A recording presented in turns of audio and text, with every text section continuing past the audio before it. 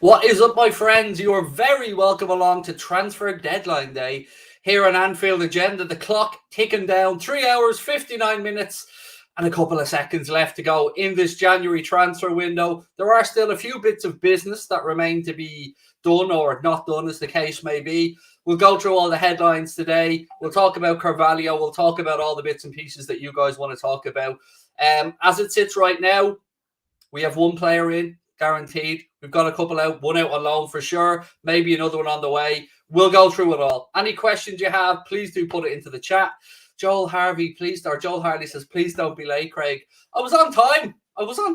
For once. I was here. Transfer Deadline Day. I mean, I could not be on time today of all days. Right, so let's start off with a roundup of what we know at the minute, what we know is taking place. So let me just get my big long list up here. So Dele Alli, likely to join Everton, hasn't been agreed fully yet because Newcastle are looking to throw a spanner in the works. So Dele Alli could join Everton, could join Newcastle, along with a possibility to buy. We'll talk about that as the night goes on. Aubameyang to Barcelona, that looks like it's collapsed at the minute. Ndombele has joined Lyon on loan. Aaron Ramsey, this is one I did not see coming. He's made his way to Rangers. Manchester City have signed Julian Alvarez for River Plate. He will be signing for, I think, €70.5 million, including add-ons. Everton have appointed Frank Lampard as manager. And Nat Phillips has joined Bournemouth on loan. Good move for Nat. I mean, if Bournemouth come up and they want to buy him, they want to keep him there, conversations could be had. But Nat Phillips, for the remainder of the season, will be on loan at Bournemouth. Spurs signed Rodrigo Bontencourt and Kulusevski. Difficult name, that one to pronounce. Donny van der Beek joins Everton on loan. Weghorst joins Burnley to replace Chris Wood, pretty much. Newcastle and West Ham are interested in Jesse Lingard, but United aren't playing ball on that deal at the minute. And Newcastle have signed Matt Targett on loan. So other than that, we'll try and focus on Liverpool and Fabio Carvalho. So this is where we are right now. Varying reports about Fabio Carvalho doing the rounds. And the latest I'll bring up on screen here now from Sky Sports News. There you can go. It's almost like I have a producer in the background, isn't it? It's almost like we're big boys now. Anyway, there is still a chance that Fabio Carvalho joins Liverpool tonight. It's a very fluid situation. Liverpool want this one done today. Now, why do we want it done today? Well, let me say for a couple of reasons. Firstly, he's out of contract at the end of the season, meaning he could go and join any other club that he wants at the end of the season. And it will go to a tribunal. What's a tribunal? That's a question a couple of people in our Discord group have asked me.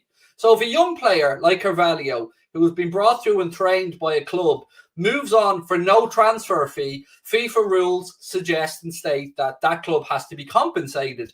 Often, two clubs try to agree a compensation fee. Examples in the past from our perspective, Danny Ings, when we took him from Burnley, couldn't agree a transfer fee, went to a tribunal, and it was a record tribunal. If my memory is right, I think it was about £8.5 million awarded in compensation to Burnley. Fast forward more recent times, Harvey Elliott, Liverpool and Fulham couldn't agree a fee. Shock horror, it was another record tribunal fee. It was a record for a 16-year-old. Liverpool paid, I think, £4.5 million. So what Liverpool are trying to do here is agree a package with Fulham that would mean no potentially costly, time-consuming tribunal down the line. So that's what's going on here. Liverpool are trying to agree a deal with Fulham tonight. That would be a transfer fee, and that would mean that there would be no tribunal down the line, and it will be all done and dusted. Whether we can get that fee agreed, whether Fabio Carvalho looks to wait to the end of the season and think he may have more options, that's what the clock races against tonight, my friend. So that's what we're working on. Everything that we've read and told had been positive about this one, but also not all the time, but sometimes in these situations, there's a bit of brinksmanship, isn't there? There's a bit of holding your cards close to your chest, hoping to eke out that extra million. But whatever happens, it's most likely, I would say almost certain, that if he does leave, he will be going back on loan for the remainder of the season.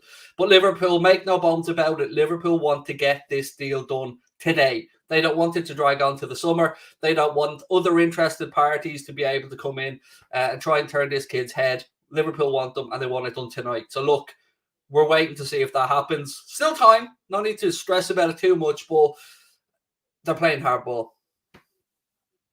Happy deadline day, said Liz. Thank you, Liz. Appreciate that. And we'll go back through these things as the night goes on. As we move on tonight as well, by the way, I will be joined by Chris Stonage at 8 o'clock from 8 till 9. And then Mr. Paddy Murphy will join me from 9 to 10.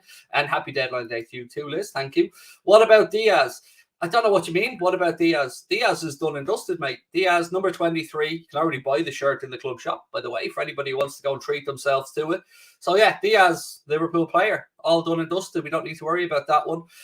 We need to beat Dortmund to this one, says Russell. Yes, for those unaware as well, Dortmund have been interested in Fabio Carvalho, which is no surprise, really, is it? Considering how their modus operandi is to bring in young players. So, yeah, we need to try and beat them to this one. But look, what I would say is we've put the groundwork in on Fabio Carvalho for a very long time. Like, this is no fly-by-night interest. Liverpool have genuinely been looking to bring this kid in for a while now. So we'll wait and see what happens. And there's still time. There's still time. You know, everything can change. And don't forget, we often see on transfer deadline days as well, term sheets going in. Term sheet means basically that when you get down to the last 15, 20 minutes of a transfer window, that you send in a sheet to the FA, the Premier League, to say that, look, we're working on a deal here. Can we have an extension of an hour or so? And this is something you'll see more of as the night goes on as well. Some term sheets being put in and extensions being granted maybe towards 12 o'clock. Sometimes these things have even dragged on till 1 a.m. So that's where we are right now. I wouldn't expect a single other incoming. On to Takumi Minamino. The Leeds interest in Takumi Minamino is gone. That is no longer there. He is looking likely to stay on at Liverpool. Meanwhile, my wife sending me WhatsApp messages about fucking cake. Like cake? Because I'm in the middle of a stream and apparently I need to know about cake. In the middle of a stream. 1 second, folks. Apologies. We'll just drop down for a deadline day because my wife needs some fucking information about a cake. I'm on a stream. Fuck off. There you go. That's how I deal with my family when I'm working. Right, apologies about that one, but you know, don't come between my wife and her cake. That's all I'm saying. So he could be Firmino's replacement. So this is a good comment here from Grant. Let me pull this up on the screen. Yeah, so for those who aren't aware, that's certainly what we're looking at with Fabio Carvalho here. He's somebody who Liverpool do look at as somebody who can come in and be the Bobby Firmino replacement for the long term. I know a lot of people are going to think, hang on, what about Diogo Jota? Jota's there. Jota is there challenging. But this kid is almost in the mould of Bobby Firmino. So he plays as a number 10 pretty much for Fulham. But Liverpool would like him to perhaps evolve into the false 9 role. And a false 9 role at Liverpool is different to a lot of other clubs. So that will be the plan for him. So, yeah, we'll keep an eye on that one. Are you going to be here for the entire 4 hours? That is certainly the plan, mate. Yes. Unless a toilet break is needed. That's certainly the plan. I'm looking forward to this, by the way, all last night. Oh, the NFL, by the way, was class last night. I hope you guys, if you watched it, you enjoyed it. There's a super chat here from Jen. Jen said, Lord Craig, happy transfer deadline day. Jen, happy transfer deadline day to you, my friend. And the good news is, my friends, we are moving really close as well to 132,000 followers here on Anfield Agenda. So if you haven't hit that follow button yet, please do. And if there's anything you want to ask, this is an entirely interactive show. Get your questions into the chat, and I promise you I'll do my best to answer them. And if you have any breaking information that you'd like to share with the community, don't be a dickhead, though. You know, don't be that lad. Make sure it's genuine, or that lady. Make sure it's genuine enough, and whack it into the chat, and we'll do our best to get to it and have a discussion about it. We can hear your phone. Yeah, that's WhatsApp making the boing, boing, boing notifications. I'm dead, by the way. I'm so fucking dead. I'm definitely sleeping on the sofa tonight, but hey, you know what I mean? You don't mess about what type of cake. It was a Victoria sponge, mate, a proper one from the bakery, because, you know, as much as to say she doesn't fuck about with cake, do I look like a man that messes about with you know, shitty cake? No. Right, Craig, Salah's situation is enraging. Let me bring this up on screen. Thank you for the super chat, Jonathan. You start. Appreciate it. Craig, Salah's situation is enraging, though. If FSG sell him, are we wrong to assume that any potential incoming wouldn't have a Salah-like impact? I understand, Jonathan, why you, I, and a lot of other people are very nervous about the Mohamed Salah situation. What I would say is I didn't really expect too much change in the situation when he was at the AFCON. And the reason I say that is I think it's only respectful that Liverpool allow Mohamed Salah to go over there and to just fully focus and concentrate on the African Cup of Nations, along, of course, with Sadio Mane.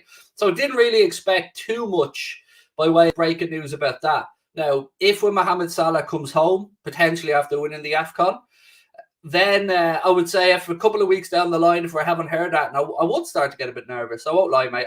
I'd certainly feel a bit nervous. But my gut feeling is that Mohamed Salah will sign. And if there is to be some worry, I would rather believe it's more so on the left-hand side for Mane, if we were to look about somebody who needs to be looking over the shoulder a bit, because that's where Diaz has been signed to play. I'm not saying he's signed to replace Mane, but he's certainly not going to be coming across onto Mo's right-hand side to try and nick his shirt. So it could be a genius stroke, this, from Klopp. If Sadio Mane ups his game and we have competition that left-hand side between Luis Diaz, number 23 for Liverpool, by the way, and Mohamed Salah on the right, and then Sadio Mane pushing for the space on the left as well, it could only benefit the squad. It really could. I love the idea of having Salah, Mane, Firmino, Jota, and Luis Diaz as 5 attacking options. But at the moment, we're still carrying Divock Origi and Takumi Minamino in the squad. Origi has no future at Liverpool, not because I think he's not great or he's whatever, it's the contract situation. Minamino, I will say, needs to be sold. I think the club are open to selling him, but we're not getting a transfer fee that we want. Now, on this, Paul Joyce has said Atalanta are showing interest in Divock Origi if Duvan Zapata moves to Newcastle today. That's been a move, by the way, that Newcastle have been trying to get over the line for a while. Duvan Zapata, he's done really well over there in Italy with Atalanta. And I can't remember who he was at. Was it Udinese or Genoa or somewhere else before that in Italy? He did well. And I could see why he would be somebody that Newcastle would look at, because he's a strong player who runs the channels well, works his ass off. And Divock Origi, you know what? Divock Origi could be a very good fit for Atalanta and Gasperini if they wanted to try and bring in somebody on the cheap there. So keep an eye on that situation. And that tweet, as you can see there, from today, 2 p.m. So no sign of any movement on it yet. But of course, we'll keep you up to date as and when we can get any more information. Evening, Craig, said David. Thank you, mate. Are we looking at any more incomings? Other than Fabio Carvalho? No, not that I'm aware of. You know, this is mad time, so anything can happen. But that I'm aware of, as I was going to bed last night, once Luis Diaz was tied up, Fabio Carvalho was the only other alternative for us. And even at that, worst case scenario, that interest will probably carry on to the summer. But I know in no uncertain terms that Liverpool want to get this deal done because they want to avoid a tribunal at all costs. Go Bengals, said Monty. What a win. I mean, Joe Burrow, just take a bow, man. He was absolutely fantastic last night. Yeah, so well done to the Bengals for beating the Chiefs and getting to the final. Yeah, that was a great game last night. And followed up as well, Matt Stafford doing bits against the 49ers. So, yes, we have a great Super Bowl, which I'll be doing a watch-along of, by the way. Decided that. So, first ever NFL watch-along will be the Super Bowl. Connor, breaking news up on screen here now. We love this. By the way, Connor is in the background tonight, and he is our live producer. So, sometimes I won't even know what's coming up on the screen. It'll just appear, and I'll read it at the same time as you guys. So, Dele Alli still having his medical with Everton, started an hour ago and is now ongoing. Club sources still waiting for him to sign the contract later tonight. Let's see, and that comes in via Fabrizio Romano. I hope the Salah deal gets done, said Michael Manning. You, I, and every other Liverpool fan around the world, my friend. Do I think Harvey will start against Cardiff? On Harvey, I don't know is the honest answer, but what we do know is Harvey Elliott played a behind closed doors under 23 game the other day. I think it was Wrexham, if I remember correctly. Played an hour, scored one, assisted one. Brilliant news. Absolutely brilliant news that he got through that. So signs are good. Signs are positive. And do you know what I do find mad, though? You know, often at times we hear that transfers take such a long time to complete, but it's amazing how transfers can be done so quickly on a deadline day, isn't it? Like these rush deals. Interesting one that I wanted to just bring up for a second was the one involving Pierre-Emerick Aubameyang to Barcelona. Because dude went full on Peter on a wingy, by the way. I don't know if you've heard about this story, but so apparently he made his own way over to Barcelona, hung around a little bit, figured out shit wasn't going down, and came back to Arsenal, but was on a family holiday. Just forgot to bring the fam with him. So, you know, just goes to show he's been a bit of a strange fucker, hasn't he, Aubameyang, in recent terms with regards to little segues away and coming back with some varying degrees of excuses as to where he was and what he was doing. So, Aubameyang, it's just, I don't know what to say. Arsenal doing everything they can to get him out the door. How is Carvalho going to get to London, to Liverpool? Wherever, there will be people to sort this out wherever. So I actually heard one for the first time the other day regarding a deal that was going to be done remotely. So I don't know if the doctors were going to just lash this guy on a treadmill and monitor and do all their tests remotely. But I actually heard one transfer deal that was going to be completed, the medical remotely. I don't know what the case would be with Carvalho, but I would imagine Liverpool have people on standby to go wherever is needed to get the deal done. Now, a little bit more background on Carvalho. Joined in 2013 or 2014, I think, with Fulham.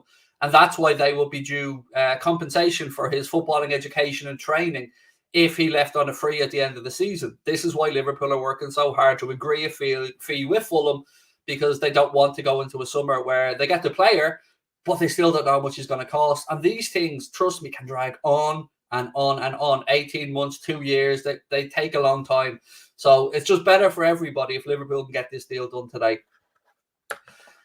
Josh, thank you, mate. Really, really appreciate that. Josh became a new member to the YouTube channel. Much love, my man. If anybody else wants to join, hit that blue join button or the link in the description. It is $4.99 a month, the same as most other channels. Connor's worked on a new turkey emoji for my FIFA streams, by the way, which I'll be doing later on tonight. Promise you guys to do a FIFA stream today, and I will. Over on Twitch, of course, later on when the window closes. Don't Fulham still owe us money from Wilson? Yes, I believe so, but these things don't correlate all the time. It's not about an amount of money here that anybody's owed or isn't owed. It's about just agreeing the deal. So Fulham want more today than they think that they will probably get in a tribunal. And look, they are perfectly within their rights to ask what they want. But at the end of the day, they could lose him at the end of the season. And who knows what the tribunal shows up.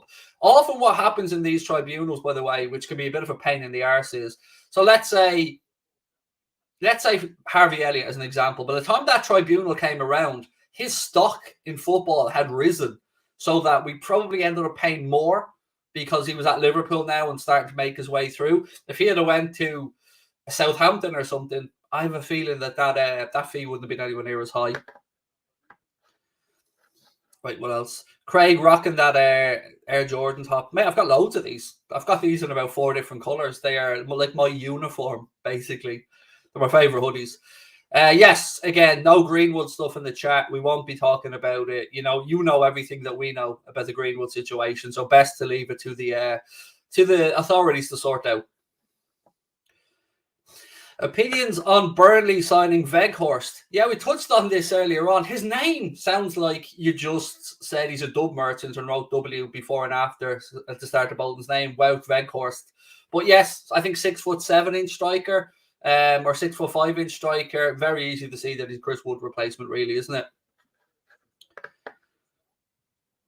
No sponsors today. No sponsors, Mick. And yeah, no sponsors at the minute, Mick. The channel, whilst continuing to grow, our commercial side of the channel, we don't get the love that a lot of other channels do, mate, for whatever reason. So won't stop us, buddy. We'll keep plowing ahead. And I'd rather have you guys. I'd rather have you guys here with us. We do have some commercial partners, of course, mate, but no, nobody came forward and ponied up some dough for this. So we said, we'll just go. We'll just go solo. Do you believe we'll get the deal done? Yes. But that's my opinion. So don't take that as me saying to you right now, because I'll give you the truth. Last night, I think one of the last things I did before I switched off for the night, I had a chat with our Discord group, which I often try to do. And I said to the Discord group, everything that I know, everything that my friends know, is that this medical will take place in the morning for him to come to Liverpool. Now, what happened between the time I went to bed and the time I get up now, football's a fluid thing. I've said this many, many times. Football transfers are fluid.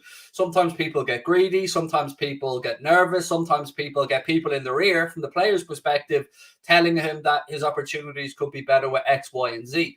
And when you have a player like Carvalho who has multiple options right now, he can stay with Fulham for the remainder of the season, take his chances in the summer and see where he goes. He could move to Liverpool now, go back on loan to Fulham for the remainder of the season, or some other club could come in and look to buy him. So we know of that Dortmund interest. So it's going to be squeaky bum time between now and 11 p.m. But we'll wait and see. We'll wait and see. And again, just confirming what I said to you guys a while ago, Donny van de Beek has signed on to Everton on loan. Obviously, Frank Lampard's been announced as the Everton manager. So, yeah, let's wait and see how that one works out. I want to say a massive thank you to all the support. I'm home from the hospital, safe and sound. That's so good to hear, Kieran. Lots of love, my man. Lots of love. Glad to hear that you're back home, mate, where you belong. Do I rate Van de Beek? I certainly think he's far better than what he's shown at Manchester United have been able to show. Let me get to Josh's point here. So Josh said, Craig, normally the Liverpool staff have gone home by this point if there's no deals to be done, but they're clearly still working on Carvalho because they are still there working. Yes, they want the deal done, mate. 100%, you're right. How many times have we watched the January transfer window close while we're sitting here doing a show and, you know, it used to be Melwood, but Kirby is just dead. There's nothing happening, nothing going on there. They are still working because they are trying to get it over the line. And it would be the cherry on top of the nipple, as I like to say, if we get this done. Right. There we go. Breaking. Pierre-Emerick Aubameyang finally booked in for his Barcelona medical after the Spain travel farce, and that's coming in via the Mirror. So there you go. It looks like Aubameyang and the other mercenaries running off to Barcelona could be about to get the Barcelona payday. So we've got Traore there. The interesting one for me last night, my friends, was the Ousmane Dembele situation. Because, again, last night, it looked like PSG was his most likely destination. That broke down for whatever reason. So what happens now with Ousmane Dembele? Will Barcelona manage to boot him out the door before 11 p.m.? His family holiday, is more like work now. There is that, the family holiday. I mean, some of the lying that goes on from footballers is amateur level at best. Dembele to Chelsea. I mean, would Tuchel take a risk on him? Do I think Diaz will be a starter? My opinion, let me just bring that up on screen, sorry. I like to give people... Where's it gone? There we go. Right. Hussein said, do I think Diaz will be a starter? Yes, but I wouldn't... How do I say this? The way I've looked at this transfer with Luis Diaz is that getting him in now wasn't the plan. Getting him into the summer was always the plan. There's a funny side to this, by the way, that I want to bring up in a second involving Daniel Levy. So Liverpool were willing to get Diaz in the summer, but Spurs forced their hand by wanting to sign him. So for me, I look at this as an absolute bonus. We now get an extra 6 months of Luis Diaz at the club, training, practicing, getting used to the city, getting used to the league. And my own opinion is whatever we get between now and the end of the season from him is a bonus, and we'll really start judging him or expecting him to force his way in next season. So that's where I am. Anything that he does between now and then is a bonus in my eyes. So Daniel Levy was reportedly making a call or looking to make a call to John W. Henry and FSG to report Julian Ward and Liverpool's negotiating team because he thought, and you couldn't make this fucking shit up, he thought that they were spending Daddy's money without Daddy knowing. Little did he know that John W. Henry and FSG had given him the nod to pull Daniel Levy's pants down, redden his arse a little bit, and then wink at him as he heads off with Luis Diaz into the sunset. That is appalling from Daniel Levy, giving us giving us bald men a bad name, Daniel. It's not great.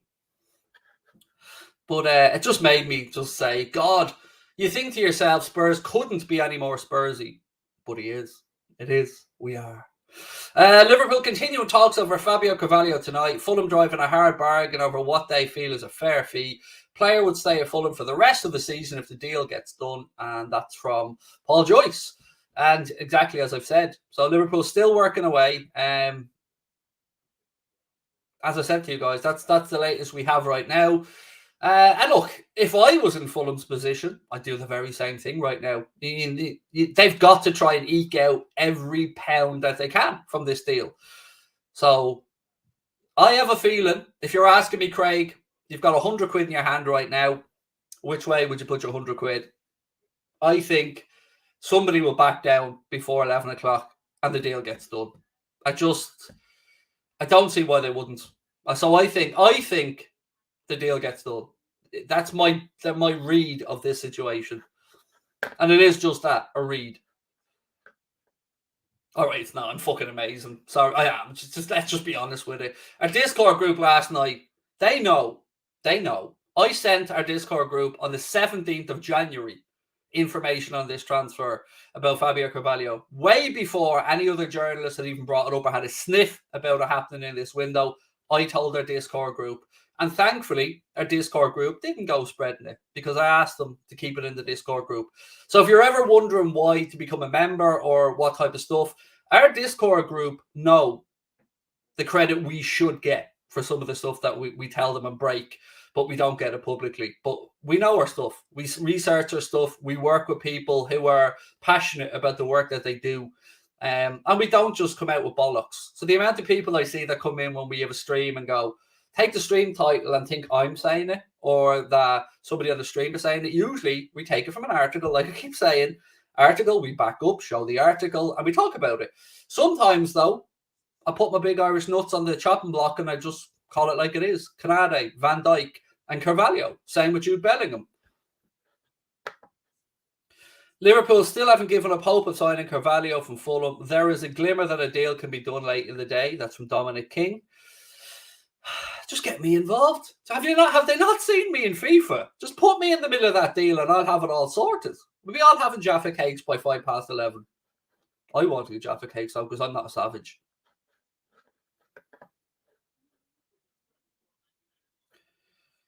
What is my favourite signing of all time? I won't lie. It's Luis Suarez. That signing. Oh, that put a pep on my step that day. Yeah, it's Luis Suarez for me. What do I think a fair price is? It's subjective, isn't it? Because we'll all look at this situation from different angles. Liverpool will look at it from the angle of, well, we can get him for free in the summer. We will have to pay a tribunal, but we feel that the tribunal will max cost us X. Fulham will look at it and go, we want a premium to let him go now. We also know we can get money from a tribunal. So it's about trying to find a number that Fulham feel like maybe they've got a little bit more than they may have if they went to a tribunal. So what would I do? I would say 5 million and a couple of million in add-ons would probably be where I'd be at. Achievable add-ons for Fulham, by the way. So that's kind of where I'd be at. 5 to 7 million.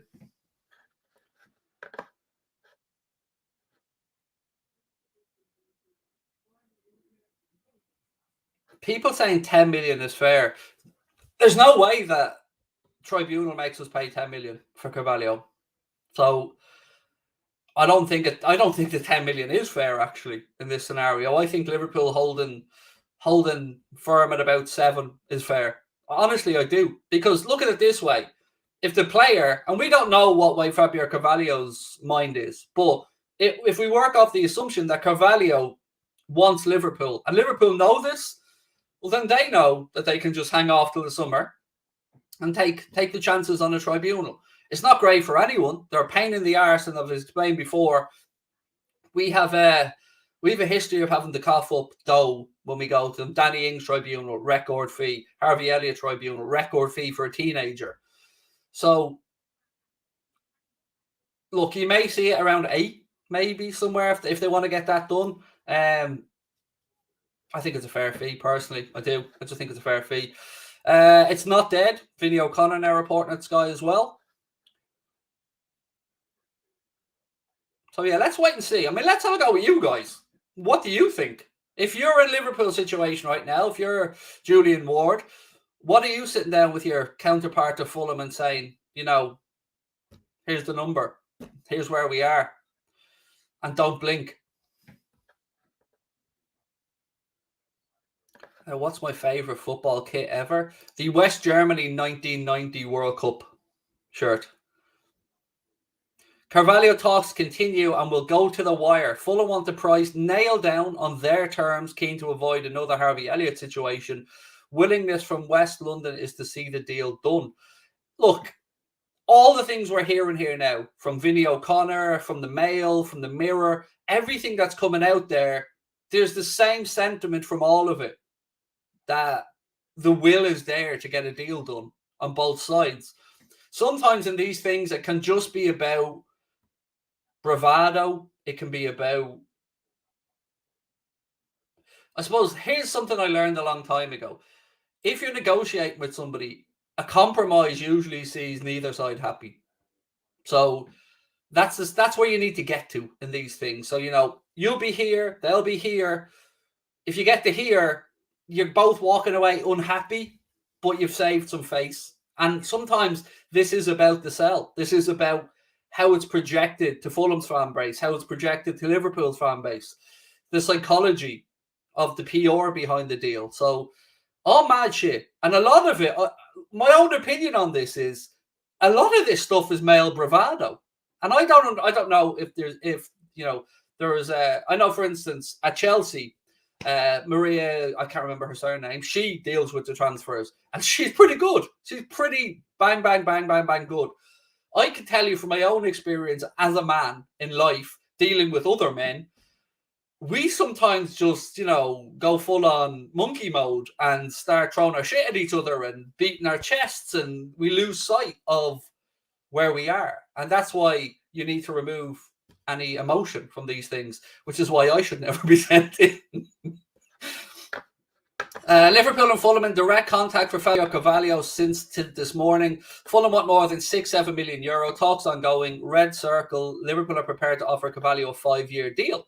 Sweet. As you'd expect to somebody of his age, in fairness. 5.5 years it would probably be if he went back for the remainder of the season. Right, ladies and gentlemen, do me a favor. Drop a like on the video. Do hit that subscribe button as well.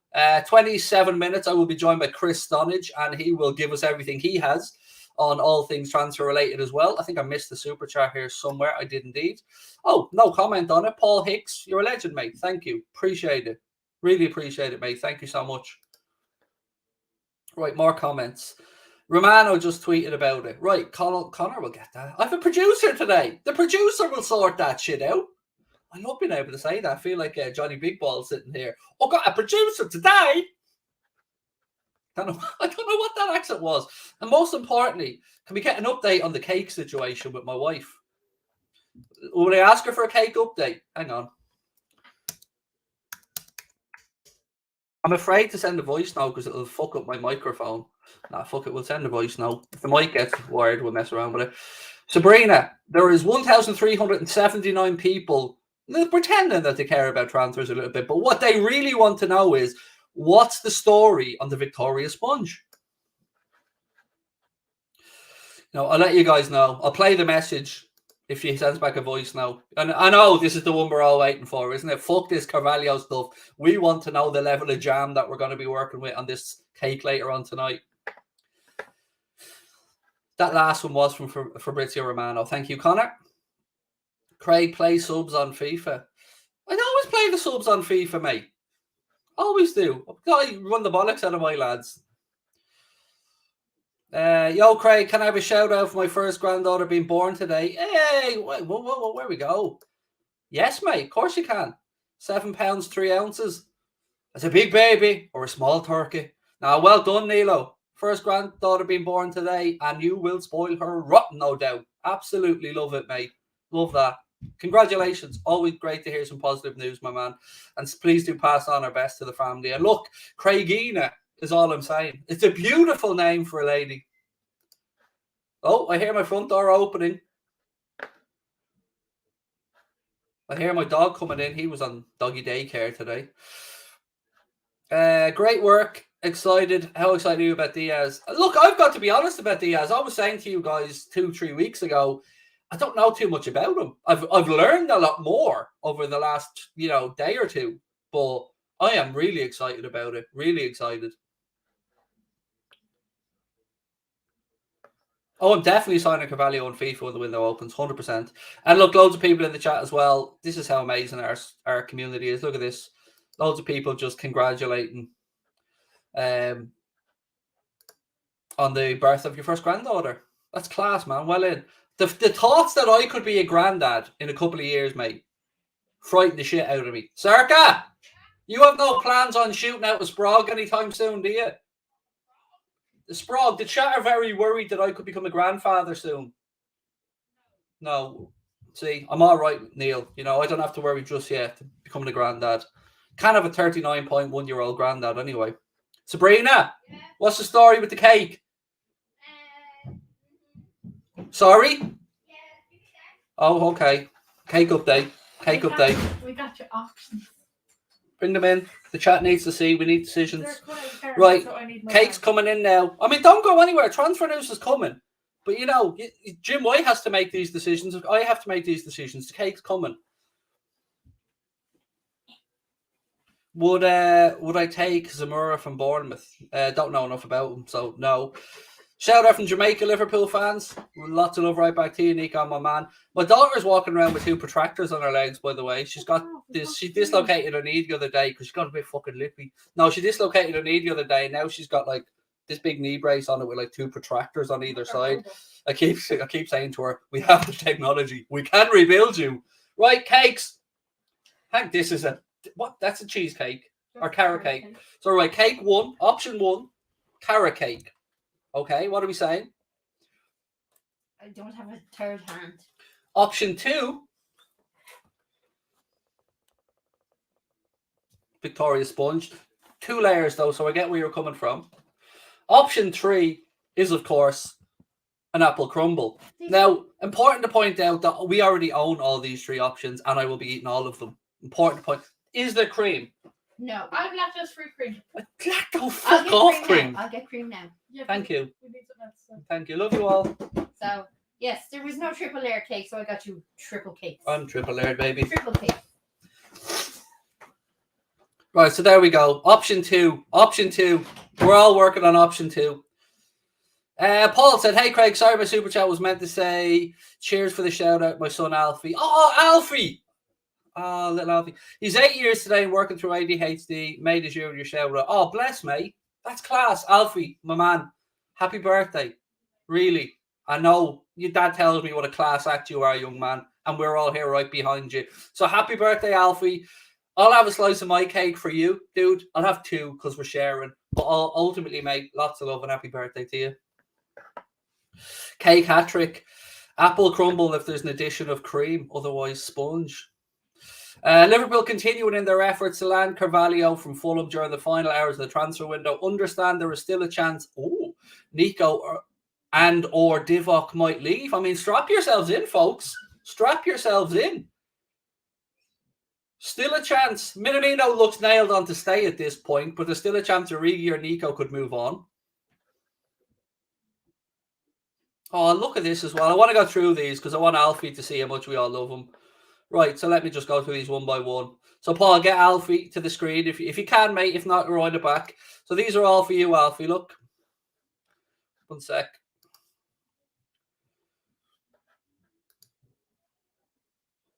I love this about our lads.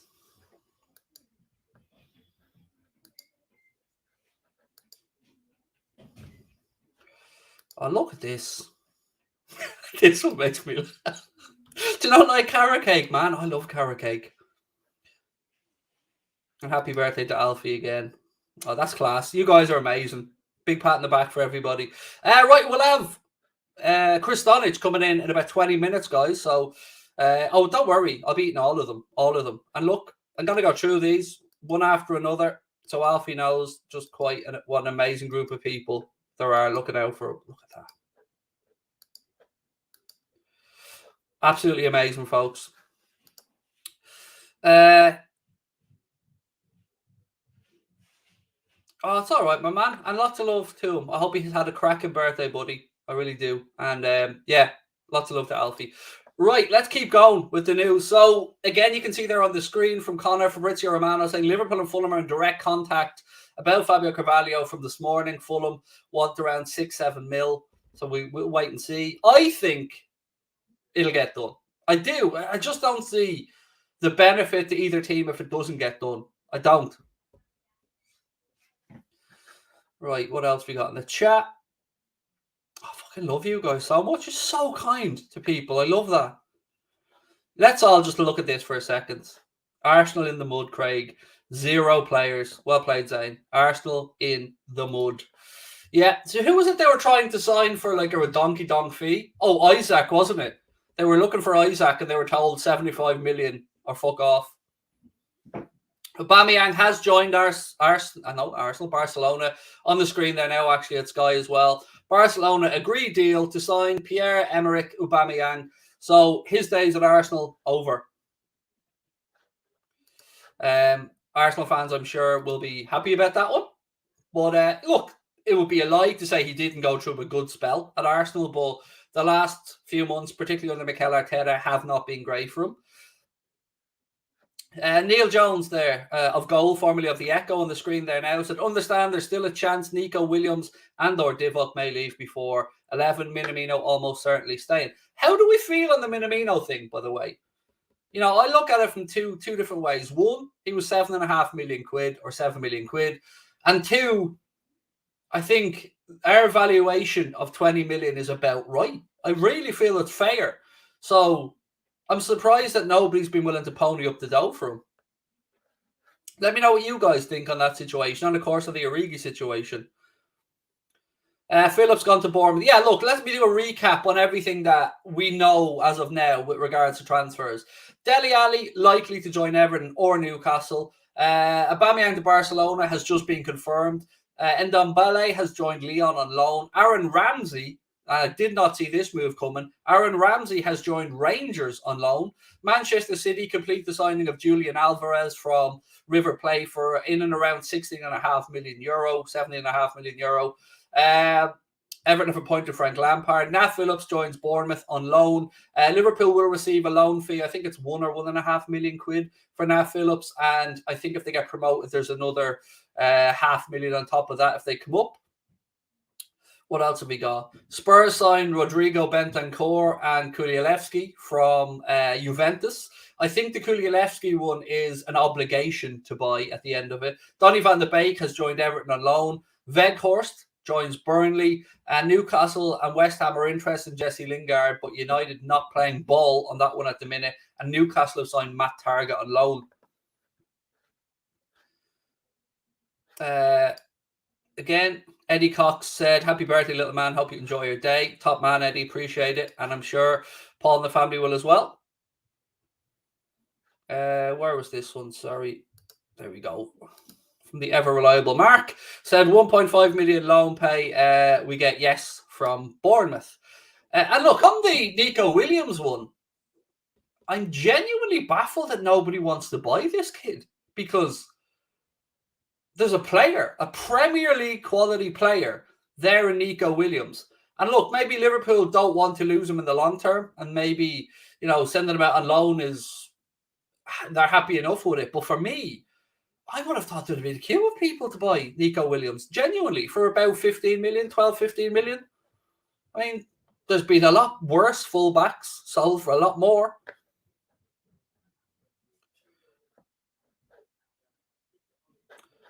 Nico's quality. Yes, I would agree. I would absolutely agree.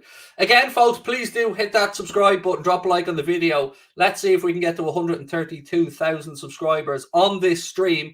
We're about 100 away, so it should be doable, but I'll need your help to let me know if we do get there, because I actually haven't got the sub count live.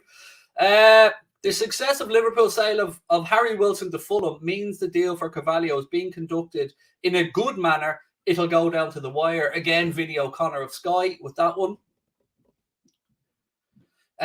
This one, I think, echoes the sentiments of a lot of us. Got to say good luck to Nat Phillips, although not a world beater, a damn fine defender, and I wish him all the luck. I would echo that sentiment 100%, mate. I'm just happy Nat Phillips is going to get to play more football because he deserves to. Yes, he is. Wout Weghorst is pretty much an exact replica of Chris Wood. Yes, 100% agree. As soon as Connor said it to me, I was like, yeah, well, we know why.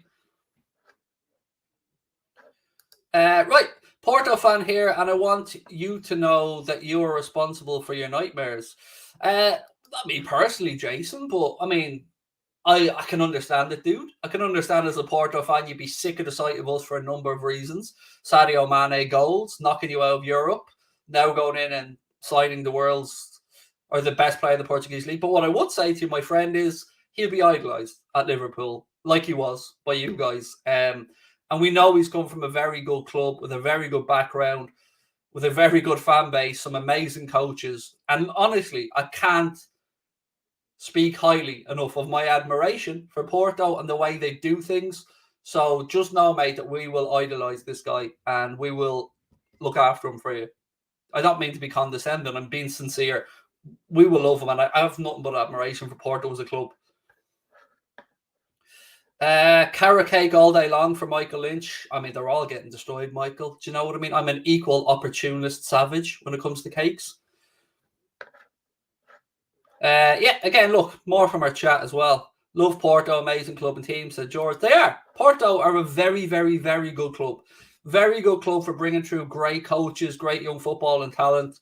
Yeah, a lot of time for Porto as a club. Hope to actually get to visit the Estadio Dragão de Porto at some point. Right. Diaz and Salah will terrify defences. So on Carvalho, if we just look at where the club's plan is with Fabio Carvalho, the plan would be that he would be Bobby Firmino's long-term successor. And I'm just seeing on the screen there now something that has made my day.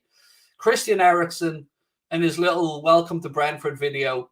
I'm honestly so happy to see Christian Eriksen back playing football in the Premier League with a smile on his face, looking healthy, and I wish him every success there with Thomas Frank and the guys at Fulham, at Brentford. My apologies. Yeah, just a great story. Great story. So happy for him. Well in everyone at Brentford on that one.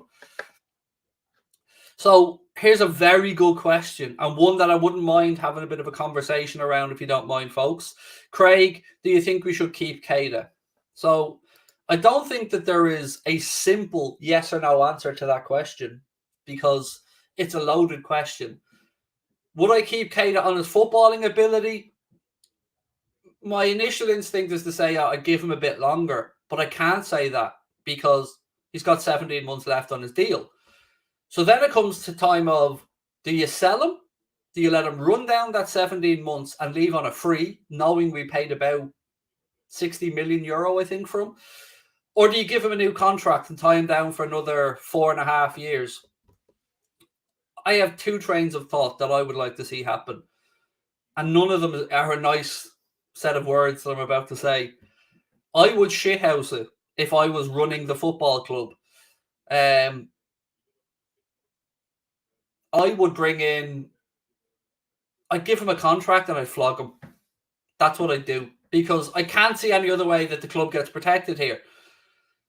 You give him a contract and move him on next summer. Sorry, I know that sounds like it's a shitty thing to do to the player, but you got to protect the money you paid for him. And I wouldn't feel comfortable giving him a 4.5-year extension, knowing the injury record he's had and the inability. Sorry, my Discord group's starting to light up here, so bear with me 1 second.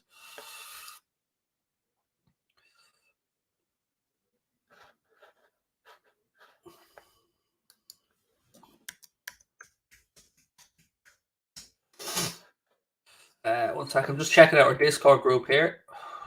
Okay. All right. Okay. Okay, cool. Still in the balance on that Carvalho deal, by the way. Nobody's blinking yet. That's what it was about in the Discord group. Still going on.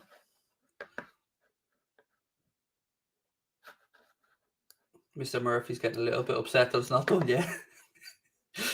Oh God, I love our Discord groups. They're great. Or our WhatsApp groups, excuse me, they're great fun.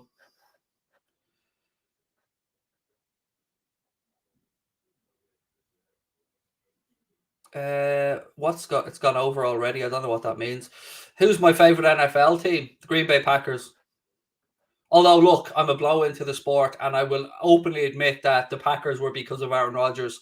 So if Aaron Rodgers leaves at the end of this campaign and fucks off somewhere else, I don't know. I'll just keep looking at quarterbacks because they're the ones that I enjoy watching.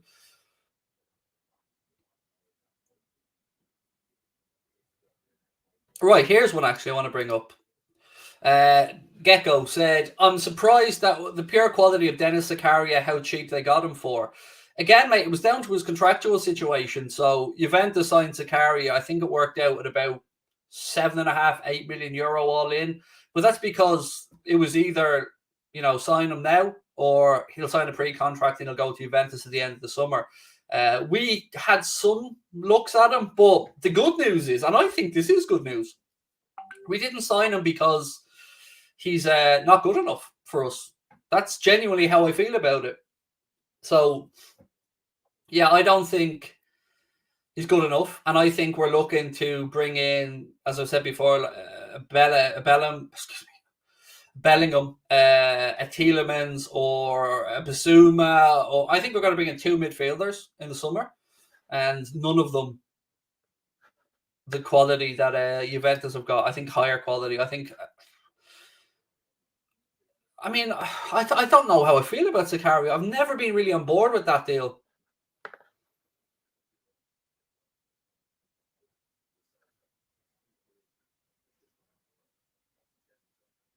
Okay. Sorry, again, I know I'm distracted here, but I'm trying to keep up to date with what's going on in our Discord groups as well. When you hear those pings, that's when I have to have a look at stuff. Do I like rugby? A little bit.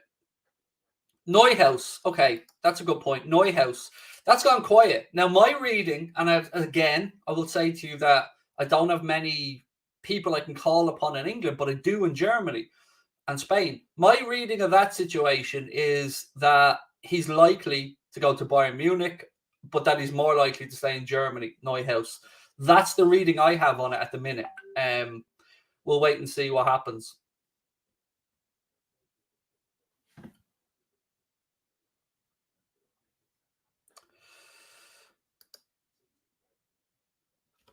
Let's just stop this here for a second.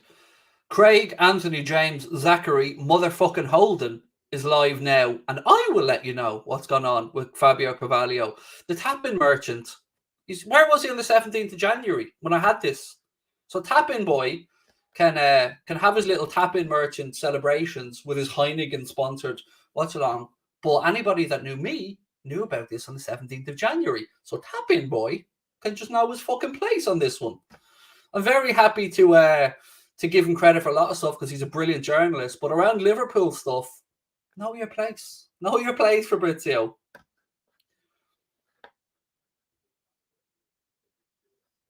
Barcelona preparing contract and paperwork for Pierre-Emerick Aubameyang. Final stages negotiation, medical replace. Arsenal just allowed Aubameyang to leave.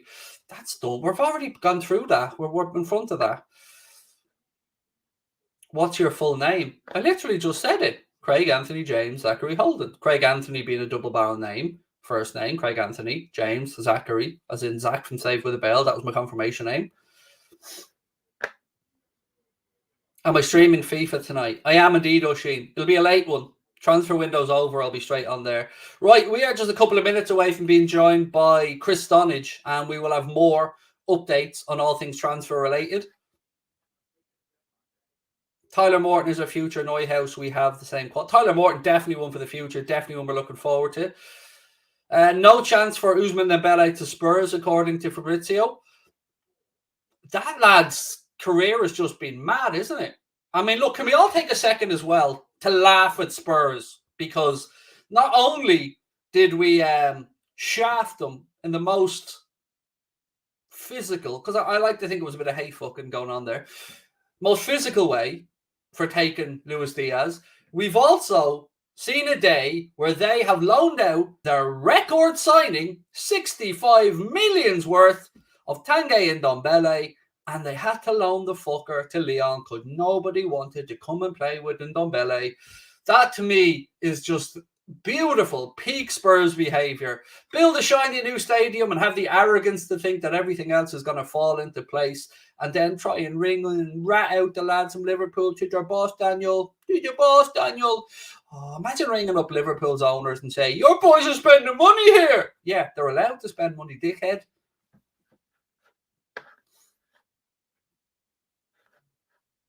Right, what else we got? I would sell Oxlade-Chamberlain. A lovely picture of Alex Oxlade-Chamberlain with his little baby today on holidays, both of them in bucket hat mode. Very cute picture. Would sell Oxlade-Chamberlain. I think Kate is a top player, but he just doesn't get a good run of games when his injury comes. I'd sell them both, honestly. Because again, we're talking about a similar situation here. Naby Keita, Alex Oxlade-Chamberlain, both inside the last 17 months of their contracts right now. And at least with Oxlade-Chamberlain this season, and we've got to be fair about it, he's been fit. He's been fit and available. He's had one small little run out. But other than that, Alex Oxlade-Chamberlain has been available for selection from Jurgen Klopp. We got to give him credit on that. And his defensive displays have gotten better. So I'd still move them on, though. But I do, Klopp loves them. You do know Klopp all loves them. And you can see why. I mean, Alex Oxlade-Chamberlain looks like a lovely fella. But again, I don't think we can carry room for sentiment. So if a deal was there, I would take it, particularly with a view to bringing in more in the summer. I still think we need two more midfielders. If you get Fabio Carvalho in, there's another attacking player brought in. Right, some more. Chris will be ready to come on now in 2 minutes.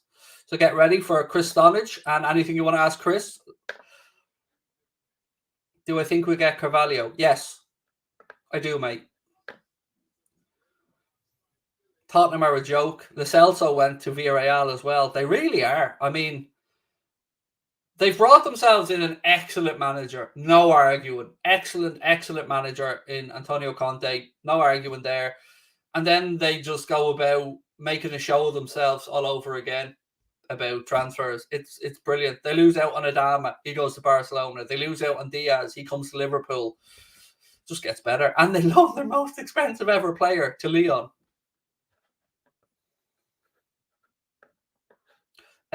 This one. No, I wouldn't.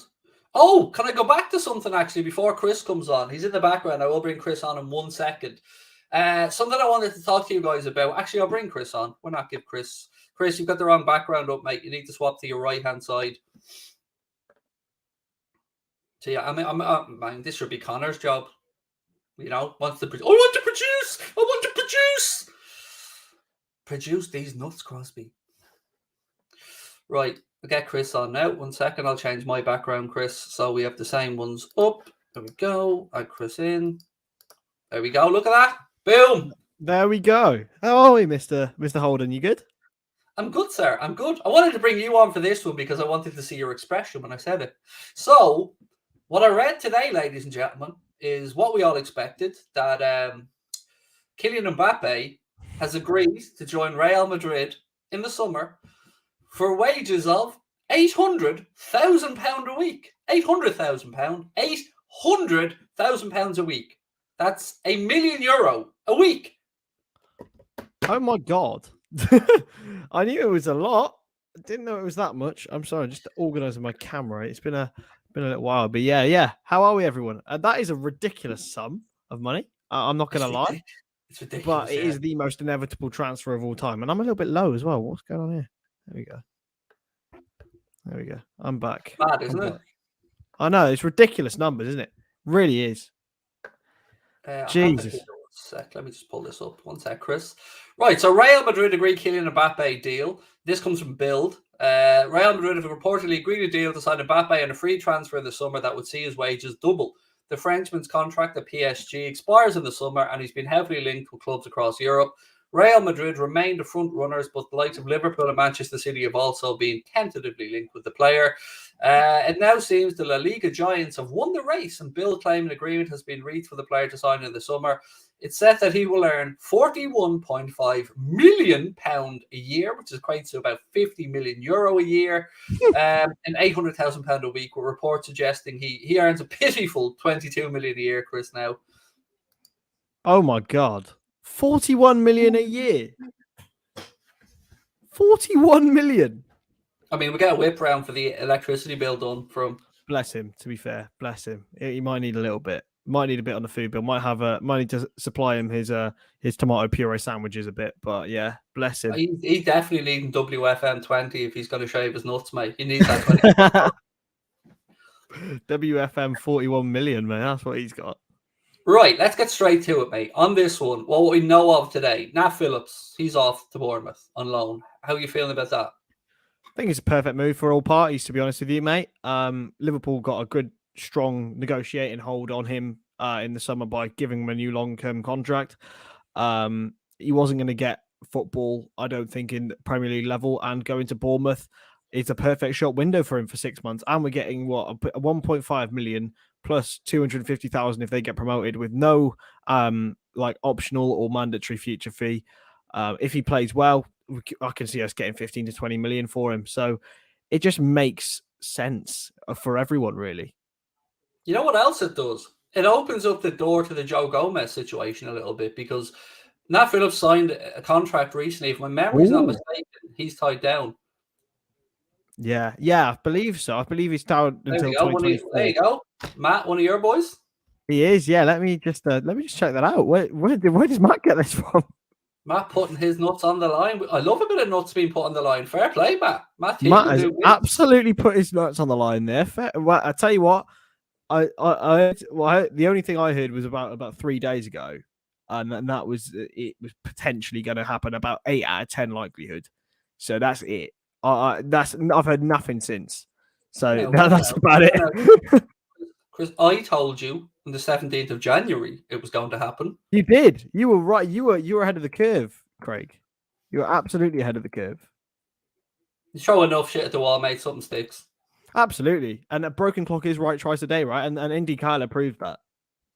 Oh God, yeah, God bless Indy. Anyway, back to the Nat Phillips thing. Yeah, it also opens up the situation for Joe Gomez in the summer, because we know Villa and other clubs have a strong interest in Joe. This allows Liverpool to have a look to see how Nat continues to develop, and then make a decision on Joe as well at the end of the season. Certainly does, yeah. And I mean, I've seen some other links to centre backs today as well. I think it gives us again a strong negotiating hold on Gomez. It all depends. I think he's in control of his future. I think if he wants to stay at Liverpool, I think everyone would be more than happy for him to stay. But as an ambitious young player who probably want to get in England's World Cup squad, I don't think he will stay. So it'll have to come down to that one. But yeah, again, it puts Liverpool in a strong position with that one. Yeah. And you're, apart from Matt putting his nuts on the line, your reading of the Carvalho situation, and by reading, Chris, I mean, how do you see both sides of the negotiation stance on it at the minute, and how do you view the outcome? I'm not going to say whether it is or it isn't going to happen, but what I will say is I think the ball is firmly in Carvalho's court. I think it depends on how he views where he could go in the summer. I don't think Liverpool. Oh, there we go. There you go. Matt said it. I don't think Liverpool.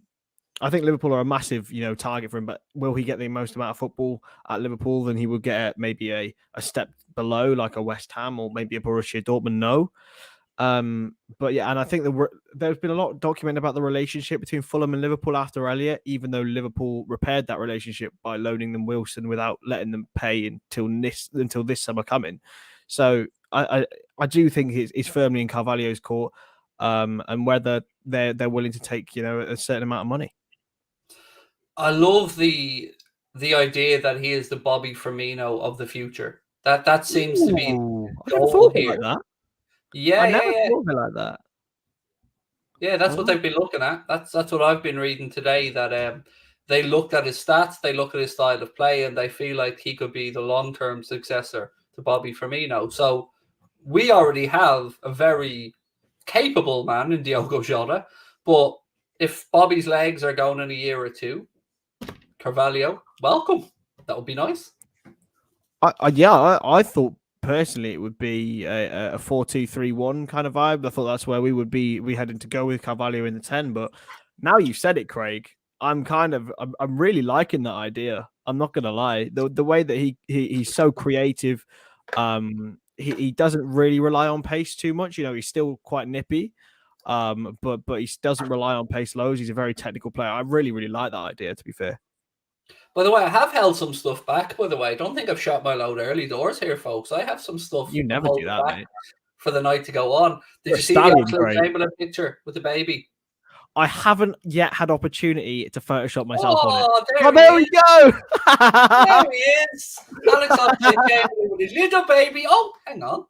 Does it look like Alex Oxlade-Chamberlain's little baby? Mate, I don't know who he's been fornicating with. If that's the product. I mean, we always knew Perry and Alex would have a beautiful looking child, Chris. Oh, bless him. Bless him. Oh my goodness me, that is horrific. That is horrific. That needs to get off the internet quick. That needs to be on a motherfucking t-shirt, Chris. Right, Anfield Agenda merch. If we get to 150k, that's what's going to happen. That's what's It's missing one thing. Connor, can we bring it back up? Get it back up, Connor. Come on, bro. Come on, Crosby. Come on. Wakey. Oh, he's flying back in now in the background. There we go. It's missing one thing. It's just a little bit of Izzy standing on either side. I'll send you a photo of her if you want to get her in there. Izzy with her arm around Ox. Oh my goodness me. That is horrific. Did you enjoy the trip though? Oh man.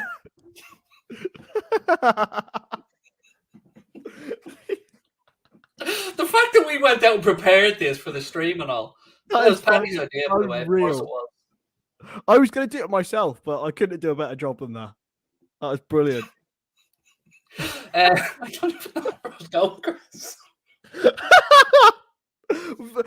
Mate, you've peaked. At the end of the day, the world's peaked right there. I was actually going to say it was a genuinely lovely image of him and his child. It was. Now it's been ruined. I didn't know Connor had that prepared. I knew we talked about it, but I didn't know if it was done. Yeah, emphasis on was. We did not need. I mean, some of the other photos I sent for Connor for thumbnails would be even worse on that one. Connor luckily uses the most professional one, so yeah, he uses that one. But there's some proper good ones there. FPL players out there, by the way, I got your backs. Don't worry about it. We can reveal as well that Luis Diaz will be £8 million on FPL, and Bruno Guimaraes, the guy who's going for Newcastle, will be £5 million on FPL. If anybody wants to, yeah, that's pretty good, isn't it? £5 million. Yeah, that is a good. 8 million though. I still don't know if I'll bring him in yet. I mean, 8 million, not because of the price. I just don't know if we play regularly enough yet. But 8 million seems about right, Chris. How do you feel about that for the valuation of FPL? Yeah, I love my FPL, mate. I love it. I unfortunately, I do think that Diaz. I don't think he'll be worth that just because I don't think he'll start loads and loads of games. We've seen it with Klopp signings that he usually beds them in, doesn't he? So I think he will do that, and I think he'll be a midfielder, won't he? He won't be a forward. Yeah, the Bobby is the only forward we have on. Origi. Bobby's the only forward we have. I saw you were trying to shift Origi on career mode so much. It was brilliant. Yeah, I mean, him and Karius, man, I just can't get rid of them. It's like Liverpool in real life, isn't it? Why? They've got Lee Grant, haven't they? What? They've got Jesse Lingard. Yeah, they are. They're why are they blocking Lingard going? By the way, it's a weird. I don't know. Did they want like a 12.5 million bonus off Newcastle if they didn't get relegated and Lingard wasn't the team? Strange. I if I were them, I'd have sold him in the summer for the money that. I mean, they probably could have got 25-30 million for him in the summer from West Ham, couldn't they? So I don't know why they kept hold of him. West Ham haven't tried it again, late doors. I honestly don't know. It's a strange one. It really is. And to be honest, as a footballer, I really like Lingard. He's wasted at United. He really is. Yeah. As a human being, I think he's a prick, but yeah, he looks like a child, doesn't he? He behaves. He's meant to be 30. He's meant to be 30 years old, and he acts like he's 19. The crowd that made my chair, the red and white one, also made the chair for Lingard. Just say I heard enough to make me think that, not really a nice guy. Anyway, let's push on to some more paper talk. This one looking a little bit further down the line, and of course we'll come back cover all the Fabio Carvalho stuff in a minute. But this coming from, we love a bit of Tudor Mercado Web, Chris, don't we? We love a bit of Tudor Mercado Web. So the bullshit island. They have gone on to the proprietors, Chris, the proprietors, developers. So they say Liverpool are reportedly actively moving for Inter Milan defender Milan Skriniar, and they also say that Liverpool sent officials to Italy to make contact with both Skriniar and Juventus forward Paulo Dybala over summer moves. Skriniar, aged 26, has 18 months remaining on his current deal. I call bullshit, and we're playing Inter Milan, and this is the usual paper bollocks, Chris, that happens when we're about to play somebody in the Champions League. Yeah, exactly. I mean, I don't get me wrong. I'd rather Skriniar than Dybala. I'm not gonna lie. I do really rate him, but yeah, it belongs on bullshit island, Craig. We all know that the Tite Mercato are ones that you wouldn't usually trust when it comes to transfer news, especially when it comes to Liverpool. So definitely not, and definitely not Dybala. I would avoid Dybala like the plague. Is Dybala related to Dybala or? Oh, either or, No, Dybala. Potato to party. It's a weird one with him, though, isn't it? Because he's another one of those players whose reputation has always been quite high, or profile has been quite high around the world of football, but has he ever really lived up to the potential? He's 28 now, I think. I think the easiest comparison you can make is another guy who's on the move today, Dele Alli. Peaked 4 or 5 years ago, and has had a high reputation since. Hasn't really done much. So yeah, definitely not. On his day, he's a match winner, right? But nah, nowhere near, and he's injury prone as well. Sorry, somebody else spotted your little fuck up. Yeah, I tried to say potato, and it really didn't work. It's been a long day. I've been talking so much bollocks. Yeah, I mean, do you know what? Can we just take a second, Chris and everyone, to just say how nice is it to actually have an interest at this moment in time in a window? In it. It's so. When was the last time we were involved like this on a deadline day? Must be when the Ox signed, right? God, I don't know. But look, what I will say is, Chris, I love a January window when they go well. Yeah.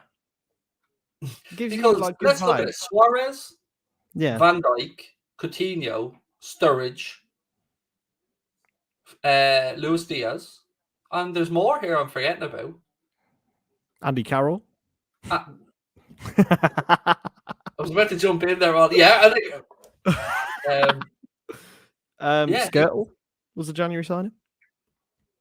Did we sign Big Sammy in the summer? Oh, blimey! This is before I was born, Craig. I would assume so. That I'm the granddad of the channel. I believe so. So how do you feel about the Oxlade-Chamberlain situation? Hand on heart, with 16, 17 months to go, Keita in the same situation, Carvalho being looked at to come in. He signed in May, thank you. Yeah. Don't ever bring up me being wrong again on screen, Crosby. We only do. I'm only joking. To be honest, right, we all know my feelings for Mr. Oxlade-Chamberlain. I adore the fella. I really do. As a footballer, Daddy Ox, all right, Daddy Ox. Me and Daddy Ox are loving it, right? But it's looking a bit grim if Carvalho comes in. I'm not gonna lie to you, mate. I think we'd be wise to sell him in the summer, if I'm being honest with you. Especially with the English tax on him. But look, if he was willing to accept a wage reduction and a significant reduction in role, then it'd be a great option off the bench. But I can't see it happening, mate. I really can't. Does anybody remember the cartoon, not a cartoon, the show The Dinosaurs? Does anybody remember that? There was a little dinosaur baby that said, "Not the mama." No idea. My wife got that tattooed the other day. I don't have a clue. Baby tattooed. So she now has on her arm Stewie Griffin, Jay and Silent Bob, the dinosaur, the baby from the dinosaurs, Chucky from Rugrats, Chucky from Chucky, the other Chucky, the evil one, and Elmo, and a few other weird things. I'm loving the arm, by the way. Honestly, it sounds sick, but I have no idea who half of those people are. It's. I have an image somewhere, but I can't be arsed looking for it. It's brilliant. I think people my age will remember it certainly. And yeah, the daddy keeps going, "Dada, dada," and the baby just keeps going, "Not the mama, not the mama." Brilliant. That's brilliant. Bissouma spotted around Manchester. Might be going. I can't say what I want to say. I can't say what I want to say. No, definitely don't. He might be going to offer some advice. Let's just leave it at that. Yeah. We'll leave it at that. Yeah, we'll leave it at that. Oh dearie me. That is, I've managed to sidestep that whole issue, Chris, completely. Definitely not what to comment on, is it? I mean, I saw Goldbridge did a video on it. It's very brave of him to do a video on it, because I was just like, you can either get absolutely slaughtered for that or get, hailed as a king. But I think he handled it quite well, to be honest. Yeah, he sent me, in fairness to Mark, he looked out for me. I sent him a message about it, and he goes, "Just be really careful what you say." Looking out for me like he always does, because he's a good mate. But yeah, look, all I can say in it, Chris, is that this is an ongoing legal process. Statement being put out by her father and the clubs, and let's just let it play out and leave it be, and hope that justice is done, and leave it at that, and hope that anybody who has been affected by it gets the support that they need. 100%. And I think that the important thing is, as fans, however much some may be tempted, it's not a point scorer. This is a real serious issue at the end of the day. And Greenwood, or the alleged player, it's unfortunately it's the judicial system that decides it. All right, it's not you on Twitter, so you got to be very, very careful of how you say things, because at the end of the day you could get prosecuted yourself for spreading false information. We do it in journalism. We have to be very careful on how we comment on it. We had a whole discussion on it today on how you should act as a journalist. So it is really, really important that you keep yourself to yourself in this stuff like this. It's really important. Yeah, this is, of course, what I meant. Absolutely. Clearly, Ruth knew. Ruth, you've got my back. Well played, Ruth. Oh, by the way, someone said Craig's going to get cancelled. Can cancel me. I'm uncancelable. Mate, if it was going to be done, it would have happened, wouldn't it? Exactly. Yeah. We'll all enjoy it when the day comes, if it does come, Chris. Right, so any more updates on it? Aubameyang to Barcelona going full on Peter Odemwingie, Chris. Did you see that? It's brilliant, wasn't it? Absolutely brilliant. Aubameyang, what did he go on a family holiday to Barcelona? Oh, he loved the family holiday. He went full on Home Alone though when they looked around and go, "Where's the rest of the family?" It was it's such a weird one. I don't know why. But one, why Barcelona want him, because they've got enough depth in that striker department, despite the fact it not being very quality. And two, why Aubameyang thinks he's good enough. But it's fine. I think Arsenal would be doing themselves a favour by getting rid of him, but looks like they can't yet. Somebody's saying possible Dembele to Chelsea. Yeah, I thought that. A couple of people as well saying Fabrizio may be putting it out there. Let's have a look. By the way, did you see him? We did an interview with Pipe Sierra, who actually released all the stuff about Diaz, and Romano just nicked his photo and didn't give him any credit. It's like, mate, Tap in merchant. Let's call him by his real name, Fabrizio. That really annoys me. And he doesn't credit graphic designers either for their work. Tap in. That really annoys me, mate. You got to credit people for what they've done. I credit him for all the tap-ins that he's had. All of them. And Absolutely. sitting there now doing his Heineken-sponsored scream, sitting on the sofa, blah, blah, blah, blah, blah, blah, blah. Fuck off. Swear down, I don't think there's arse. I'm Fabrizio, come on my stream. I know shit. We know shit. We don't need Fabrizio Romano. We're us. We'll come up together, Chris. I'll be talking to you. I'll tell you what situation I love. I'm a big fan of the Anfield Rap. Always have been. Love everything that they do. I love that the Anfield Rap and Melissa Reddy and they all came up together. They came up, supported each, and I love that. I've always loved that from the outside, and I thought that's how mates look out for each other. I've always admired them for that. So big up the Anfield Rap for that, and that's what I want to do. I want everyone to come up with us, and we all come up together. 100%, and I'm a big fan of them, and I think that they're, barring Anfield Agenda and LFC Transfer Room, of course, are the best Liverpool content out there by a long I was stretch. a little bit upset once, just a little bit, because Gareth Robbo, who I love, by the way, I think Robbo's brilliant. Somebody brought me up on one of their chats or something, and he said, "Is that the lad sitting on the Blag throne?"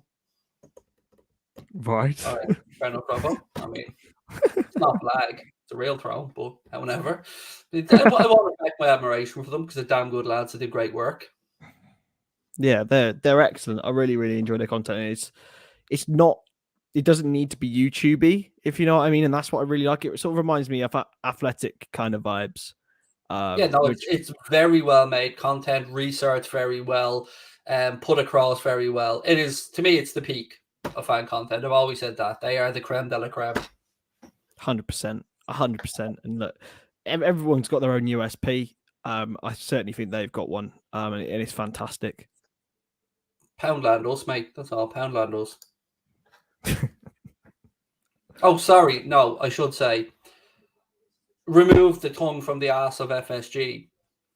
Then we're sort of similar. The only thing I say on Redmen, because I don't particularly watch them. I've never watched them. They're too dull for my liking.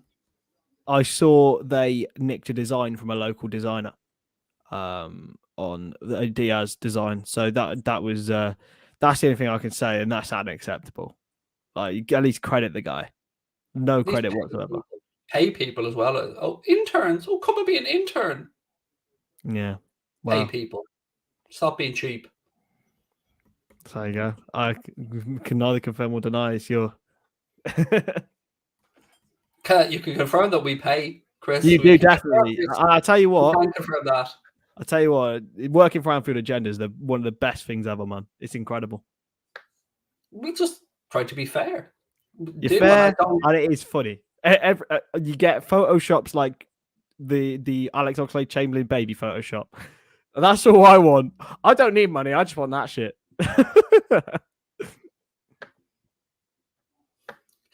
Yeah. This I would agree with. I actually think Chris Pajak's really good. I do. Genuinely do. He comes across better. I don't know Chris and Paul. I don't know them at all. Never spoke to either of them. But Chris always comes across to me as the one I think I would have gotten on with better of the two of them. And he's got good goalkeeping skills as well, Mr. Pajak. I'll give him that one. I think I saw him in a pub in Liverpool once. I've never met either of them. I know Ross a little bit, the guy that does some of their PR stuff. Really nice fella, really lovely lad. But yeah, no, I've never had any dealings with Redmen, really. Happy days. Any more transfer news come out? Right, what have we got coming up? Well, Kiefer Moore's gone to Bournemouth. Big Kiefer Moore? Mate, Kiefer Moore will forever remind me of my time on That's Football over the Euros. Just Goldbridge being wound up by the talk of Big Kiefer, and then he went and scored. So yeah, I love Kiefer Moore. Shout out to the Cardiff Massive and all that. I love Kiefer Moore. I'm quite happy. The Cardiff game? No, it's at 12 o'clock. I am not getting up at 4:30 in the morning. No way. But the load of my friends are going who are Cardiff fans. And they're really looking forward to it. So yeah, I'm quite happy Kiefer Moore's not there, to be honest. I think his aerial threat would have been probably their main asset. So yeah, he's a decent player, to be fair. Right. I mean, we've 2 hours, 35 minutes to go, and the big enduring question for the last couple of hours will be what happens with Fabio Carvalho. So, Connor, have you still got Matt Thielen's nuts there? I can always message Matt if you want. I'll drop him on the You line. can bring that back up on screen if you get a chance, Connor. I think he's probably frantically typing this into the keyboard now or something. But there we go. I'll get it now. See, this is elite production, elite live production. Absolutely elite. We could have done the option when I had an earphone in my ear, but I'd probably end up repeating. I'd go full Ron Burgundy if that was the case. I actually know that. I know it. I know Ron Go Burgundy. fuck yourself, San Diego. Right, so Matt Thielen, who is one of the gentlemen behind the LFC transfer room, said Fabio Carvalho is set to complete his medical in the coming hours. Now, that could be, just to be really transparent about this, that could be a time-saving exercise. So that could be in case the club's agree. And Chris, there's also another scenario whereas a term sheet could be put into the Premier League. Do you want to explain to people how that works? To be honest, mate, I don't really know. You're a journalist, right? They just dish out them blue ticks, do they? Just like confetti. Do you win a raffle or... I mean, a term sheet for the I've never actually. I don't usually cover this bit, but we will have a look. What is a deal sheet? This is on TalkSport, so I will not take any credit for this. I'm sure it's the right. It's basically an extension. If clubs are hoping to complete a signing after the 11 p.m. deadline, they need to complete and send off a signed deal sheet. In short, a deal sheet is a form that allows a club to confirm that a deal has been reached in order to allow additional time to submit the remaining documentation. So yeah, it's just an extension, really. I should know that, really. I really should. Do they still do it by fax machine, or am I making that up? No, I think they do. Mate, I think they do. I don't even know what or how a fax machine works. Transfer out of United or something fucked up by a fax.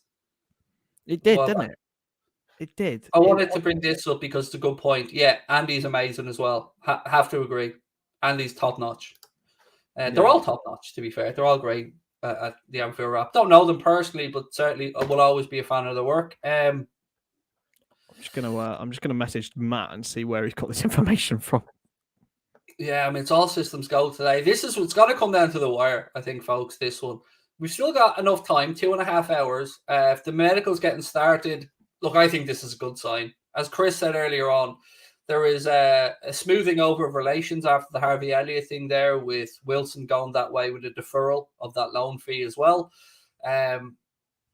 So yeah, I think this is positive signs for me. That this I've dropped Matt a line, so hopefully he gets back to me. Hopefully. Did I tell you about the Cristiano Ronaldo transfer mark thing? Did I say that to you? I can't remember. No, I don't think so. He blocked them because he didn't like the valuation they gave him. Why do I know that? When did that happen? Was it? I don't know. I only read about it recently, so I can't say if it's a very recent thing or not. Did you hear about Ronaldo getting his lawyers because people are doing his celebration too much and he's going to get lawyers on them? They're going to sue people. Yeah, there we go. That's what I was going for. I mean, I don't leave a low punchline hanging there, Chris. I always knock it out. Okay, so apparently, according to Matt, it's the same source who broke the Phillips news earlier. So there we go. Potential. There we go. As I said, I've every trust in the guys at LFC Transfer Room. Matt and the team and Chris do good work. Charlie as well, of course.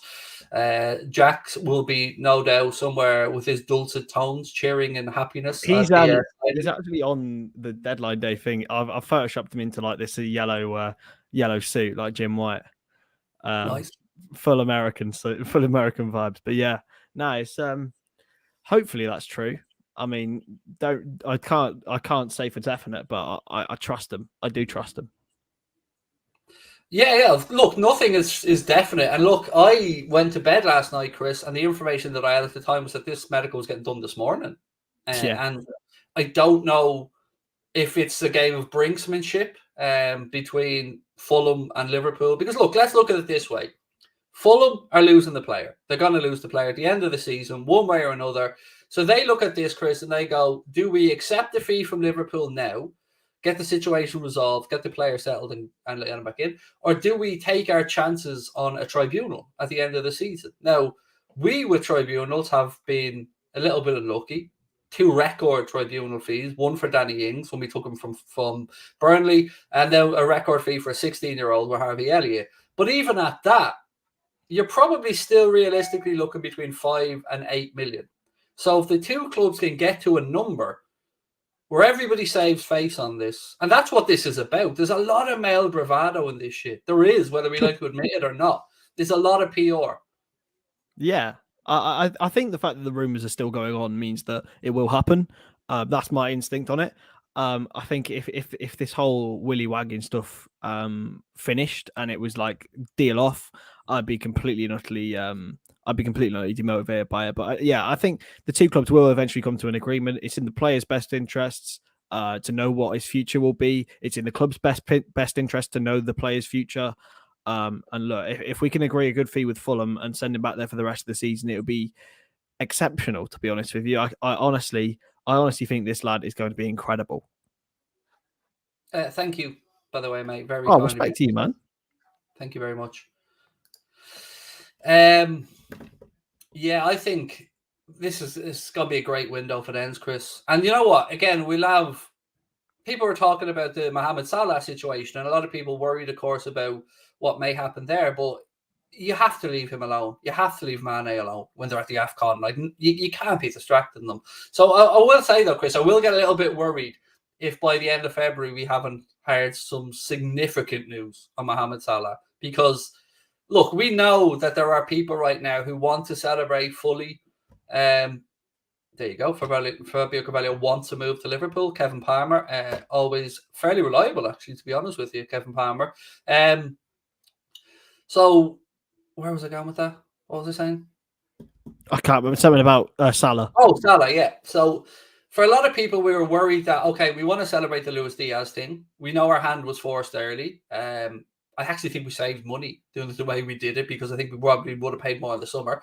But we also had at the back of our mind that this better not be paving the way for some bad news down the line with Mo Salah. So I think we'll all fully take a deep breath and celebrate when we know Mo is tied up. Yeah, I 100% agree. The longer it goes on, the more worried we get, right? When a player like Salah has a contract situation, it's just the nerves. I recall when Henderson had his contract situation, the fans sort of did go a little bit mental in the summer and pushed for the club to get it done. I think this is even more. You know, I think this is a player who could go down as the best Liverpool player of the 20th century so far. 21st century, sorry, so far. Plus, you know, another however long it's of his generation, effectively, and he is so pivotal to the future of the club. So, yeah, it would be a very nervy time come the summer if Salah did not sign that deal. Chris, I actually haven't spoken to anybody else about this, and I know you will certainly be more informed on it than me. Oh, look, I'm really putting the pressure up, cranking it up on you now, Chris. Tchouaméni, let's talk. Yes. Because I've got to say, mate, I've never watched this guy play. Oh, I have. And I tell you what, mate, it's pretty saucy. And his stats are magnificent, mate. His stats are absolutely magnificent for a central midfielder. He's Wijnaldum-like, is what I would say. But has got a little bit more, you know, I'd say technique than Wijnaldum, less workhorsey. He is very. I just think he'd be perfect and a perfect alternative if we weren't going to get Jude Bellingham. I'd hate to say it, Craig. I know you. I know. It'd be choo-choo, but in a different way. It would be with a T and a C. Played. I'll let that one slide, Chris. Well played. I mean, it's his defensive stats were just unbelievable. Interceptions, 99th percentile of all midfielders in the top 5 leagues, 98th in terms of tackling, 79th progressive passes. He's magnificent. He really, really is. I'd say Bellingham offers a lot more going forward, but in a sort of workhorsey role, Tchouaméni would be the one I would choose. Are we talking either or here, do you think? Or is there any case to be made for 2 midfielders? Because I think there's a case for 2 midfielders, but I understand that this would be too expensive midfielders. We're not talking about a discounted midfielder and one. Oh, okay. This is all just brinksmanship. We're getting It's all blue balls brinksmanship. here. Ah, man, I just want him to please sign Fabio. Connor, do you want to just really quickly email over to Fulham and Liverpool the way I handled the Vinicius Junior transfer? And they might, be able to take a little something from that and figure out how they can get this sorted. How did you handle that Vinicius transfer, mate? First of all, I set a little trap for him. I said, "How are you, Vinny? Sit down there. Would you like a chocolate biscuit?" He said, "No." I said, "Good. I was testing you." Then his agent started looking at his watch, and I said, "Hey, dickhead, why are you looking at your watch? Relax now." And we got the deal done. It's banged out. They've clearly never been to Turkey on holiday. You go right, we go low. Meet in the middle. That's how it worked. Everybody walks away. You got a pep in your step. Your man thinks he's done you. We're all happy. Oh, I love it. Honestly, your career mode. I watch. I watch very rarely watch FIFA, but I tell you what, it is the most elite thing ever. I could watch it all day. I came into YouTube having never watched much football YouTube content, and I came into FIFA streaming the very same way. I just do what feels natural to me.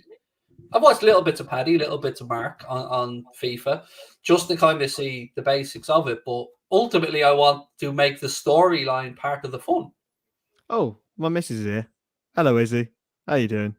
But yeah, it's. Hi, Izzy. How's the trip with Alex? Izzy, you here? She's not here. She's not here. She's not in this room. So yeah. If you're still here, Connor, can you bring up the baby photo again? There we go. Oh my god, this is painful. It is beautiful. It is magnificent. It's not beautiful, Craig. It's going on a t-shirt, mate. I don't. You said you're going to come over to Dublin at some point. Guess hey, what I'm going to be handing you. Booked that. We've booked that yesterday, so we are coming. What month? June 13th of June to the 17th. We're going. Oh, nice! A week before my missus' birthday. Nice. There you go. Nice. See, I can come and surprise Sabrina. Let us bring you out for dinner when you come over. Oh, mate, if you would, that'd be insane. I can't wait. Absolutely. I was going to come over and burst your door down and be like, Lucas, let's have a game of FIFA. No, we'll do whatever needs to be done to make sure you have a good trip. Don't you worry about that, my friend. Mate, that'd be incredible. Thank you, mate. My pleasure. Right, I thought Chris was going to say, if you're still here, could you pop the heating on? No, that's it's crazy. Fucking boiling in here. On that. Sabrina! D. Pierce is getting a bit chilly. Would you put the heating on? Will you put the heating on? Will you? And be careful not to melt any 3 of those cakes. Go to Chris, you should go to a Bowls game. Ella said you should go to a Bowls game. What's that? Ella said you should go to a Bohemians game. Do you remember that cool Bob Marley kid? Yes. I want to go to Finn Harps. All the way up to fucking Ballybuffet. I don't know where it is. Donegal, the furthest point north. I don't think I'll be going there. I don't think I'll be going there. No, mate, you don't. Bohemians, Dailybound Park. It's been redeveloped, I think. But Bohemians, Is it in Dublin? Yeah. Oh, yeah. I'll go, defo. Yeah, no, Bohemians I'd like to go to meet Ella and a load of the Bohemians gang as well. So yeah, we could probably make that an Anfield agenda trip. Oh, Izzy can come as well. Absolutely. Connor will agree with it because he just bought a Bohemian shirt recently. They had they hooked up with the band The Fontaines, who they did a shirt in aid of homeless charities and stuff. Yeah, I heard that. And now they've got the Bob Marley one, which is in aid of giving immigrants or asylum seekers here, sports and things to basically make life a bit better. So yeah, big shout out to Bohemians, and absolutely, Ella, you can count me in for that one as well. It seemed like a really good community club by the sound of it. I don't know too much about them, but that sounds really good. They're certainly doing great stuff. Yeah, 100%. No, I would be a Shelburne fan.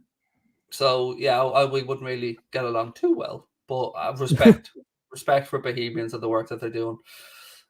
Craig, take him to hurling. I mean, all the offers are coming in for you here, Chris. Look at this. Mate, I'll tell you what. I mean, it's expensive enough. I tell you what, though, all to pay for that holiday has come from Anfield Agenda. So Anfield Agenda made that possible. So you and your work made it possible, didn't you? No. Anfield Agenda made that possible. So it's brilliant. I can't wait. And I'll tell you what, if Izzy wants to go to the hurling, we'll go to the hurling. It's her holiday too. Is this? Hang on. I don't know what this means, Ella. Are you saying that Shells are playing Bows on that day? Or I know Bows is a member-only owned club, by the way, Chris. Oh, so they rescued the club from pretty much bankruptcy. Oh, nice. I mean, loads of options. Galway United wants you down there as well, Chris. Mate, I tell you what. Chris, do I have a lower league team? Hereford FC. Come on, the boys. A friend of mine runs the youth academy at Wexford FC. So if you want to go down there and watch some sessions. Are they not called Wexford Youths? Isn't that they were Wexford Youths. Now they're just Wexford FC, and the women's team are called Wexford Youths. Right. But, my friend runs the academy down there. He took it over a while ago. If you want to go down there as well, we can have a look around and the sessions and stuff like that. Oh, well, Matt made a working trip for you. Little article. Yeah, going around all the Irish teams. But now look, it's gonna be incredible. I can't wait. Hopefully, we can get something recorded over there while we're there as well. I'll bring you to the Leprechaun Sanctuary as well. Is that a thing? No. Oh. I don't know if it was some sort of sick joke, like they actually like dress little people up and stuff. No, Tato Park is a thing. What's that? Tato Park. Tato, you know what Tato are? The crisps. Yeah, surely you know what Tato are. Okay, so we've got basically Ireland has crisps that are called Tato, Tayto, obviously from potato. Yeah. We have a theme park called Tato Park.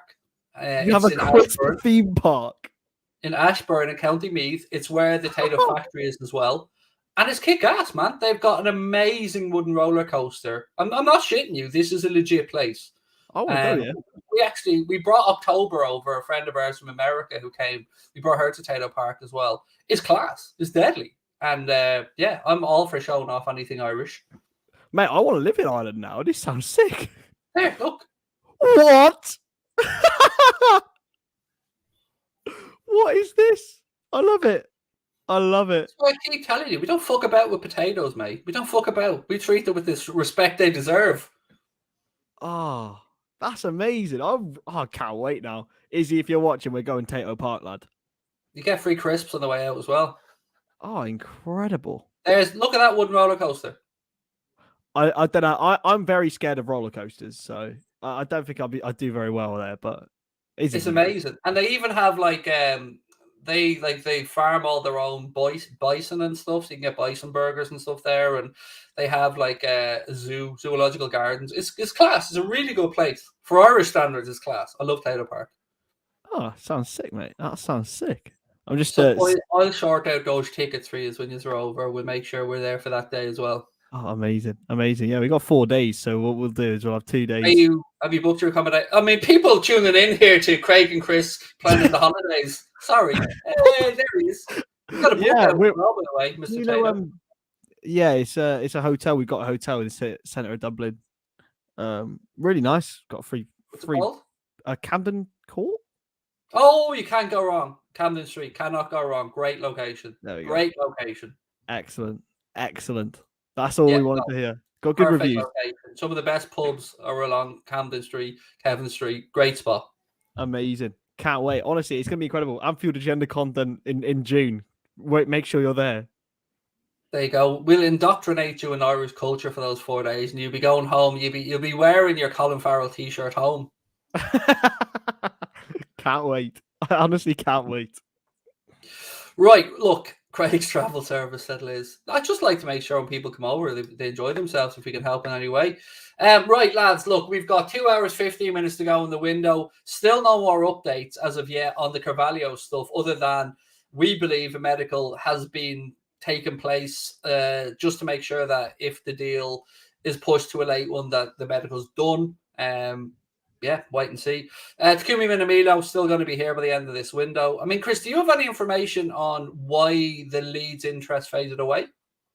No, not particularly, but I do think that they are keen on promoting their youngster Siren Sensio Somerville.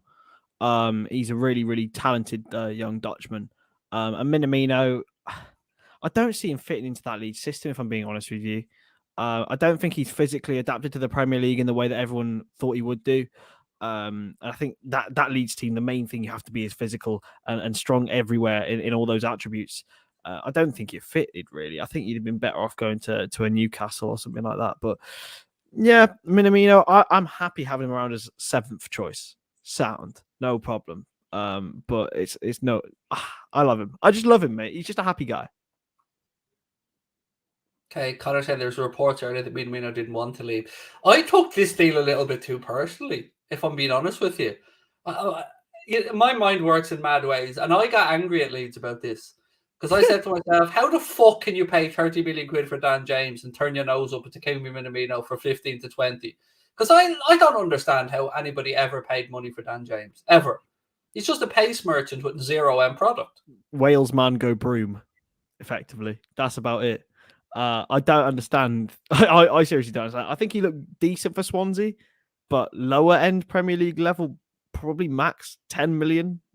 He's like a Dama Traore with even less end product. Yes, and no muscles. Exactly, no baby oil. I don't get it. I mean, the amount of shite that Manchester United have bought over the last 5 to 7 years as well that they've got off the hook with, or that we haven't called them out enough on, is absolutely hilarious. They have signed some absolute tripe over that time. Exactly. And look, Arsenal just signed Trusty, by the way. Say that again? Sorry? Arsenal have just signed a guy called Trusty. I mean, that writes itself. I don't know what to say. It must be a trusty source. No idea. But Aaron Trusty, his name is. The biggest surprise of the day, Chris, I mean, nobody could see why or where they did this for, but Weghorst going to Burnley. I mean, who would have thought? A big, tall striker. I mean, you've never seen that coming. It's amazing, isn't it? I think it's a fantastic deal, if I'm being honest with you. They sell Wood for 25 million and bring in Weghorst for 12. Weghorst has been scoring crazy amount of goals for Wolfsburg for a long time now. So brilliant signing for Burnley, and I'd argue it might keep them up. Yeah, I mean, I don't know what age he is, but Wood was getting on, wasn't he? Yeah, I think Weghorst is 29. On the screen, Chris. Understand Fulham are considering a late move for Liverpool's Nico Williams. Well, you know what to do, fellas. You know what to do. All I'm saying, everyone, is my passport. It's at the front door. I mean, I could get over there. If you send a helicopter to the field outside my house, we could get this done before 11. But I tell you what, could be one of these face-saving exercises, Chris, we spoke about earlier on, where bravado gets pushed aside and Nico Williams at Fulham. I mean, see that happening. I've been defending your boy a lot, by the way, saying I think it's a fucking travesty that nobody is willing to pay 12 to 15 million for this kid because he's worth it. Yeah, I think he's just born in the wrong generation, unfortunately for him, because he's gone and he's come through as a right back in the era of Liverpool's arguably greatest ever right back. So maybe, right, listen, Carvalho in 15, oh, well, no, 10 million, right? 10 million for him. You can have Nico Williams. 7. Yeah,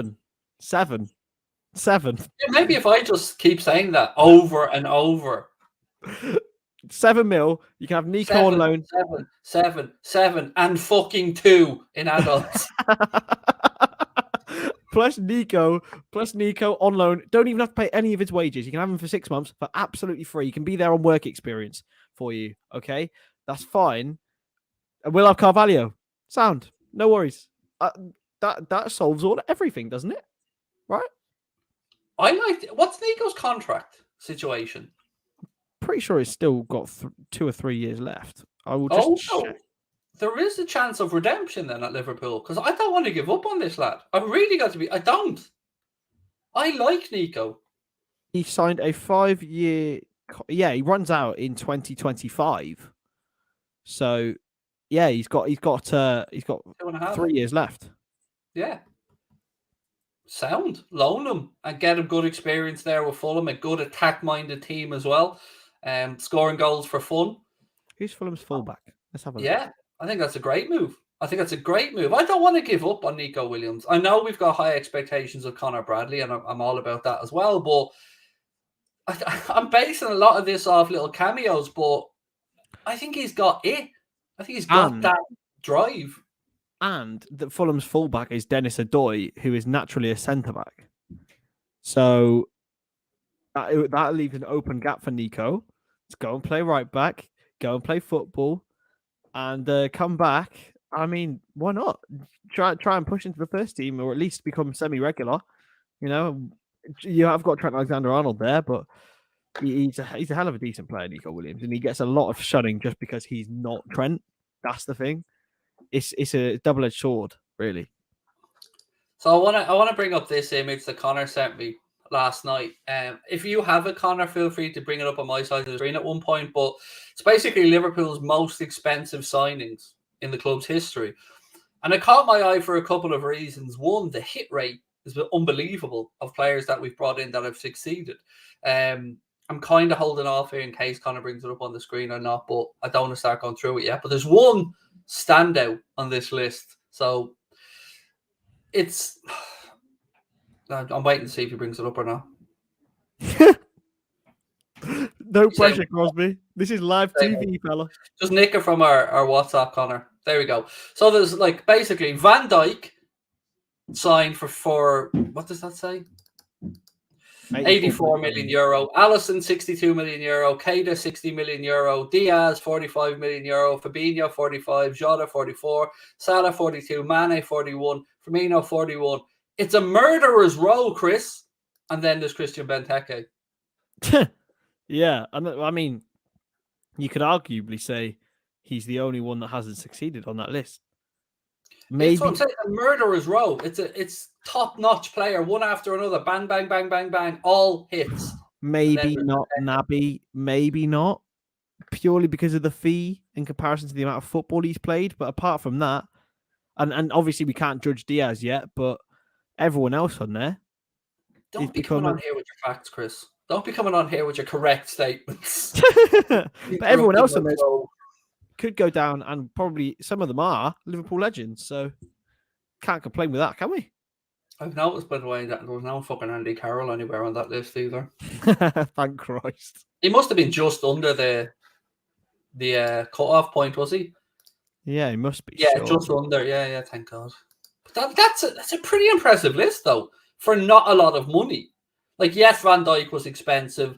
Yes, Alisson was expensive, but we also knew that they were expensive also because of the Coutinho money. So that's a pretty impressive list. That's why I always say, Chris, even with Luis Diaz, first one to admit, I haven't seen enough of the lad. But if he's who Klopp wants, I know that he's going to be good. Oh, exactly. And everyone in Colombia is going absolutely crazy. Everyone who knows Luis Diaz has been saying, like, this is a world-class talent that is waiting to be unlocked. And hopefully Jurgen Klopp is the man. And if anyone is, it is going to be Jurgen Klopp. He's going to be the man who's going to unlock that. This is so true. That is so true, my friend. What a turnaround 10 years from signing Stuart Downing on Charlie fucking Adam as well. Oh, Charlie. And Jordan Henderson in that window, by the way. I mean, I'll stand over that man till the day I die. I love Jordan Henderson. Love the man. And also, Alexander Donny. Do you remember Donny, the goalkeeper? I do, yeah. I do. I got so hyped when he signed because he was amazing on Football Manager 2007. But you know the one that got me? The one that... I remember this because I was in the hospital in A&E at the time waiting to have a test done. And we announced that we did reach an agreement with Harry Kewell. And I couldn't contain my excitement in the A&E that I let out a yes. And I thought that was it. Left side, boxed off. Harry Kewell taken over from where he played at Leeds. That was it. We're winning the Premier League. Yeah, that didn't last. Bless him. Yeah, another one who had all the talent in the world, didn't he, Harry Kewell? But unfortunately, injuries got the better of him. Yeah, I never understand why Rafa starts him in that Champions League. No, I mean I was 3 years old, but watching it back over and over and over, I've seen, I don't know how many times I've seen this full game. It's just ridiculous why he started. It's a Rafa. Like Rafa does Rafa things, and Rafa did that in the end, win that final. So can't complain. He did, and what a final, what a way to win it. Right, folks, we are moving towards 9 o'clock, where we will then be joined by the crazy one, Mr. Paddy Murphy. I've been warming you up with some solid. I've been warming you up with facts. With some facts, and now we have Paddy coming in. If you thought this hour was messy, hold my beer. What's Connor just put in? What's Connor just put in? Liverpool. Good old Liverpool. Liverpool have potential contract ready for Fabio just in case deal will be completed. What do you mean just in case? There you go. A lot of people throwing Romano in. So what's Fabrizio? What's he been saying, Fab? Come on, Fab. What's he been tweeting now? The tap-in merchant. Fab. I don't have Twitter, so I'm not even looking. That's it. I'm on it, mate. I'm on it. Okay, direct meeting between Liverpool and Fulham for Fabio Carvalho is still ongoing. Oh yeah, it's literally exactly what Fabrizio said. Connor put it in. There we go. We've got people showing up in the background here as well. Mr. Murphy's there, ready to go. Oh, Paddy's nice and early. Oh, Connor, you're such a fucking culchie. I'm not shitting you. This is what Connor just sent me, right? I'm not joking. I shit you not. Electricity went off back in 1 sec. 88 times a week to Connor. And let's not forget Connor's Wi-Fi is... I mean, if you thought my Wi-Fi is bad, you're on new levels. To be fair, he does live in the arsehole of nowhere. True. I do live in the middle of a city, so that should be no excuse. Yes, correct. I mean, so did Jack Hill, to be fair. I think Jack was living in Salford. And also, it's student Wi-Fi. So screw... There's no such thing as student Wi-Fi, mate. It's Wi-Fi. It's just because you're a student accommodation, cheap bastards for the Wi-Fi. That's fair enough, but... Well, yeah. Screw the said company who are not giving me good Wi-Fi for streaming, because... Paddy Murphy's back there now, stretching, warming up. Get those vocal cords ready, son. Come on, get them ready, Paddy. Notice how he didn't ask. Notice how he didn't ask me to. I can't see it. What is going on? Paddy, have you seen the lovely updated picture of Chris yet? We'll get it up in a few minutes for you if you haven't. Let's get it. It's Oxlade-Chamberlain, baby. Right, I am going to say my thank yous to Mr. Chris Stonich, and again, appreciate it. Chris will fill us in on anything that he has coming over the next hour or two. Again, keep your eye on Matt Thielen on Twitter. What's Matt's Twitter handle, Chris? Is it just Matt Thielen? Yep. Cool. Keep an eye on that. Have you got the transfer room back yet? No. So it was meant to be 10 working days. So that should be either tomorrow or Wednesday, I believe, as to when it actually got he got swiped down for someone who we don't actually know who it was. We're still waiting to find out who it was, who posted a copyrighted video of Harvey Elliott. Just in the bloody you couldn't be writing it better that we actually sign players. LFC transfer room, been waiting for Liverpool to sign a footballer, and we actually have done, and the account suspended. I mean, it's just ridiculous. Yeah, it's typical. It's always the way, mate. I was the same in Champions League final. Our only ever copyright strike that was put in against us was the day of the Champions League final, before the match even kicked off. So, Chris, thank you very much. I will let you go and spend some time with Izzy. Pass on our best, and appreciate your time as always, mate. Thank you so much to everyone, and I'll see you all very, very soon. Cheers. Bye-bye.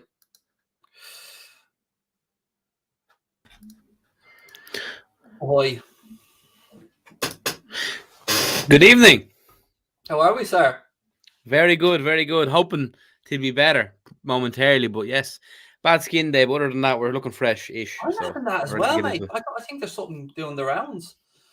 There's nothing worse. I even went to I asked someone for a concealer. I was that bad, but I realized it wasn't going to work.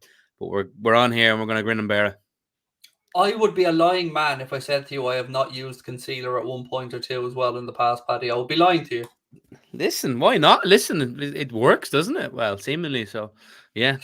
Listen, Paddy, we've good. got a load to get through. Loads, mate. But first of Absolutely. all, when Connor's back up and running, we need to get the Alex Oxlade-Chamberlain photo up again just so Paddy can enjoy it. It's full, beautiful. There it is. Oh yeah. Exactly what I was hoping for when I seen that earlier. That's amazing. It just looks right. It's probably the similar size to Chris in real life too. Just need Izzy beside him, standing beside Ox with her arm around him or something. If Ox ever comes near Chris in real life, Izzy better be worried because Ox is going to steal her man.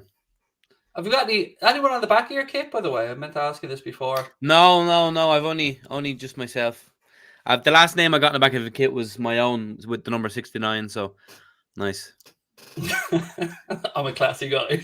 It was actually the kit you wore for the semi-final was an album. You know that grey one, the grey like checkered one. Underrated. There we go.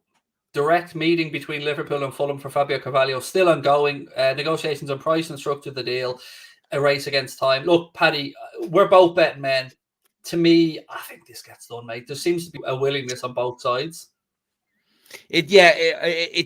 Yeah, I feel like a lot was agreed last night and stuff. There's been a bit of a stumbling block, but if it's still ongoing, and as we've discussed before, if Jurgen Klopp wants a man, he usually gets his man. So yeah, I think it'll get done. Fulham would be stupid not to agree to a deal because they could lose him for 200 grand if he goes overseas at the end of the year. So it makes sense for him to get a few quid from now. And then I don't know, is the loan deal still in place if it happens to stay with them for the season? Yeah. I don't know if you caught this earlier on, but there's apparently a little bit of interest from Fulham in taking Nico Williams on loan now. Yes, I've seen that. Which obviously that coming up obviously is good news because it means that obviously that's a part of the negotiation. So listen, Nico, thank you for your service. If this helps you, if you help get over the line, he wanted to get some first team football. Hopefully he can. Fulham are pretty sure bet to come up from the championship, so it'll be a great experience for the both of them. But it's just very important to get Fabio Carvalho over the line because he's a bright talent, and for that price, it's kind of like a free hit almost. I think he's destined for the top, but you don't want to not get him done and then lose him to a Dortmund, and then you pay 50 million for him in 2 years. You know what I mean? So I'm really hoping it gets done, and it looks like it is. Hopefully. I don't know, Connor, potentially. Look, so here's where we are, folks, with the news and the deals that we know have gone through today. Dele Alli, I don't know if there's anything new on this, but it still looks like it's Everton or Newcastle. It will look like Everton all the way. Aubameyang, Barcelona deal, that's sorted. The medical's been done. That deal's either announced or will be announced. But the one that got me, Paddy, is if Spurs haven't been shambolic enough in this transfer window. I don't know, did you see about Daniel Levy trying to grass up Julian Ward to FSG? I love that was the funniest thing ever. Poor Spurs have had an awful old time. Literally, like, I'm going to tell your mom. Like, I believe, it's very funny. God love them. But they've gone Bentancur, decent. He hasn't really lit up Serie A. Kulusevski is actually a very bright future, but obviously they've not got their top targets, and that's going to be very infuriating for Conte because with the right signings, they're a sure bet for top four. I already think they are, to be honest. I feel like they're going to sneak in there. But yeah, it's funny. I love it. Which more embarrassing, mate, is letting your record signing fuck off on loan to Lyon, Tanguy and Ndombele. Yeah, that's what he's going. That's where they got him from as well, wasn't it? He's back to Lyon, right? Yeah, I think it was 65 million euro or something at the time. Or now, to be fair though, I like the rootlessness of Conte. Conte's come in there and he said people who aren't willing to do the work, and Dele Alli and Ndombele, if you watched the All or Nothing documentary with Spurs, was people that Mourinho had strife with, guys that weren't willing to actually put the work in. So it was actually probably a promising sign from a Tottenham fan point of view that Conte's like, listen, if you don't want to be a part of this project and work your arse off, I don't want you. And it's kind of I admire the balls of Conte. But it's been a disastrous sign in the Ndombele one. Like that price in general was always a bit inflated, but he's had flashes, but he just doesn't look like he's arsed. Let him go back to France. And yeah, I think it's good business by Tottenham, but they need more incomings. I don't know if they've much more planned, but Kulusevski and Bentancur are decent, but they could do it some more. Yeah, I suppose it's a lot easier to be ruthless with someone else's money, isn't it? Oh, absolutely. I wish someone gave me their money to be ruthless with, to tell you. It would feel a lot less harsh when you lose it all. That All or Nothing documentary, I watched some of that as well, and exactly what you said. But who was the the fullback, Tanganga. Wasn't he the fullback that was coming Tanganga, through? yeah. I was very impressed by him in that documentary, actually. I thought he came across really well in that all or nothing thing. He really Yeah, wanted and to he's had a good rise at Tottenham. Maybe hasn't taken the next leap, but he's he's regarded very highly. And you need talent. Talent is great and all. Them famous sayings. Talent's worth nothing if you don't work hard. You know what I mean? Like you have to work your arse off at the top level. And Conte will instill that into his players. He's famously done that everywhere he's been. He's a proven winner, and I said that was a coup for Tottenham to get him, and I'm glad they did, because if he didn't go there, he would have went to United. And if there was ever a man to actually pull off a rebuild and get players playing, it's Antonio Conte. So thankfully he's at Spurs, not United. Some other bits and pieces. Donny van de Beek joined Everton on loan. Aaron Ramsey going to Rangers. There you go, done and dusted on that one. That's a weird one. That's a very strange one. I think Aaron Ramsey is no disrespect, I feel like he's a lot more to offer to football than the Scottish League at this stage in his career. He's a very good footballer. Hasn't really worked for him at Juve. But listen, the Scottish League, it's Celtic and Rangers, and then you have the rest. The level after that, yeah, there you go. Big signing for Rangers. Wow. Amad Diallo was a good bit of business from them as well. So Van Bronckhorst seems to be doing a nice bit of work. But yeah, no, it's a strange one. First game. Which? Diallo scored in his first match as well. Yeah. I think they only drew that game, but no, Diallo's a great little player. Is that the kid they brought in from Atalanta? Yes, he only played like a couple of games for Atalanta. United fans, as they do, hypes him up. He barely got a chance to play, but he really is a promising youngster, better than a lot of the shite they have there. So it's good for him to go and get first team football. I think he's going to tear that league apart.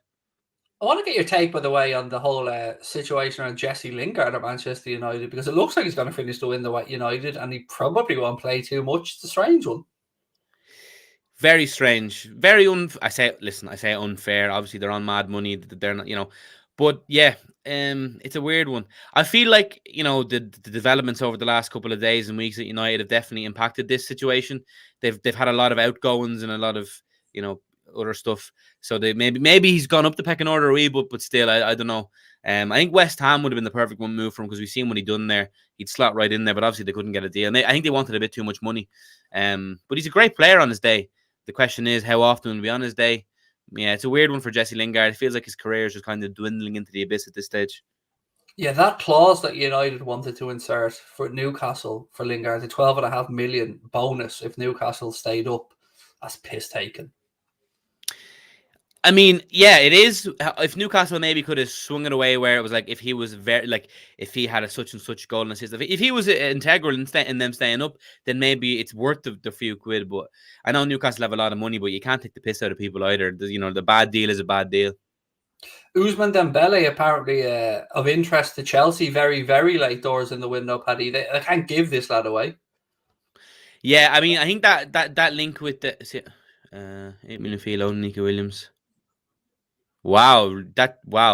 See, that just shows you like the strings being pulled there for Carvalho.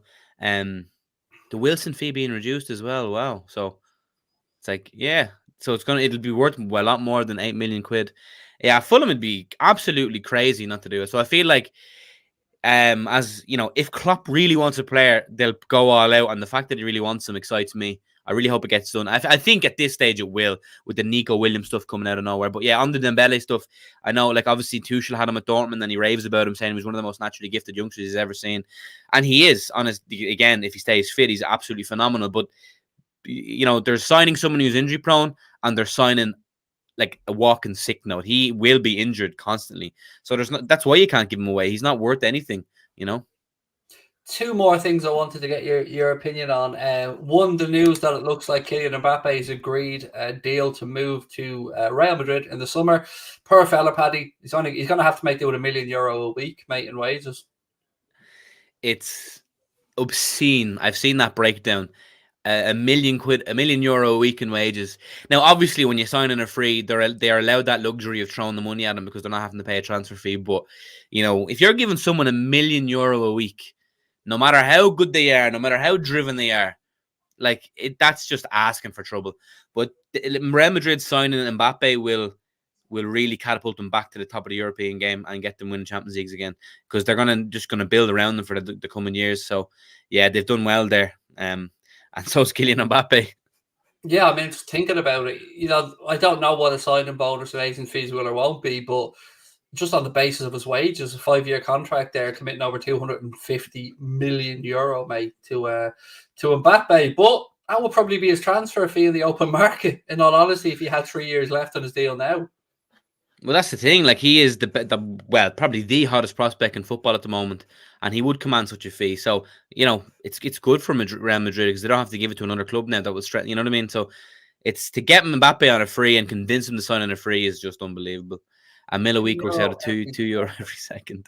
Jesus. Super chat here said, hang on, Connor. Super chat here said, do you prefer cherry pie or Luis Diaz? Thank you for the super chat. I don't like cherries personally, so I'll take Luis Diaz. How about you, Paddy? Absolutely do not get that reference in the slightest, but Luis Neither do Diaz. I, but I don't like cherries. I can be honest about that. No, I'm not a big fan of cherry. No, I like cherry. Cherry Coke is actually not the worst, but not the best either. There's like a weird medicinal taste off cherries. You like me with that and you don't understand. You think you're being baited. Yeah, that reference. That must be a reference, but yeah, not a clue. I'm forever at that. Looking at comments going, I know I'm being baited here, but I just don't know what it is. Yeah, not a clue. Some more big deals that are doing the rounds. There was something else I was going to bring up to you there a second ago. Oh, yes, on Fabio Carvalho.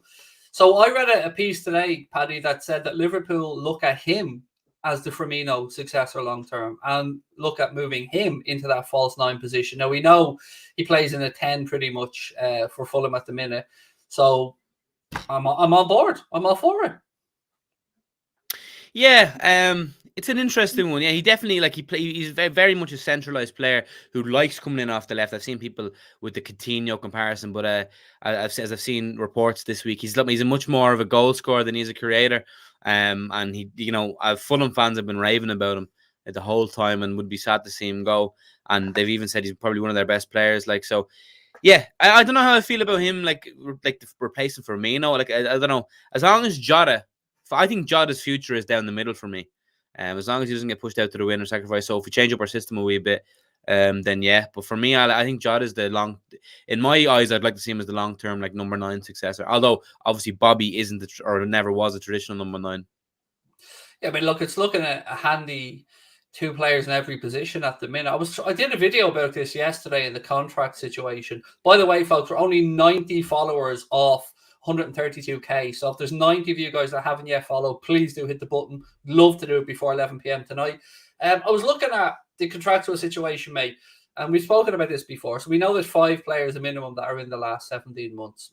The front 3, Mo, Bobby, Mane, and then we get into the ones that I think we can talk about genuinely moving on, which is Keita and Oxlade-Chamberlain. And I know you're like me in that you've no doubt about the beliefs of Naby Keita as a footballer, but you've got every doubt about being able to prove his fitness. But look, mate, here's where I'd be. I would shithouse this. I would give Naby Keita a new deal, but I would also do it knowing in the back of my mind I'm doing it to secure his value and I'm going to show him the exit door down the line. I've got to be honest. That's what I'd do rather than take pittance from him and maybe watch him develop and do okay elsewhere. Yeah, and I understand that sentiment for protecting the value of the asset. It just makes sense from a business point of view. But for me, Naby Keita is still in our starting 11 of a best team on his day when he's fit. Sorry, I think he's been phenomenal this year. And I know a lot of Liverpool fans are kind of like a love-hate relationship with Naby Keita because of his fitness issues, and I get that completely. But I feel like he's turned the corner a wee bit. I don't know. I know he's only come back from an injury, but I don't know. I just feel in my head that maybe it's trying to be being too wanting it too badly. But I still hold out hope, and I would give him a new deal. Now the question is, I wouldn't give him more money. I'd extend his current deal briefly to 1, protect the value of the asset, and 2, still hope he can come good. And maybe put a clause in his contract that if he does such and such that he gets an automatic bonus. I don't know, because there's a good enough player in there to warrant keeping him. Whereas with Ox, I think it's time to move on. I think we've reached the end of the line at Ox at Liverpool. I feel like we've outgrown him significantly. He's still a decent player on his day. Don't get me wrong; he's been decent in the last few games, but we can aspire for better. I want to get a couple of super chats up now. Definitely 100% on board for the Suarez chant with Diaz. I was singing it on last night's stream. It has to be. It's just a natural fit, isn't it, Paddy? I'm on board for the two, but I just feel like the Anfield crowd won't be for it. But I would be for it. I just feel prefer like they making don't like big reusing Jota chants. songs and singing Jota songs that aren't catchy. I still get I like that Jota song. I don't know. It's probably just my boomer age, mate. I'm not down with the latest trends, but yeah, we'll move that. Here's another super chat. Isn't the Greenwood situation keeping Lingard at United? Happy Chinese New Year, Sinead. Back in Salah with the AFCON. Well, I'm back in Salah as well, so I'm right with Sinead on that one, Dave. And tell her we all said hi. Good point, though. I mean, we don't want to talk about Greenwood from that sense of it, but the situation, it could be a fair show, Paddy. Yeah, that's what I was saying earlier on. I feel like that situation has impacted Lingard's future massively. I feel like they were probably willing to let him go, but the impact that will have, because I feel like they'll have to accommodate the lack of him, because he would have been in their best team probably. So yeah, that's probably impacted Greenwood. So it's an unfortunate expense at the it's unfortunate for Lingard's point of view. But listen, United aren't jokers. They've let a lot of people leave, so they can't just completely decimate their squad. So maybe Lingard isn't quite surplus to requirements as we thought. And a hello to you, Sean Luke. Yeah, peace and love to you as well, my man. Yeah, I tell you what, Paddy, it's been lovely in the last couple of weeks. I mean, people have been very kind in the chat towards all of us, and I'm loving the vibe. And again, there was a young man whose birthday it was earlier on, and everybody in the chat was wishing him happy birthday. I love that. I love that about our community. I know me and you talk about this offline quite a bit. They're genuinely a good bunch. Beautiful people. Honestly, I've never had a bad interaction with anyone, apart from when I said that thing about Manny, which I take back. Well, yeah, no, the Anfield Agenda Nation, the family, great people, especially Jamie Rennie. Pick up Jamie, number one. Oh, supporter. Jamie's class. Jamie's Jamie's I look for Jamie's comments after streams. I go searching for them because he's so positive. I love anyone that positive. Absolutely great person. And happy birthday, I Alfie. got a message in, and I don't know if million. I can share it. I don't know if I can share it or not. Is it in the know? It is a bit in the know, yeah. Can we forward it on? Hydrate. Liz, hydrate again.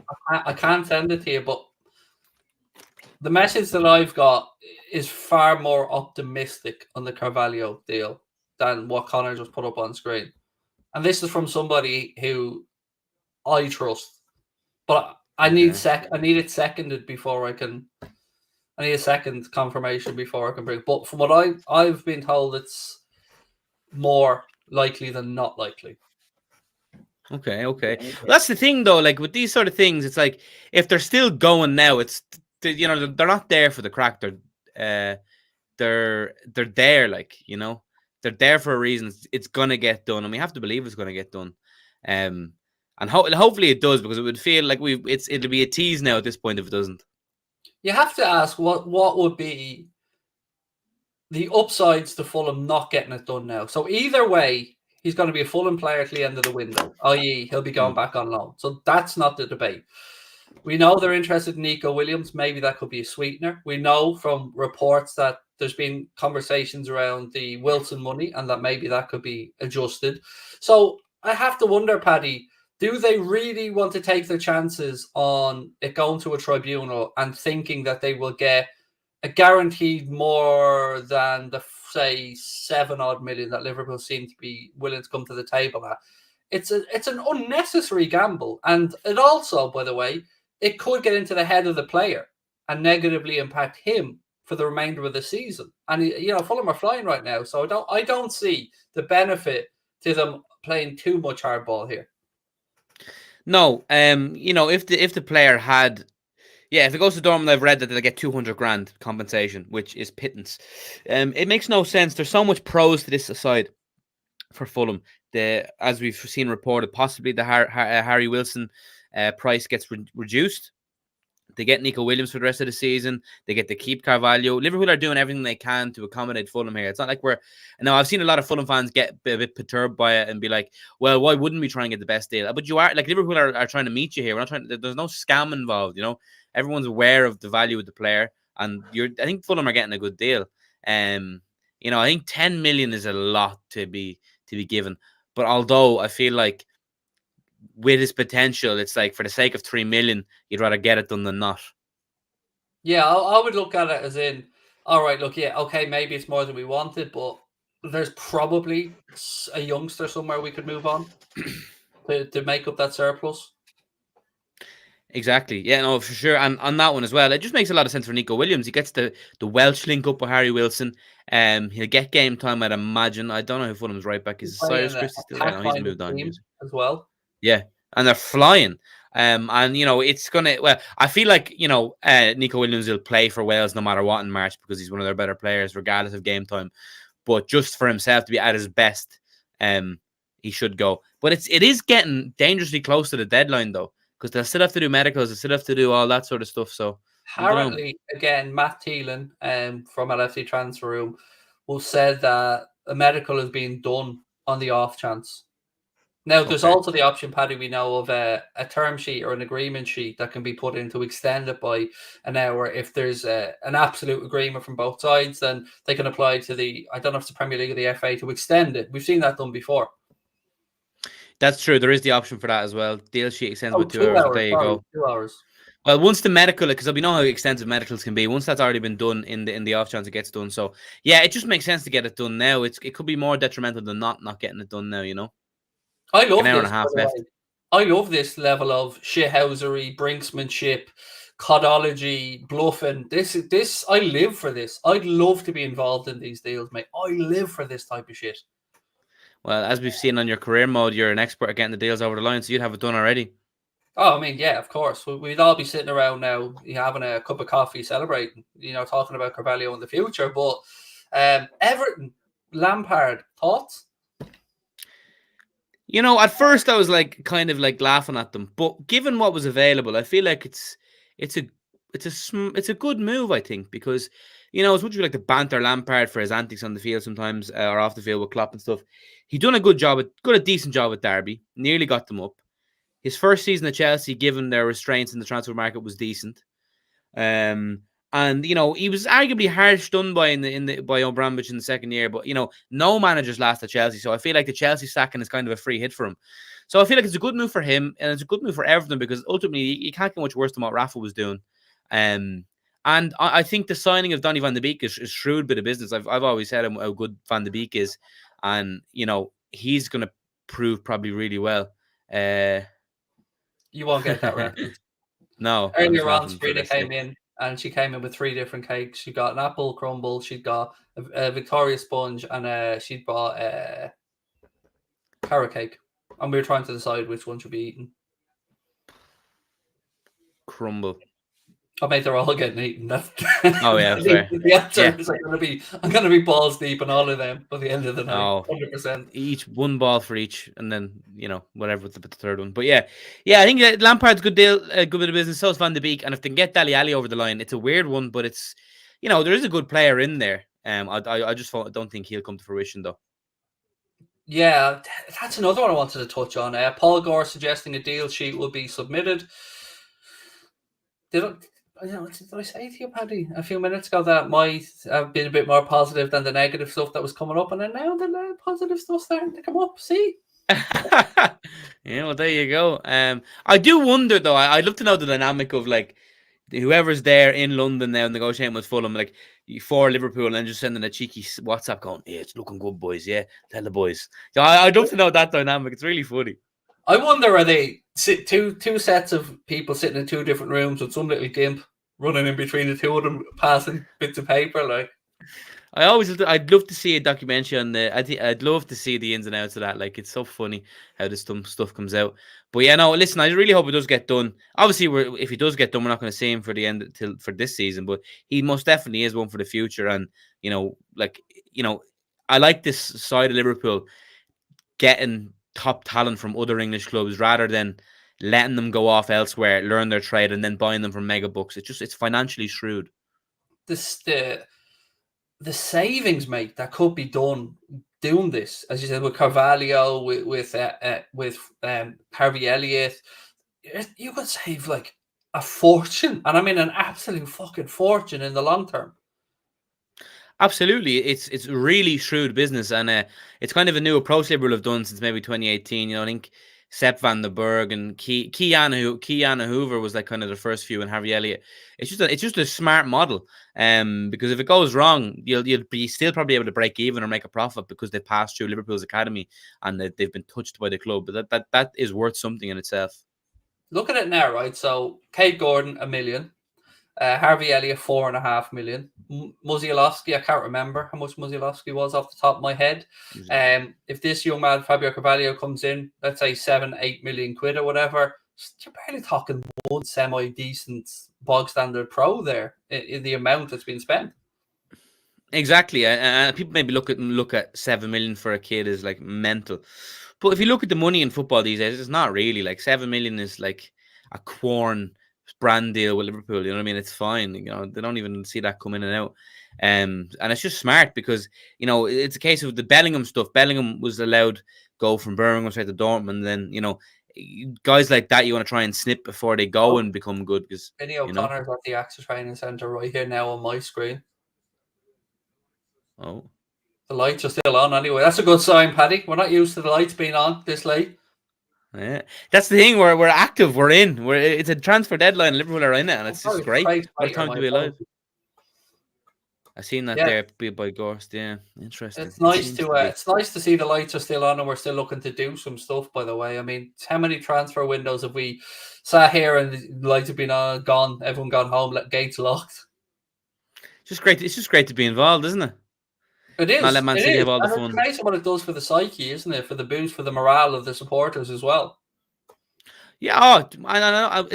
We've never called for go out and spend 150 million on someone. We just want good players to come in. It just does a lot for the club. The feel good factor, you know. Luis Diaz when I'm over the moon. So like this Carvalho one was always ever going to be a plus. So hopefully it does get done. But Diaz getting done was a real treat, like Christmas all over again. So. Yeah, maybe there's another one. Maybe Mbappe. We might try and hijack the Mbappe deal. Give him 1 million and one a week. Give him €1 million or £1 million in store credit, Liverpool store credit every week. Oh, buzzing! Like there you go. Why isn't it getting done then? There's something holding this up. Well, there's a will, I suppose. But yeah, maybe it's just the couple of million they're haggling over. But there's also, and I hate to be a cynical bastard in all of this, mate, but there's also TV to take into account and reporters and viewing figures and all of this stuff that we don't want to think exists, but it does. Perhaps, yeah, true. I mean, like deadline day isn't what it used to be. I think we were back in the day when it's prime deadline day. You know, that was really some good stuff. But yeah, I'm going to get a purple dildo for us all for next summer transfer window, Paddy. Hopefully, I get the blow up doll, you get the dildo sorted. That's for the Bellingham signing. We're gonna have a party when that gets done. Oh, I'll be double penetration, mate. I'll be one in each ear. Quadruple. If there's a will, there's a way. This is getting done, mate. I'm telling you, this is getting done. I need to know what you know. You seem oh, very interesting. That's I'll tell you what. Remember, that's not true, Conor. When I found out on January 17th, I said to you I was thinking of sticking $1,000 on it. Remember, on this transfer getting done. Yeah. I tell you what, mate, I would be sitting here sweating buckets right now. I'd be wonder what you would have gotten confident, but fuck me, I would be nerve-wracked now because I thought this would have been done before now. Yeah, I mean, if you had it done, yeah, the sweat would be profuse. But you know, it's not like there's no news about it. Any signs, all the signs are positive. And, you know, Fulham are just being a stickler for an extra couple of mil. And I feel like Liverpool will just give in and it'll get done, inshallah. Yeah, I think it gets done, mate. I do think it gets, especially when you're hearing that there's will on both sides for it to get done. And there's no rhyme or reason to it. Like, this isn't like Fulham can get a better offer in the summer for the kid. You know, if the kid said to Fulham, look, appreciate my time here, but I'm going to move on. This is just a win. Yeah. And look, I'm with Fulham fans. I get you. Ring us for every penny you can. If I was in your shoes, I'd be wanting Liverpool to do the very same thing. So ultimately, I just hope a deal can be reached that everybody can swallow. Absolutely. Dele announcement. Yeah, that Dele Alli one has come out of nowhere, man. That is funny. It's really funny. A player that we were close to getting back in the day. Went downhill since the L video. Yeah, I seen that one. All right. Yeah, it's funny. That was he was meant to sign for Liverpool back in the day, and now he's signing for Everton. So that tells you the trajectory of his career. Can I tell you the story that I was told about that transfer to Liverpool, and why it didn't happen? So again, I'm not saying that this is the truth or not, but this is the story as I was told it. Everything was agreed. Wages were agreed. Fee was agreed. Everything was agreed. And when they came time, himself and his agents, to sit down and sign the contract, what they thought was going to be a base wage apparently was changed to become a wage if all his bonuses were met each week. And that is the straw that broke the camel's back. What I was told, and we changed the goalposts from what I was told about it.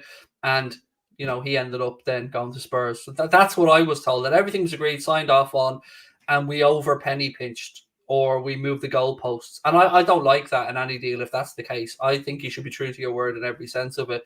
But that's what I was told. Now, again, that's just opinion. Absolutely. Yeah, well, listen, I'm not too fussed about it now, but yeah, it's not nice to do that. Professional and respectful. Grand. I'm glad to hear they're not baiting each other anyway. I'm just sitting here smugly, mate. I don't know. All right, I didn't know. I thought I said something there for a second. I was like, what? No, I'm just basking in my smugness. That's all. I don't get these opportunities often. Although it's a weird one though because we're not getting them straight away, isn't it? It's like if the here's a new Bellingham toy thing happens, mate, I'm going full on Adama. I'll be lubed up to the nines and on here. Oh, I can't wait for that. I really hope. I seen someone say they'd rather Tchouaméni for 45 million than Bellingham for 90. Like, nah, Bellingham is that guy. Tchouaméni can feck off. Why can't we have both? Well, yeah, I mean, I know why we can't, but if we had to choose, I think it's Bellingham all day, mate. I didn't realise, by the way, until Chris said this to me, we asked the chat earlier on, that Nico is contracted to Liverpool till 2025. So plenty of time for him to come. I don't want to give up on that kid. I don't. I think there's a player in there. Now, look, when you look, Paddy, and you see that you're challenging Trent, I mean, fair enough. Very daunting. But I do think Nico is a good player if we can keep him happy. Yes, but I'd prefer to hone in on Conor Gallagher now as the backup for the next while. Get a few quid, cash in on Nico. Because what? Conor Bradley. I said Gallagher. Did I say Gallagher again? Jesus Christ. I was Bradley. thinking, what? Why does my brain do that? That's a weird one. Sorry. Yes, Conor Bradley. But yeah, I know Nico is a decent player, but I just feel like we're going to cash in on him, get a few quid. Hopefully he goes to Fulham now, spends 6 months there, lights up the championship, and adds a digit onto, well, not a digit, but ups his transfer value. That's another one that confuses me as well. I don't know why nobody's willing to pay 15 million quid for Nico. I don't get that. When you see Trippier's being signed for more than this, like. I feel like it's the lack of first team experiences that he's had. I know he's had good performances for Wales, but he hasn't played a lot for the Liverpool first team, and that experience counts for a lot. He's still a novice in the game, you would say. So maybe that's why clubs just aren't willing to take a break. And 90 minutes remain, and yeah, here we go, kick off. So hopefully by the full time, job done. Fabio Carvalho is a Liverpool player. Sorry, yeah, hopefully. Reece Williams. Oh, he's back now, isn't he? I don't think he's going to be seeing much. Got him back from Swansea. Nat Phillips, your thoughts on him going to Bournemouth on loan, by the way? And I have a theory. Hear me out. So we've discussed, me and you have had some fairly open and honest conversations around Joe Gomez's future at the club. And I think that this gives Liverpool some time because they haven't committed to moving on Nat Phillips. And if an offer comes in from Villa in the summer for Joe Gomez, Liverpool still have that opportunity to push Phillips into the fourth choice centre-back position. Yeah, very true. Yeah, no, it seems like it's a good move for him. You know, Bournemouth there at the right end of the championship. He has a partnership potential there with Gary Cahill, so he'll be learning from a very good, experienced. Thank you very much, Michael. I appreciate that very much.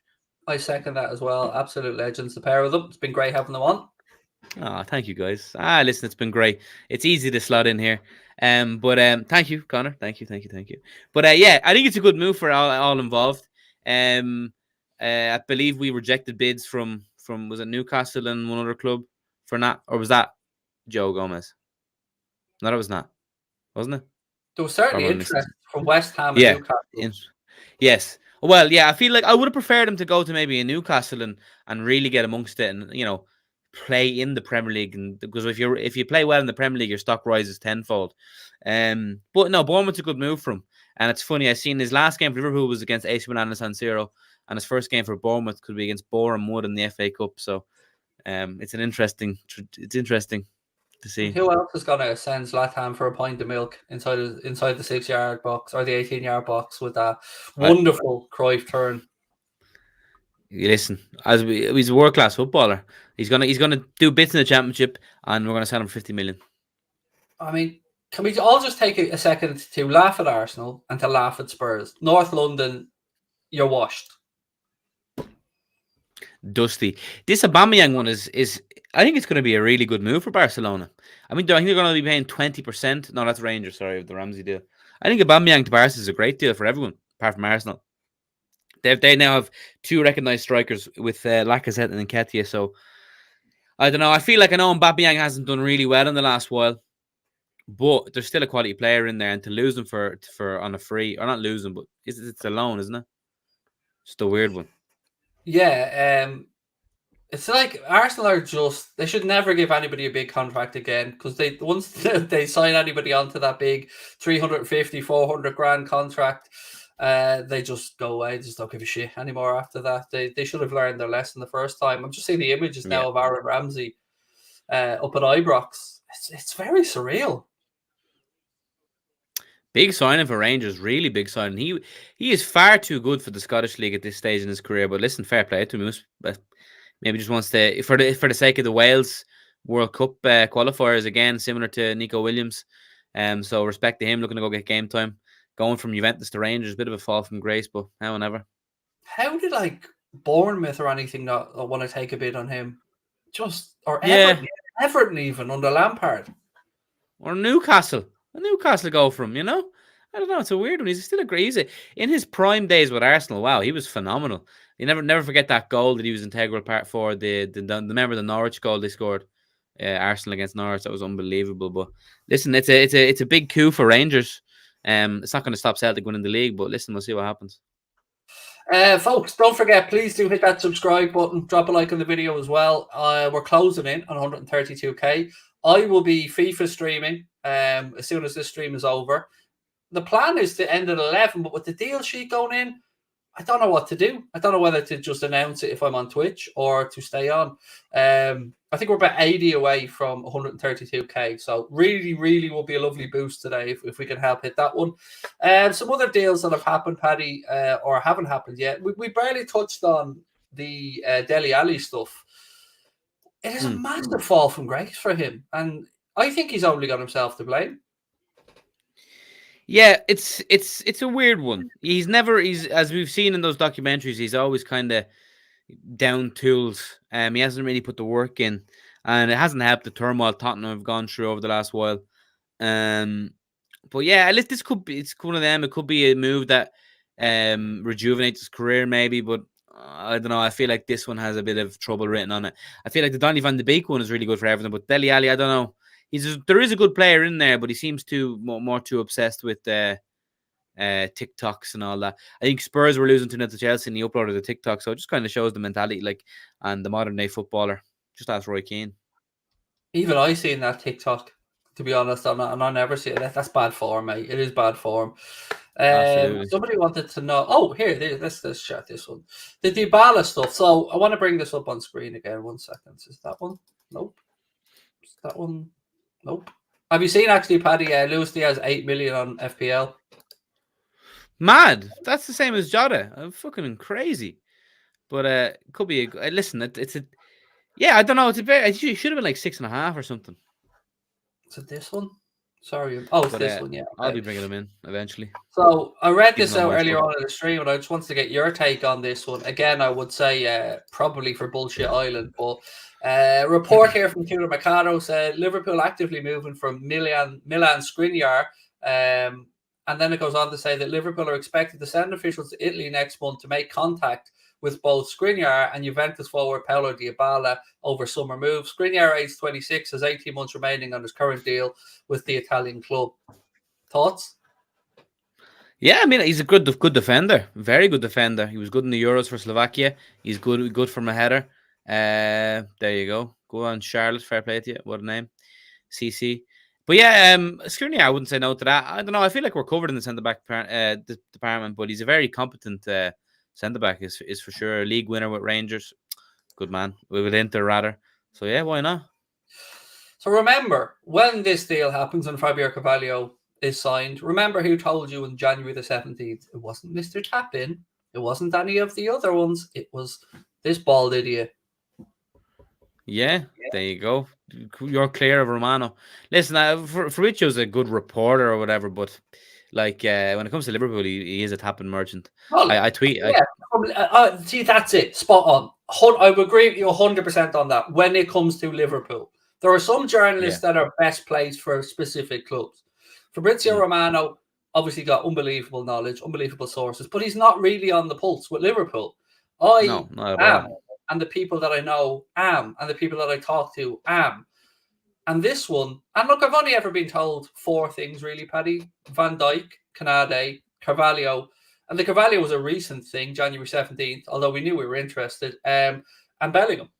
They're the only 4 things I've ever put my nuts on the line for. Yeah, there you go. No, listen, and Fabio, or Fabrizio is like done all his work. He's worked to get to here, and as Connor said there, he's like an entity now. Like he has his own. He's 30,000 people watching him on Twitch right now, and he's on the ball constantly. So obviously it's a big project now. But yeah, he just at this stage he's a reporter of current news, and he's only ever reporting other news, and people put him on this pedestal, and fair play, he's done well. He's a monster in the game now, making a good difference for himself. But yeah, when it comes to Liverpool, he's not the man I go to. That's for sure. I go to Lord Craig. Yeah, he's brilliant. He is Mr. Transfers. I will absolutely agree with everybody on that one. And he is an industry at this point, and he's got a great team around him, and he works his ass off. And as you said, don't begrudge him a penny of his money. But exactly. Sometimes there are just better placed people, and also when you get to that level, you've got to start being more and more cautious, ultra cautious, because you don't be pissing off people in power as well. So breaking stories, and I say this a lot about say James Pearce, about Cueva O'Neill, about Paul Joyce. A lot of these journalists that I hold in very high regard, but people often give stick to, they might not be the ones to break it. But when you see the level of detail that James Pearce or Melissa Reddy or Cueva O'Neill or these that go into, Paddy, when it is announced, you get the full breakdown. We get the real inside scoop on the stages of the deals. Oh yeah, absolutely. And listen, when it comes to breaking news, there's only one person is always the one to break it. So it's very hard to be first all the time. So there is fair play to all them good reporters, as you said, all the ones you named there. They're the best when it comes to Liverpool stuff. But as I said, I don't begrudge Mr. Romano a penny at all. If he wants to share the wealth, though, I would encourage it. Yeah, I think he does a brilliant job at what he does, and you have to live that lifestyle as well. He lives it 24/7. You don't get to switch off, you don't get to take time away. You're constantly at it, and it wouldn't be for me. I've got to say, it wouldn't be something that I'd be interested in. But he is trustworthy, and he's a very good guy, and he's good at what he does, and he has his own catchphrase. You can't go wrong with the catchphrase. Here we go. I didn't know, by the way. I assumed that Carvalho was purely Portuguese, but apparently he's from the ends, bruv. He's London. I didn't know that. I thought the same. Yeah, I thought he was purely. No, his ethnicity is Portuguese, like his upbringing or whatever. But he was born and bred in London, and he plays for England. And bringing me on to my next point, having done some Instagram research, one of the men that follows Mr. Carvalho is one Jude Bellingham, his future teammate. Jude, will you sign for United, mate? No chance. No chance.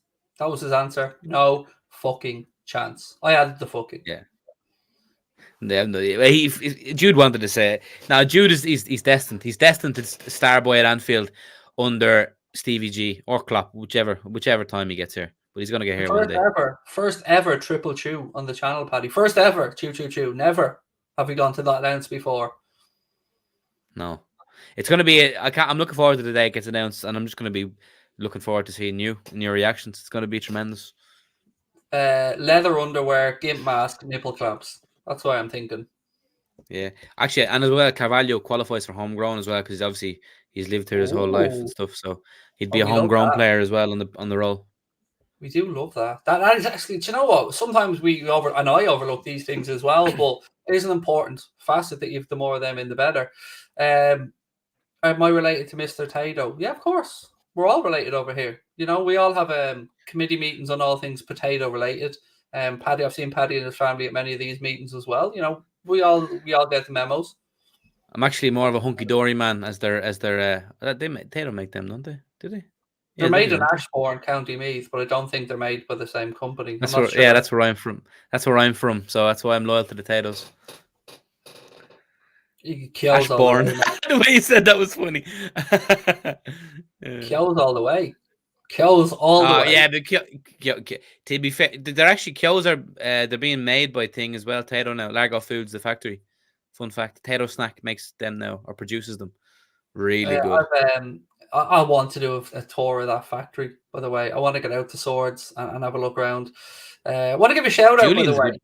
Yeah, I want to give a shout out to Mystique Jerseys. By the way, no sponsorship here right now on this one. Just a damn good group of lads in Ireland that do the mystery box sets. I know Paddy has got a kit from them as well. I have. Connor has.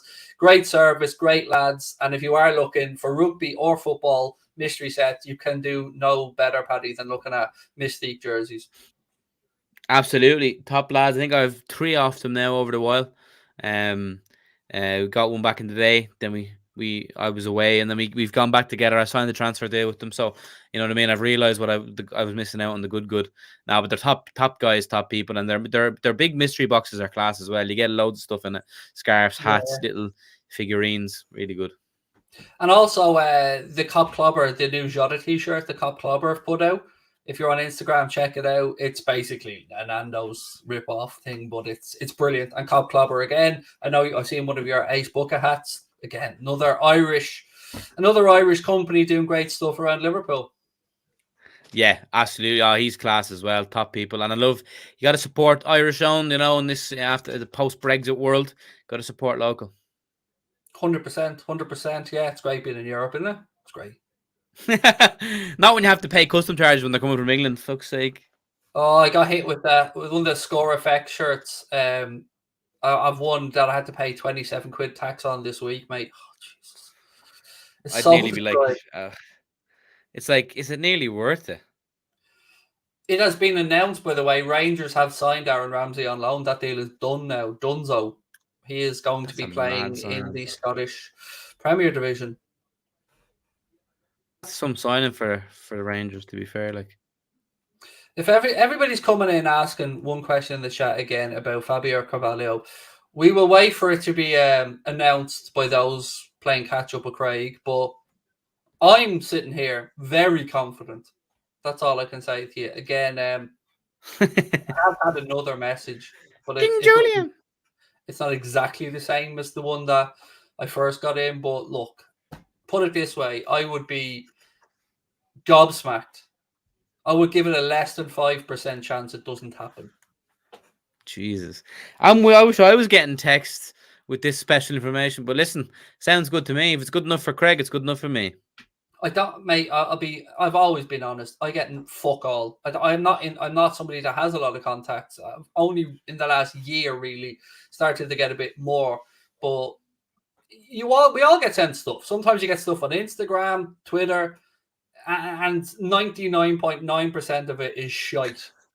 But sometimes one or two of these people end up being somebody you didn't expect. So an example for me is I start getting stuff off somebody before. And this person is a low-level scout in Europe. And the more I looked into his background and the players he brought, the more I thought, oh, yeah, I'm going to keep paying attention to this guy and the messages he sends. And I start interacting with him, and he's giving me some good stuff. There you go. If it ain't broke, don't fix it. And hopefully Mr. Carvalho will be donning the Liverpool shirt before the night's out. Yeah, I wonder what squad number we'll get next season. Because do you think Harvey Elliott will take 7 if Milner moves on? I would like Luis Diaz to get 7. I would like Luis Diaz to be upgraded to 7. That's what I think he is a 7, and it would help. I just think I'd like to see that. I think Elliott's a peculiar one. I'm old school, Paddy. Oh, done. Agreed. Oh baby. Oh shit. Let me go. Lovely. Oh, there's something that the cup wants you to know. Fabio Carvalho, our number to be decided. Come on! Liverpool Oh, have reached an yes. agreement Oh, on fee shit. for Fabio Carvalho with Fulham, but race to get the medical and personal terms done by 11. They'll find a way. There's a will. How is Paul Joyce not verified, by the way? I'd say it's a choice. I'd say it's a personal choice. You Surely reckon? he's more than credible enough. He's the most blagged Twitter account from a journalist, the most faked. Absolutely. I'm going to have to get that a cheeky old retweet. Come on! I love it. Liverpool Football Club in and amongst it around deadline day. But race to get the medical done by it, that's a bit mad. Woo! Woo! That's a pretty good fucking woo, Paddy. I'm giving you 9.5 there. Ric Flair would be proud of that one. Thank you very much. I'm there just thinking of the new song from. He's going to be well. I mean, I don't want to jump the gun yet. I know Dale's agreed, but it's not done just yet. But you know, calma. Medical has been done. Well, there you go. I feel Wow, like Adam, you're that's a TikTok man. You should be on TikTok live now, immediately telling them this is done, getting your little follows up. yeah. I would go with the whole best Portuguese player in the Prem, but I'll say after Jota. There you go. It's great having Let the the both gender. of them, isn't it? Which? It's great having the both of them, like Oh, Carvalho absolutely, and yeah. Jota. The agenda starts now. Unbelievable, Jeff. Oh, that's great. Liverpool have reached an agreement on fee for Fabio Carvalho. Fulham but race to get rid of the- Vamos. And he counts as homegrown. There we go. I mean, what we haven't had a confirmation of yet is the numbers. Actually, that's the one. Even I don't know the numbers yet. I love that. I can't believe he's a Londoner as well. That's mad. I was just thinking he was going to be Portuguese, like as He in, does have an like, awful you know what I mean? bang of Coutinho about him, doesn't he? Just looking at him, Of who? Coutinho. Yeah, he just looks like he's going to be class. Do you know what I mean? Yeah, Like he he is does. class, but Yeah. he has that look of a proper baller. Like, oh, great success. Another signing for Thank my you, Fulham. career mode as well. I mean, got to get Luis Diaz in as soon as the window's open on FIFA. You should have done that bet. I don't know what the odds you would have got. Back in the Sorry, Mick.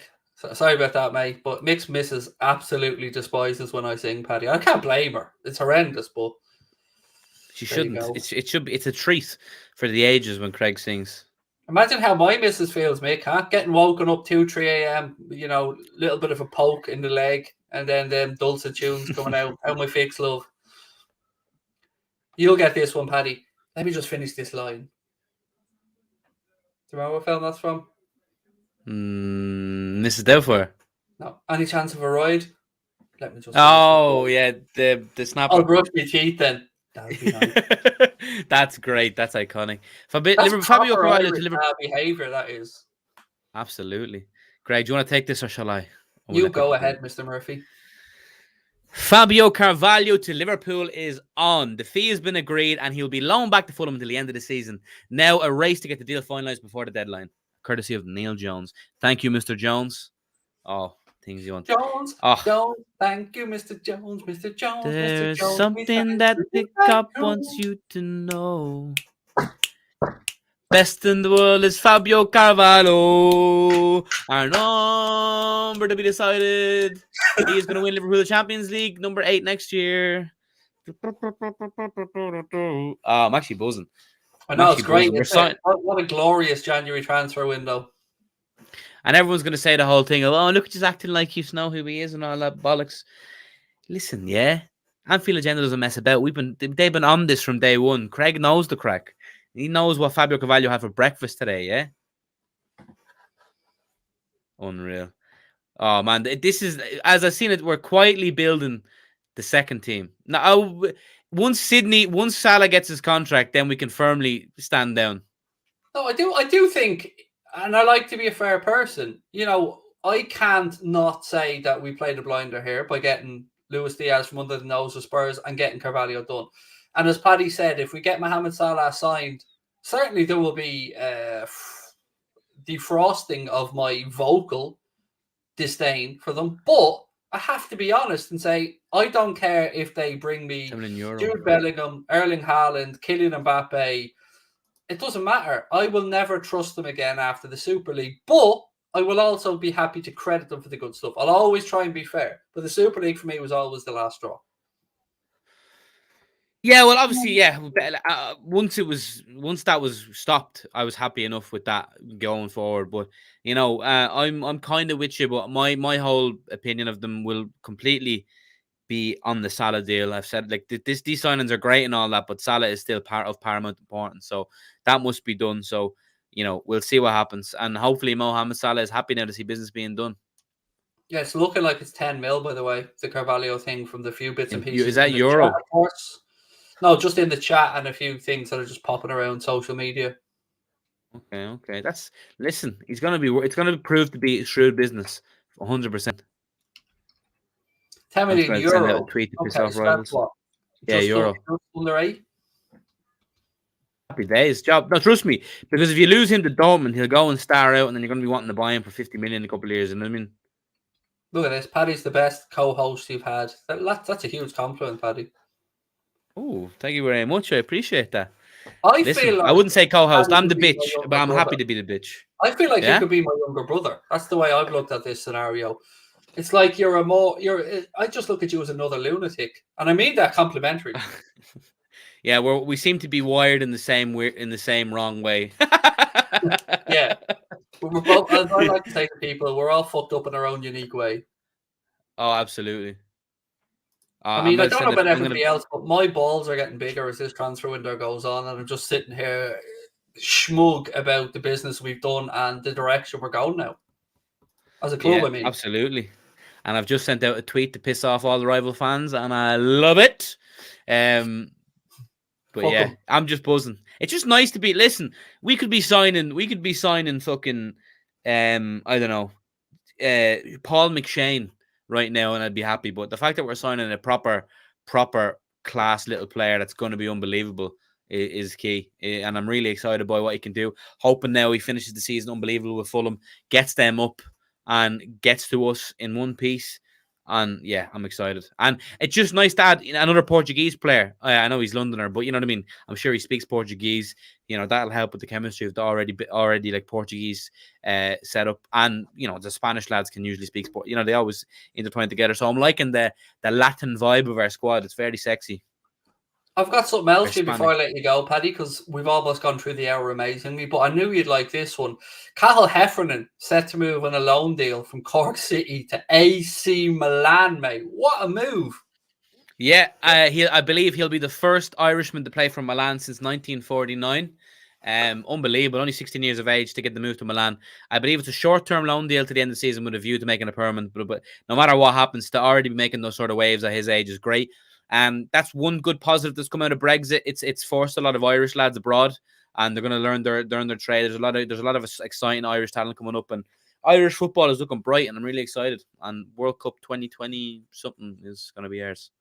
So the reason, as Paddy was touching on there, the reason you'll see more Irish people between the ages of 16 and 18 making the leap to Europe is because now the UK aren't in the EU. The rules used to be that they could sign professional contracts at 16 years of age for Irish players, but now it's 18. So there's that bit of leeway now, and we're starting to see more clubs taking a look at the League of Ireland and realising that there's a few gems to be had.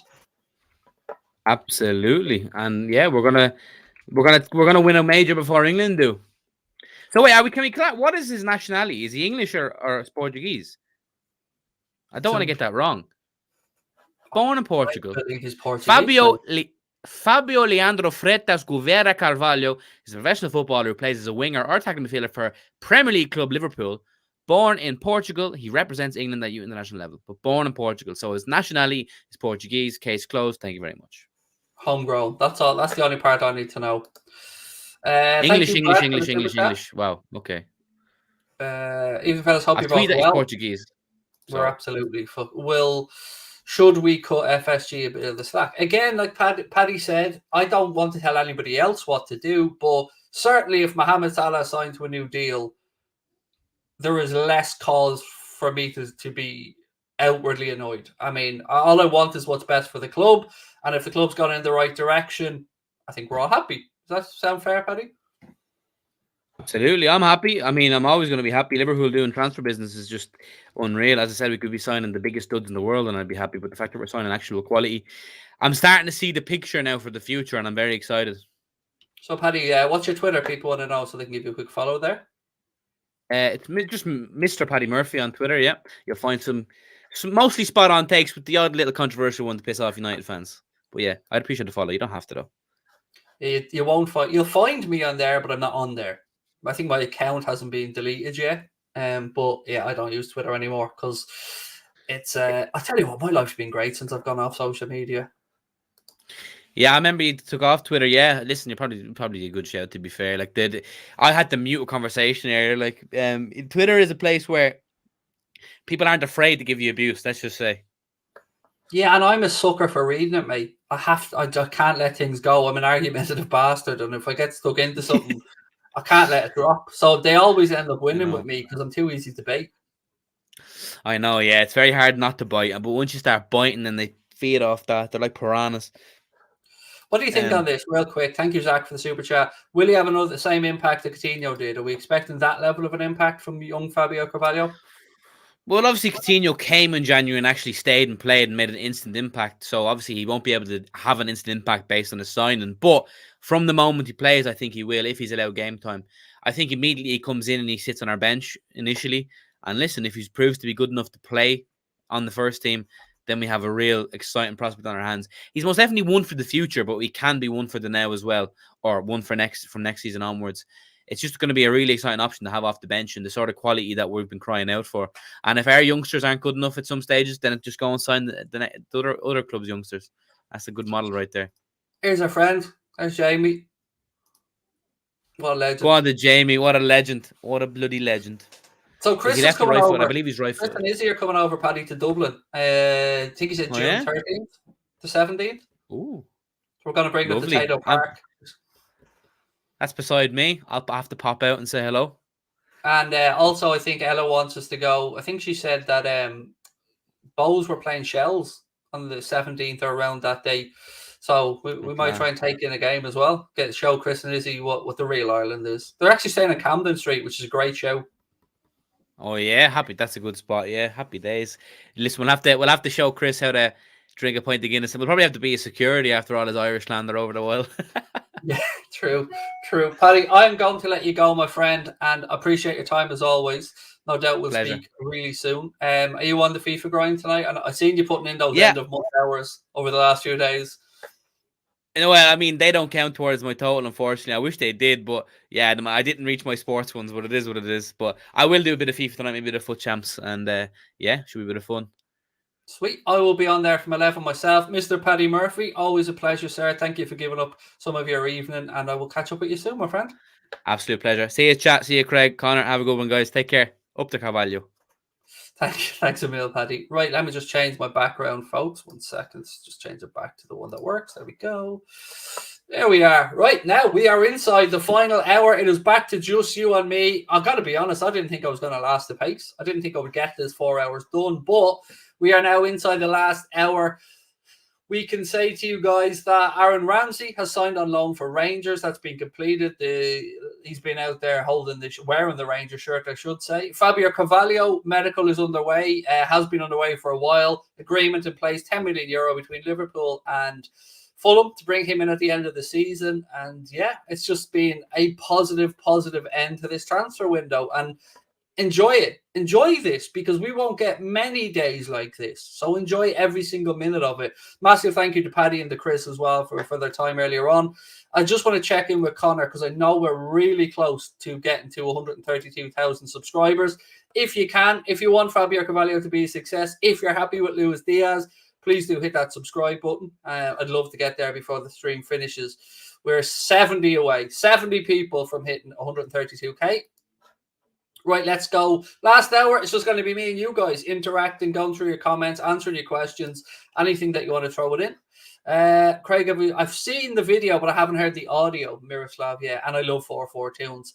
I'm hoping, I've always wanted to have a little appearance on 4-4 tunes. Goldbridge has been on there, the Redmen lads have been on there.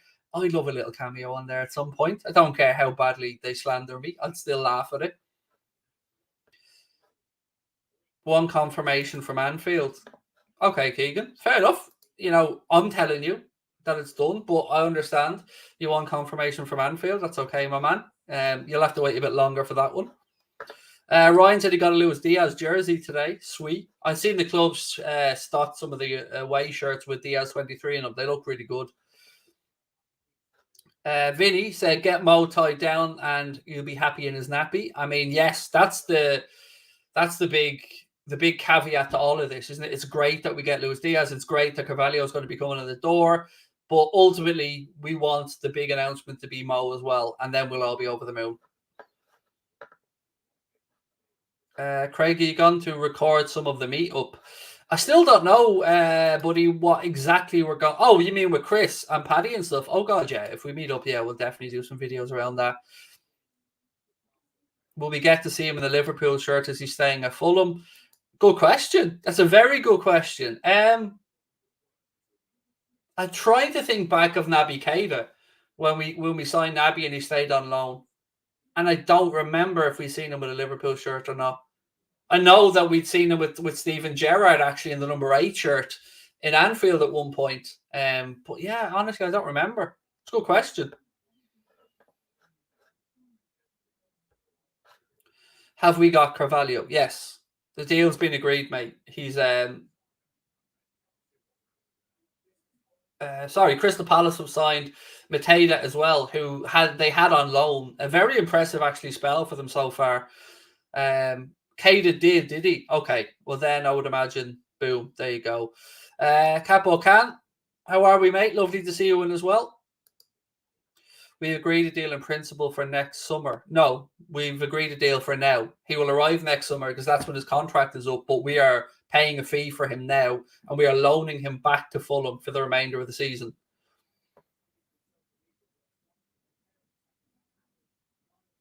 Oh, yeah, this is a great show.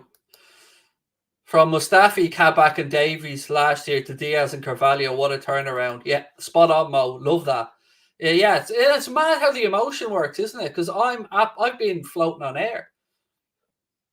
They still owe us money for Wilson too. Yep, and there was talk, and I can't confirm if this became part of the negotiation or not, but there was talk that any deal will be separate, but Fulham are still working on Nico Williams. Thank you, Connor, for that. Yeah, there was talk that Liverpool might be willing to take a little bit of money off that Fulham owed us on the deal for Harry Wilson. Sorry, my mind was drawing a blank there. Oh, there he is. There's a mock-up of him in a Liverpool shirt. There you go. A bit Bruno Mars looking in that image, but...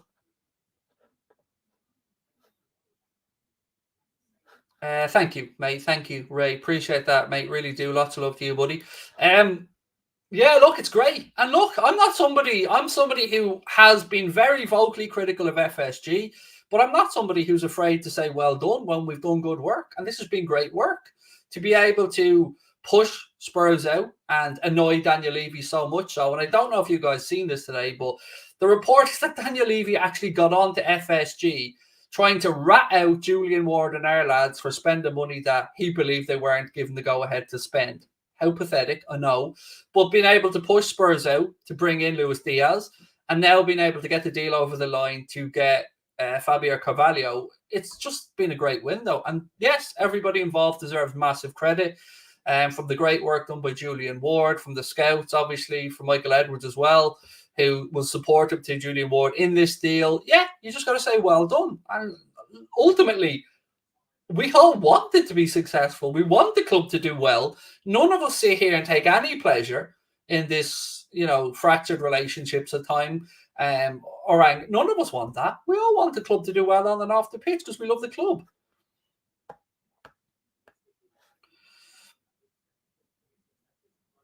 What does Levy gain from that? I don't know, other than potentially desperation, Ben. I honestly haven't got a clue. I don't, mate. It shocked me when I read it as well. Fabio Carvalho to Liverpool. Here we go. Deal in place for 5-year contract, medical ongoing in order to sign paperwork for deadline. Carvalho has accepted all clauses into the contract. Bing, bang, bosh. Remember, January 17th. January 17th. Now, everybody at January 17th. And look, I'm so excited to see what we get from this kid. I really am. I will certainly be watching a lot more Fulham games between now and the end of the season to see how he gets on. The Reds have got some money. Now we'll win the league. The Reds have got some money and now we'll win the league. I still don't think we'll win the league, in all fairness. But Champions League, League Cup, maybe an FA Cup. Glenn said, any news on doing a live stream in Vicar Street for Champions League game? First and foremost, if we were to put on a show like in Vicar Street, which would be a huge undertaking for us, something we've never done before, would people come? Do you know? And it wouldn't be a money grab because we'd be doing it for charity. But just give me a thumbs up, any Irish Reds or whatever. If we did a live show, would anybody fucking show up? That's all I need to know. Let's say the tickets were a tenner for charity or something like that. We got a bit of music, maybe a comedian, live podcast. Just let me know with a yay or an A or a thumbs up or a thumbs down, because it's a big undertaking and it's something we've always wanted to do. Because why wouldn't you? The buzz would be amazing. Jesus, I mean, some people are saying yes already. Fuck me. I can't believe the support you guys give us. That's unbelievable. Thank you. Deal sheet likely to be submitted according to the Mirror. Thank you, Connor, for the constant updates. By the way, can we get some love hearts in the chat for Connor, who has been producing this behind the scenes tonight? Keeping on top of everything, even with his electricity going at one point. So again, let's fill up the chat with love hearts for Connor and his amazing work, because as we know, without Connor, this channel wouldn't exist. So I've always known that. Sometimes people who are casuals maybe or just pop in and out don't understand the massive role Connor plays in all of this. His fingers sore from pressing refresh on Twitter. There you go. And also, we have had a chat with Goldbridge as well about maybe doing a little joint meetup between the United Stand and Anfield Agenda at the end of the season at some point. We haven't really progressed with those talks yet because everyone's really busy at the minute. But it's great that medical's underway. Again, I'm going to carry on right through till 11 as I promised. From 11 o'clock till 12 o'clock, I will be on the Anfield Agenda Twitch channel streaming some horrendous FIFA. So if you want to come over and join me for an hour of I think it will be episode 4 or 5 of FIFA Career Mode, that'll be taking place from 11 till 12 on the Anfield Agenda Twitch. Any news, Craig? I've been off for a bit. Just a smidge, Walter, my man, just a smidge. Fabio Carvalho is undergoing a medical right now. All deals been agreed. Everything's good to go. And yeah, as I said, I was always confident this one gets done. Mbappe to Liverpool. No, someone said earlier on this may have fallen away, but let me just grab my information that I had earlier on this one. 1 second. Is it this one? Yeah, so again, this is public information. I'm not trying to say I had or hadn't got this, but there was an article on The Athletic, and they credit Bild in the article, and they say Real Madrid have reportedly agreed a deal to sign Kylian Mbappe on a free transfer in the summer that would see him double his wages. The Frenchman's contract at Paris Saint-Germain expires in the summer, and he's been heavily linked with a move with clubs across Europe. Real Madrid have remained the front runners, but the likes of Liverpool and Manchester City have been tentatively linked with the player. However, it now seems the La Liga giants have won the race, as Bild claims an agreement's being reached for the player to sign in the summer. It said he'll earn £41.5 million a week, which equates to 800 grand or €1 million, double what he currently earns at PSG. Some people have said that that's fallen through. I don't know if it hasn't. I haven't really paid that much attention to it. Greenwood thoughts. It's a legal process, mate, and let's leave it at that. Just let it run its due course, and then when everything is sorted, we'll talk about it. You don't want to prejudice a potential trial or a legal matter by talking about it, especially from an ill-informed perspective, which, let's face it, we would be coming from. So, yeah, just leave it be. Happy for Van de Beek, not going to lie, said George. Yeah, so Van de Beek has signed on an Everton on loan for the rest of the season, I believe. It is a loan, isn't it, with Van de Beek to Everton for the rest of the season. Frank Lampard obviously has come on board as Everton manager.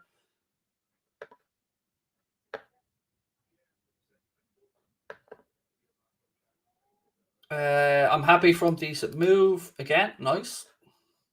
What's the super chat? As a Fulham fan, I'm gutted Fabio is leaving. Best young academy player I've seen in a Fulham shirt. Wishing the best at Liverpool. Who was this from again? Joseph. Look, Joseph, mate, I absolutely understand how you'd be gutted, mate. And I said earlier on today, if I was Fulham, I'd be looking for every penny out of this as well, mate. But I honestly think that he will develop really well. Continue his development, I should say, really well at Liverpool. And again, it'll be nice to see Fulham back in the Premier League next season, my man. So tough one, I'm sure. I'm not even going to sit here and be an arsehole about it. I'm delighted we've signed him. I know it must be difficult for you guys losing him, but we'll look after him and we'll hopefully help him reach what is an undoubted high level of potential. Will I break the news on Twitch when the transfer is completed? Yes, but look, you can take it that it will be done. Bring on Mark Ulrich. I did message Mark earlier on this evening to ask him would he be around for a few minutes tonight, but of course, he's streaming himself, so couldn't get him on today. But hopefully, we'll have a catch up with Mark soon. Thoughts on Eriksen's return? This is my favourite story outside of anything Liverpool related, Mohammed, over the whole of the January transfer window, because I said this to you guys before. I was on a live stream on That's Football during the Euros when Christian Eriksen, when the incident with Christian Eriksen happened, and it shook me up, and it really shook me up at the time. And when it happened, you're thinking worst case scenario, and I will forever be in awe of how the referee handled it, how Kjaer and Schmeichel handled it, and the Danish team. For that, I mean, nothing but love, always. But to see him back playing football again with Brentford, obviously under Danish manager and Thomas Frank, I'm just over the moon. I'm absolutely over the moon. And I look forward to seeing him play football again, because Christian Eriksen's a damn fine footballer. Ripped Ireland apart when he played against us for Denmark. But ultimately, I mean, I'm all for positivity. And that's just a great move. This is great news. I'm so happy this happened. And I look forward to seeing him back in the Premier League with Brentford. Lampard's at the wheel. Isn't Frank German? No, he's Danish, I believe. Isn't Thomas Frank Danish? I'm sure there's a Danish connection there. I could be wrong on this, but I think Thomas Frank's German. Or, excuse me, Danish. Somebody in the chat will know. Craig Fabrizio said, here we go. Yeah, I said it in the fucking 17th of January. Where's my big pat in the back? Why isn't everybody going on to Fabrizio Romano and saying, Craig had this, mate? Going to Sky, Craig had this. No, we'll never get our fair dues on transfers when we get them. He's Danish, nice. You have to sign Carvalho in your career mode. Yeah, Carvalho and Luis Diaz. We've got to get them both in. Right, I need to take a drink, actually. Oh, 4-4 in the PSG shootout in the French League Cup.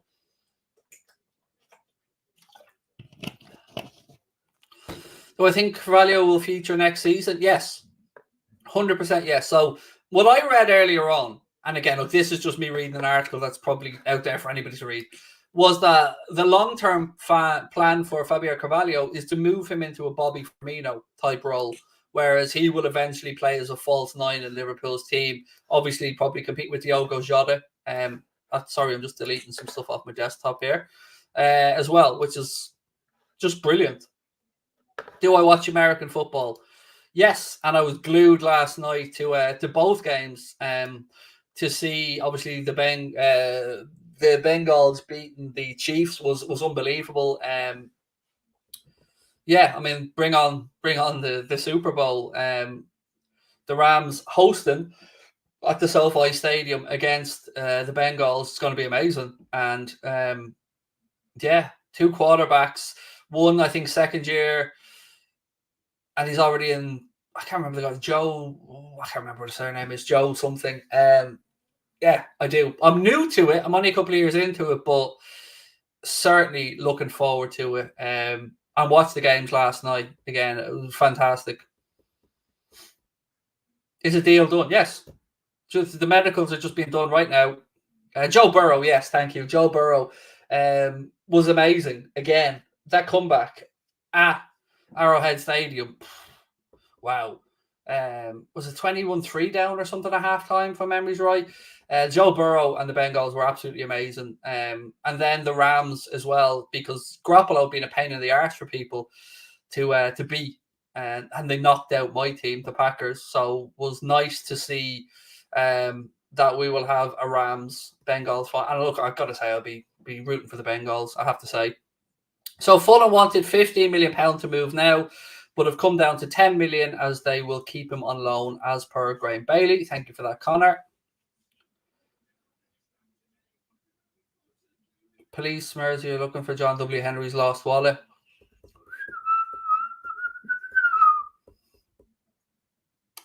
Who do I want to win the Super Bowl? The Bengals. Yeah, I do.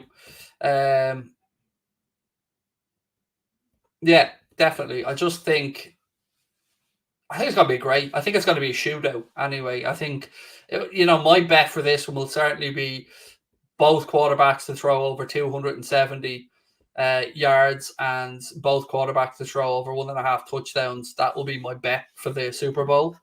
PSG lost. Oh, frauds. Nice have knocked PSG out of the Coupe de France on penalties. Sabrina, will you turn off the heat, love?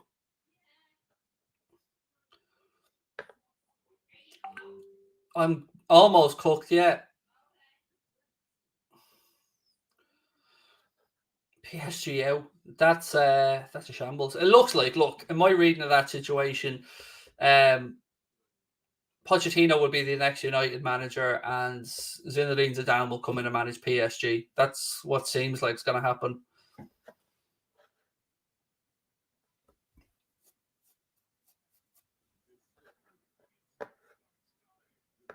It's pronounced more like the Bengals with an E. Bengals, yeah. Sorry, I said Bengals, didn't I? Sorry, Bengals. You're right.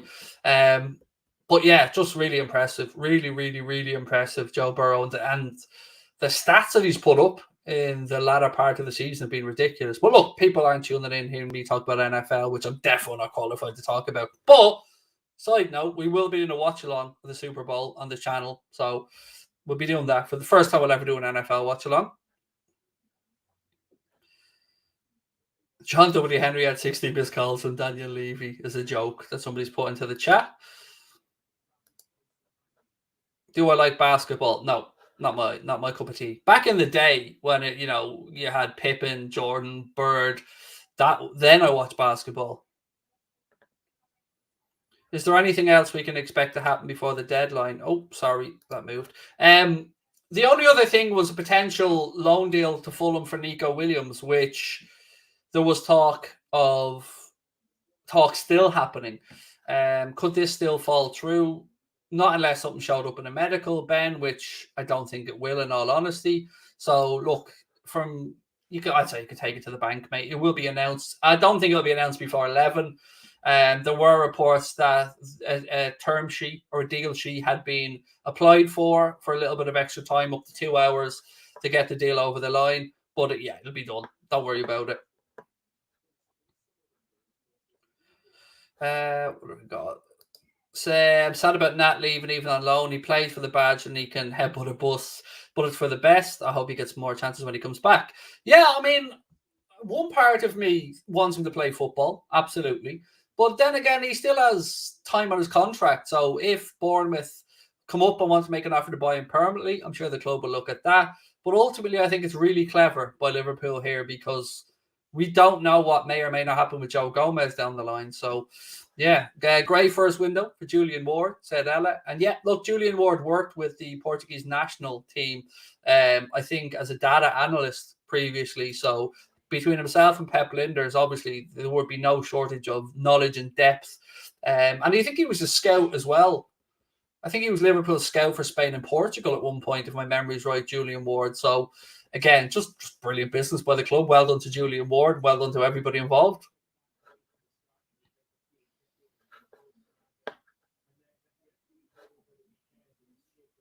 Maxi Rodriguez has agreed to take part in Liverpool Legends charity match against Barcelona. I loved him when he came in, Rafter. Maxi Rodriguez. I absolutely loved when we signed him on a free transfer. I thought he was great for us. Another one. Oh, they keep moving when I keep bringing them up. Sorry. Craig, what do you think we could win this season? Well, obviously, look, we're in a final of the League Cup, so coin toss there. So let's go with that. You would expect us to get past Cardiff in the FA Cup, which puts you into a 5th round there and closer to another one. So look, the big one for us, the most realistic major competition will be the Champions League. I don't think we can win the Premier League. I don't. I know people will say if we win at the Etihad and win the game in hand, it's 3 points, but you're still banking on us to keep winning, and City dropping points. It's possible. And of course, like you, I'm going to keep believing and keep cheering the lads on. But ultimately, I think it's going to take one hell of a team to put us out of the Champions League over 2 legs. Fabio said, "What a week, Craig. Happy days." Yes, mate. It's been amazing. Carvalho medical and final stages. Charlie's put into the chat. Will we get an extension of time? Yes, we've already applied for that, mate. We've applied for that extension. So yes, I believe so. Yes, I believe we will get an extension for that one. Look, again, I know we're all worried, but chill. Honestly, I mean, for those who've been watching live, I had a bit of a smirk on my face about 20 minutes before the news started to break because I was told it was a breakthrough had been made, but I had to bite my tongue a little bit till we got more confirmation on it. So, yeah, I mean, if I'm being really honest, when I went to bed last night, I thought this would have been done and dusted by the time I got up today. Diaz can play for a couple of weeks, if I'm not mistaken. I don't know what the situation is registering him for the game against. I know they have to sort out the work permit issues. That definitely has to be sorted out. And by issues, I mean paperwork. I'm not saying there'll be a problem there. So, yeah, look, our next game after Cardiff is Thursday night league game against Leicester. So maybe by then, I don't know. Yes, Nathan, there will be FIFA tonight, 11 o'clock, mate. Be gone straight over. Romano announced the deal is done. I don't care what Fabrizio announced. I'm sick of saying this.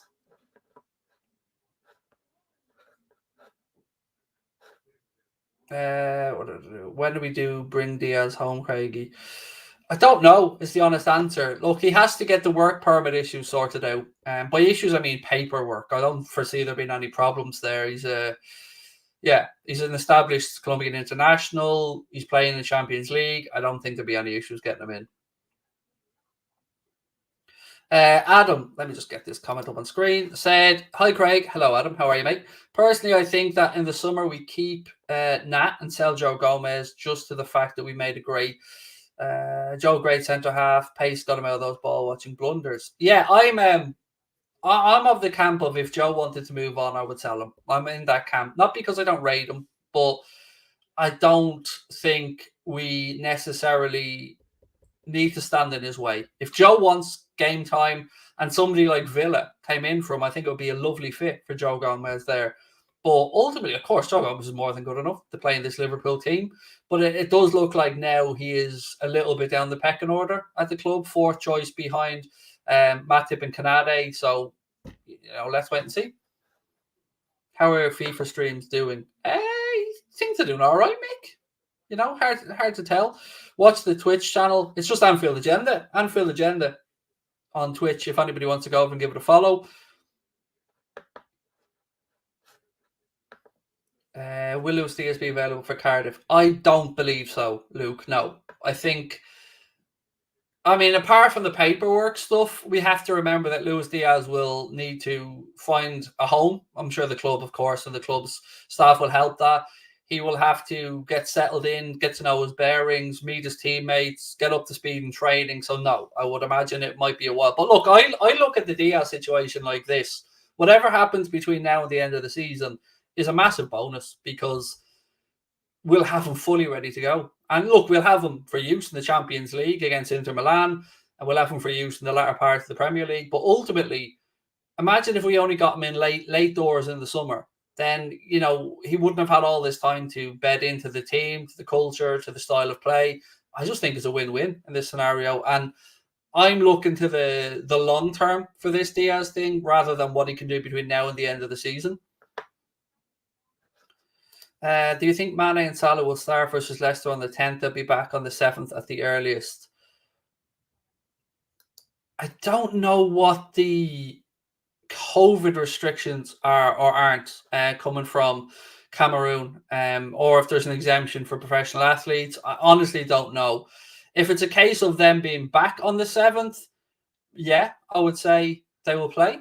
I think that's long enough for them to have had a little bit of a rest and play, potentially from the bench. But yeah, I would say that if they go back on the 7th and there was no other reasons, i.e. medical reasons, then yeah, I think they'll play.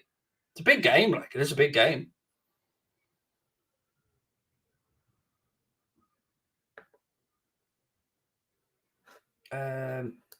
Fabio said, Craig, unfortunately and honestly, there's a gap between City and Liverpool. Which player or players could help us get City? You know, I'm talking about squad levels. Yes, their squad there's very little filler in that squad. I was actually shocked for Chris to tell me before that we actually have a bigger squad registered with the Premier League than Manchester City. But ultimately, yes, when you're looking, the drop off from ours used to be a little bit heavier. But now, look at our front five: Salah, Diaz, Mane, Firmino, Jota. You can take that shit to the bank. I mean, that's before we have Minamino and Origi. But ultimately, they're 5 attacking players that we can all feel comfortable no matter what combination play. So the drop-off's getting less. Midfield is certainly the area I think maybe Fabio was speaking about here. Do you get a Tchouaméni, a Bellingham, a Tielemans? I would like us to bring in 2 midfielders, you know, 1 young player and 1 maybe mid-20s. I would sell Alex Oxlade-Chamberlain. I still can't I don't know what the best thing to do with Keita is. And by the way, I know I keep saying, I'd sell Alex Oxlade-Chamberlain like it's just a throwaway comment. Not because I don't like him, not because I don't rate him. It's again down to the contract situations. And looking at the cost of renewing the 5 lads that are in the last 17 months versus the cost of maybe recouping some money by moving 1 or 2 of them on. And for me, I think I'd move on both Keita and Chamberlain, I have to admit, because I couldn't square off giving Naby Keita a pay rise on a longer contract unless I knew that the club were doing it because they wanted to sell him in a year's time. He hasn't earned it. He hasn't earned a pay increase. He just hasn't. Oxlade-Chamberlain, you know, his fitness has been good this season. He's only had one little bit out. He's defensively improved. But the ceiling for Keita is much higher. But I don't know. I honestly don't know. There's some really tough decisions to be made. Thank you. Miroslav said everybody liked the stream. Big up Craig and Connor. If you want to do me one favor, as I said, hit the follow button or subscribe button. We're really close to 132,000 subscribers. We have 28 minutes left on the stream. I don't know exactly how far off we are now, but if you want to do us a favor, please do just hit the subscribe button and drop a like on the video. Because yeah, it'd be lovely to cap off what's been an amazing transfer window with hitting another little target. So yeah, just one little favor if you haven't subscribed. Right, and let me keep going with comments. Is Paul Joyce reliable? God, yes. But make sure you're following the right Paul Joyce account, because the fact he's not verified makes his account one of the most copied and faked accounts. And the reason that it is copied and faked so much is, so if you look at Paul Joyce's name, that L there could be a capital I. Some people put in a 1. The O in Joyce can be a 0. So yeah, there's loads of ways people blag his name, and he's not verified. Not because he isn't, you know, trustworthy enough. It must be a personal choice, but definitely reliable, 100%.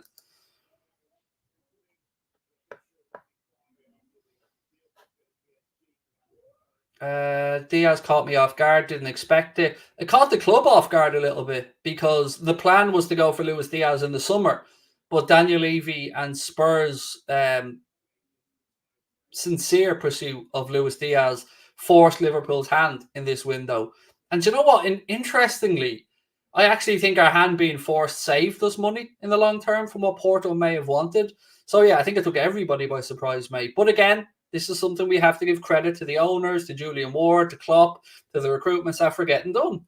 They didn't just back away and go, okay, well, we can't move now, and we lose out on him. It was clear he was the number one target who Klopp wanted, and he was backed, and they got him. And all I've ever said is, I want Jurgen Klopp to get the players that he wants. And if Klopp wanted Luis Diaz, which of course he did, then I will be the first one to sit here and say thank you and well done to everybody involved. I don't moan about the owners because I want to be sensationalist. I want the club to do well. And if the club do well, I'm happy to give credit to everybody involved. Why wouldn't I? That's what I want as a fan.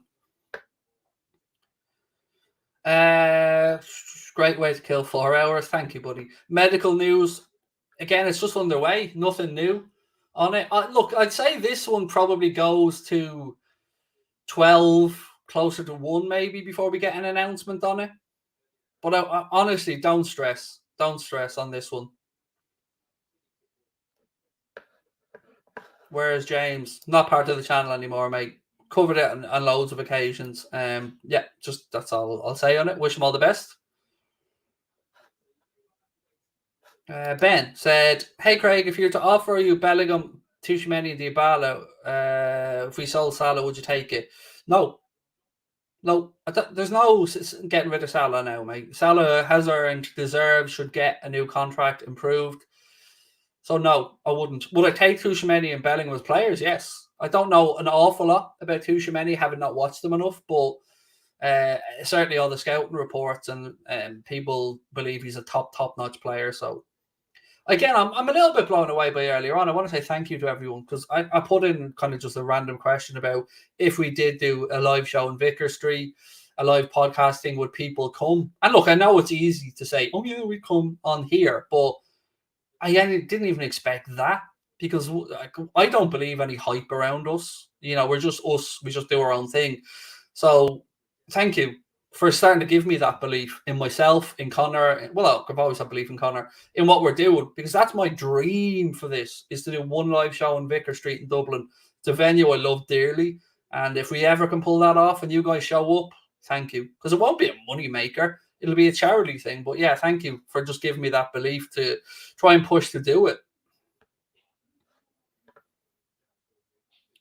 Do I miss James? Yes, of course I do. It's great fun with James and Jack.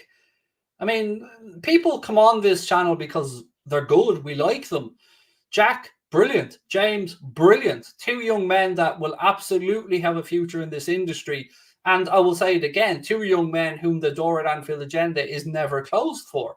James Redmond and Jack Gill are 2 lads that I enjoyed every minute of content I made with them. Lovely fellas. Smiled and laughed and had jokes with both of them. So, of course, they're all doors always open. Always. I just can't keep going back over the same things because you have to respect that I have to respect their privacy as well. So I don't want to say something about, you know, I know people inquire about James to make sure he's okay because he hasn't been as active on social media. I know some of what's going on with James and he's fine from what I'm aware of, but I can't give out someone else's information. We're only 53 likes away from 1,000 as well. So if you haven't hit the like button, again, please do. This is true as well. Jack has lots of knowledge on young talented players. Yeah, 100%.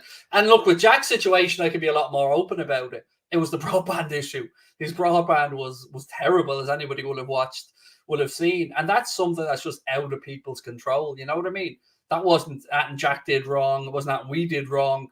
It just wasn't working. And if it wasn't working, the product becomes less appealable to people to watch. And again, we've always taken pride in the visual aspect of what we do. You know, we try and make it look as good as possible. So, you know, we're talking with Jack, and the odds are we'll see Jack back on the channel at some point soon, which is great because Jack's somebody who I hold in high regard. What else we got? Does James still watch the channel? No idea. Never actually asked him that question. I mean, no need to ever thank Gus, mate. You know, we do this because I do this because I love interacting with you guys. And I suppose the reason that I put so much effort into it, Connor put so much effort into it as well, but I can only speak from my perspective, is I'll never forget you guys helping me when I was down and crying and bearing my soul. You didn't judge me, didn't make fun of me, didn't laugh at me, treated me with love, and I will always show that back. So I'm always pushing on for you guys as well, because you don't know how many people say to me that they've come in and they've chatted in our community and they've realized that it's different. It's different to other people. It is. We've worked really hard to make sure that our chat is full of people that we want to associate ourselves with. And they're fucking legends, all of them. So, yeah, you're all amazing. And it doesn't go unnoticed by other people. I'm just looking here. Somebody said, yeah, Jack. Obviously, is Jack? He's not in the chat, is he? That's why I'm looking in case I missed them. I'm scrolling through just in case I missed. I'd hate to think that I missed it, like. Right, a few more comments before we look to finish up.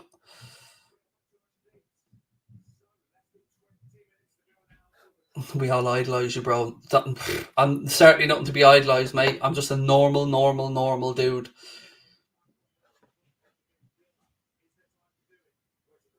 I mean, I like to think that there's some truth to this. Of course there isn't, but I like to think there's a little bit of truth to it. It is mad, isn't it? I had that big rant the other day, and obviously, purely coincidentally, transfer start on the next day. But yeah, fuck me. I went on that stream actually with no intention of even saying anything about John W. Henry. I don't know how we got to that rant, but yeah, it was a mad one, wasn't it? But hey, it happened. He isn't in the chat. All right, cool. I just didn't want to miss him if he was there. Right, Breaking Arsenal have put in a late bid for fucking no one. I love they always get them in the streams. I love them.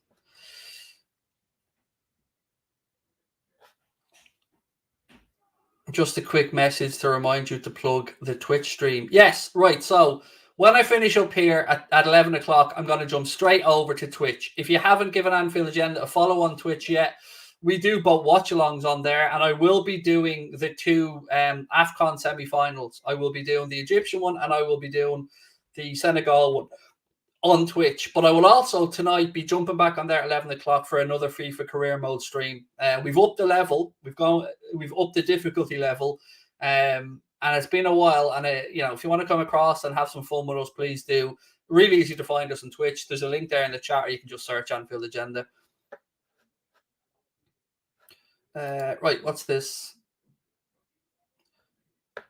Don't give contracts based how good you were in the past or how much you've loved it. Should be based on how good you are right now. And right now, Mane and Firmino are going back into the 30s and declining. I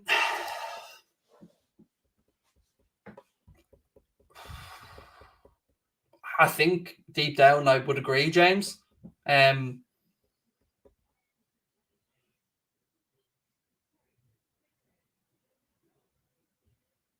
Sorry, Sky Sports reporting deal for Carvalho will fall through unless the agreement to loan the player back to Fulham for the rest of the season goes through on time. Yeah, I mean, get your finger out, lads. I think this is just sensationalist bollocks just to drag the viewers along a bit longer, if I'm being honest. But back on the Mane and Firmino thing, I get you. I get you, James. I would personally just like to see them kept for another year and a bit, mate. Protect their values and then maybe move them on to let them play out the rest of their careers elsewhere. But, I mean, I'm all for being ruthless. I am. But I also love the idea, James, of us having those 5 players as options for a season.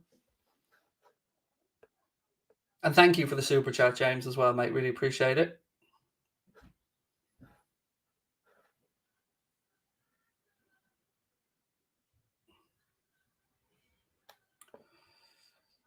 Right, let's bring this up. So regarding the race against time for Carvalho deal to get done, clearly both the transfer and the loan back need to be completed. If the loan can't be done, then the transfer doesn't go ahead. So time is a big issue. Yes, but is the deal sheet not gone in to give them an extra 2 hours? This is what I'm confused by.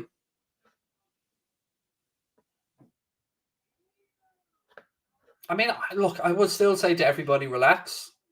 Yeah, I'm still entirely confident this gets sorted out, by the way. I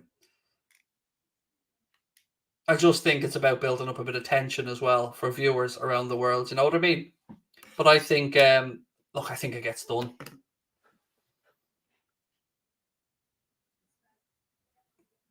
The EFL are causing the club some issues in regards to getting a deal sheet done.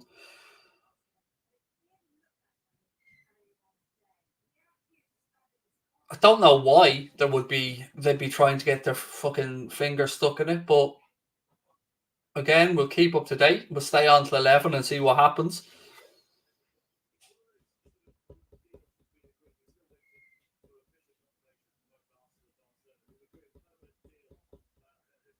The 2 hours isn't being allowed. Why? Why would they not allow the 2 hours? They've always allowed time when the sheets go in. I don't understand that. Why that would be. Yes, there's a FIFA stream after, Jake. I don't understand why that would suddenly become an issue. I mean, 1 second here. Let's flick through something. 1 sec.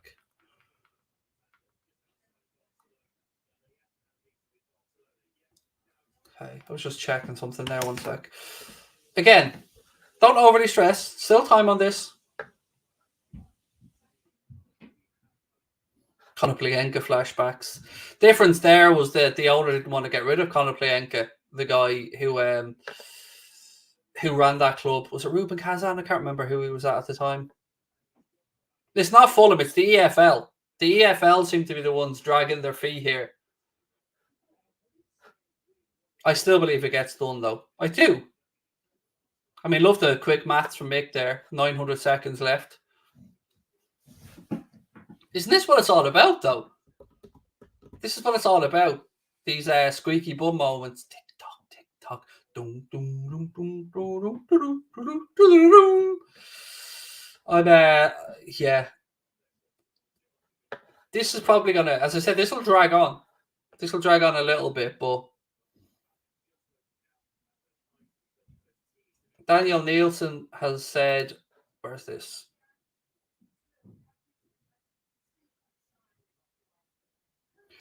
Someone saying Daniel Nielsen has said the extension sheet has been accepted. There's no rhyme or reason for that. They seem to want to fuck up one transfer every year, don't they? Whether it's 18 seconds too late or whatever. Oh, Daniel Wakia, thank you, Samuel. I couldn't remember at the time where Konoplyanka was. I remember Enair and the Harley messing. Fulham might prefer a bidding war in the summer. With who? He's free, Barry. They'll get fuck all in the summer, mate. There's no bidding war.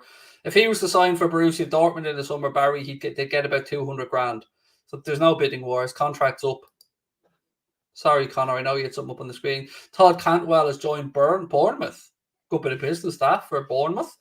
Todd Cantwell, somebody obviously who burst through the scene at Norwich, and we had actually looked at Cantwell at one point. Of course, there's no Salah contract though, and he's away at the AFCON. I wouldn't expect Salah contract negotiations to be sorted out while he's away on international duty. You've got to be respectful to the competition, to his focus, and same with Sadio Mane. So, I wouldn't be expecting anything there until, I wouldn't expect anything there until they come back. Someone's saying apparently this is about Nico, not Carvalho. It would make sense, but ultimately, look, chill.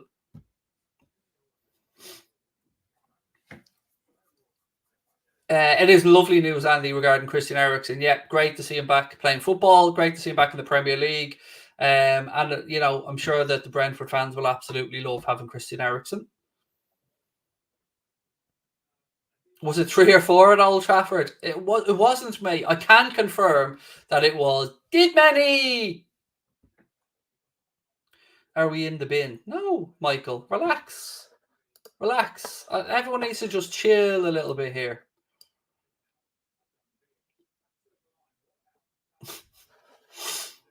Oh, there we go. Connor with a bit of ha chuckle. Right, hang on 1 second.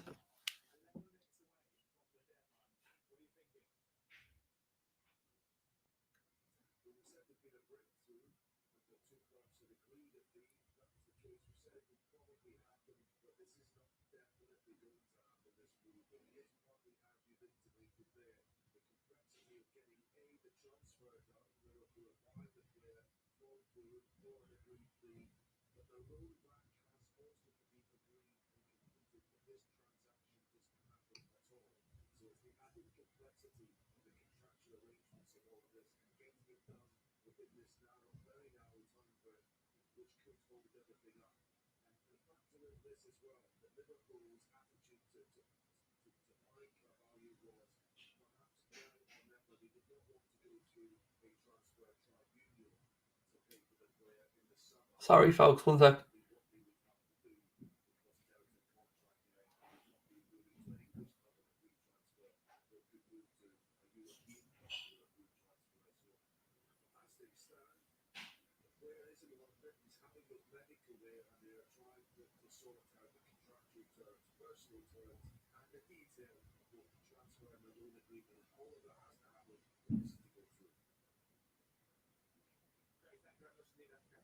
Okay, sorry. Just Craig Slater was outside Kirby there, and I was just listening to see what he was saying. He was saying Fabio Carvalho, of course, we know, having a medical. It's all about just getting the loan back. That seems to be what the hold-up is at the minute. The loan back to Fulham. 2 separate bits of paperwork, obviously. Craig, you okay? Yes, mate. I'm absolutely sound. Sky Sports did not say it's not happening. So that's an absolute lie, Camille, because I'm just watching it. Plus, I wouldn't be... they're never... Are you honestly saying Sky Sports... You're getting blocked just for that comment alone, mate. Sky Sports are never wrong. Oh, I blocked the wrong person. Shit.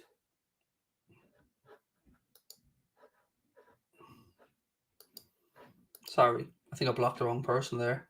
Hope I've unblocked. People are getting nervous. Chill. It's about paperwork. Too many negative Nellies in the chat. Relax. We all be grand. Newcastle have signed Dan Burn as well from Brighton, which is breaking news right now. They finally got their centre back in.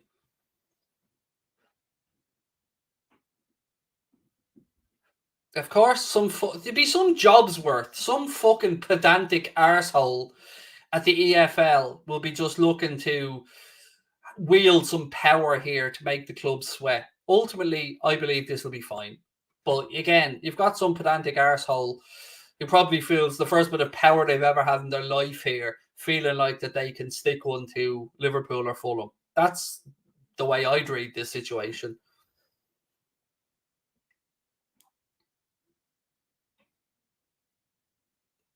What I'm really confused about is the deal sheet. That's the part of this I'm very confused about. Why no deal sheet? Why no extension? I thought that had already been agreed, put through. That's the only part of this I'm trying to link together now. Valencia have signed Brian Gill on loan from Spurs. Another shambles at Spurs there, by the way. Another player that they've brought in at Spurs that's already been shipped back out.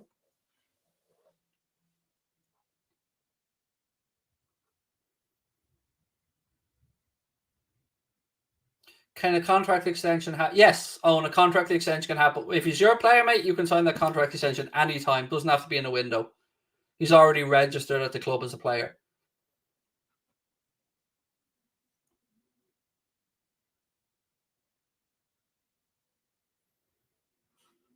Again, the people are saying we can't get the extension. Why? That's one part of it. Why? That's exactly what the deal sheets are there for. Deal sheets, I'm going to have to stay on a bit later. This FIFA stream might have to go out the window here, folks. Yeah, the deal sheet That's what they're there for when a deal is done, to give a little bit of time to just show the Premier League or the FA or the EFL agreements have been met and just a few bits of paper need to be sorted. That's exactly what they're there for. It's got nothing to do with Fulham, by the way. This is an EFL issue, Ollie. I wouldn't be having a pop at Fulham over this. And again, I'm calm. I think this gets done. But I'm only fretting now because I don't know what to do about the FIFA stream. I don't know whether I should stay on past 11 till this gets sorted out and put the FIFA stream off a day. Again, I'm looking at my own inbox.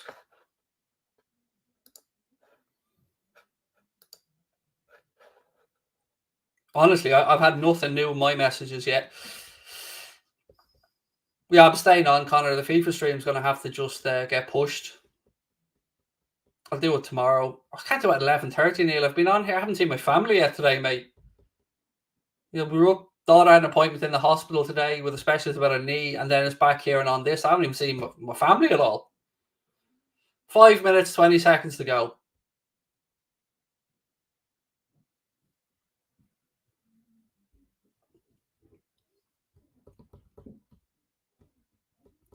If EFL have rejected an extension, I would love to know why. I would love to know what the rationale is other than being a bunch of fucking arseholes.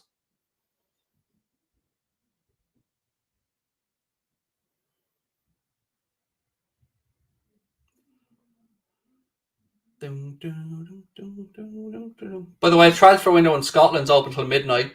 Not that really helps us in any way.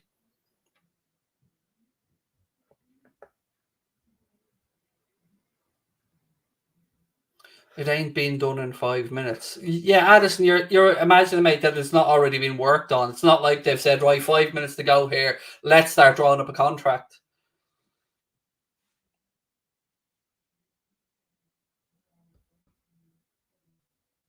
Why am I so calm? What do you want me to do? People, I'm keeping note of all the Liverpool fans, by the way, who are slagging off our own club here in the chat.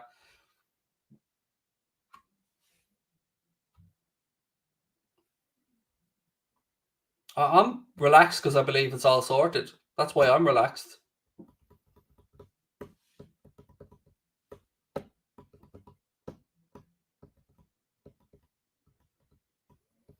Thank you, James, for this super chat. 1 sec.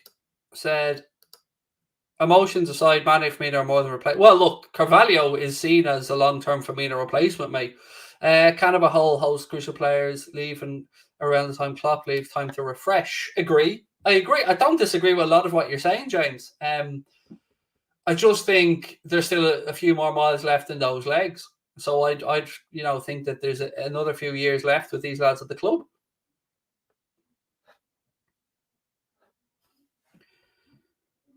Apparently, we can't get an extension because he plays in the EFL.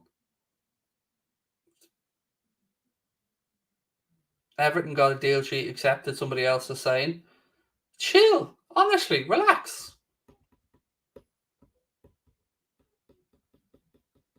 People are nervous wreck and all. It's a footballer coming to a football club. And one, by the way, we want this deal now, but there's nothing to say if everything went hits up. Just go sign the fucker in the summer anyway.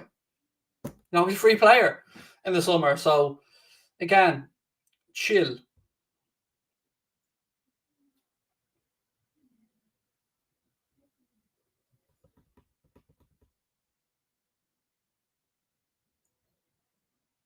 Somebody saying we've now submitted a second deal sheet.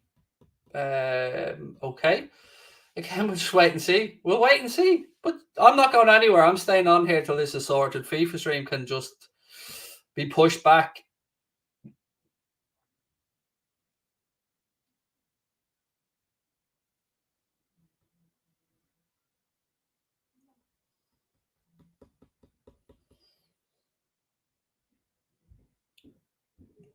Yeah, that would be for the loan, Red Side, absolutely.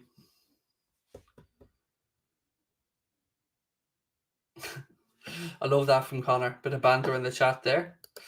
Julian Ward signed the document as King Julian by accident. It happens to the best of us, Connor. Happens to the best of us.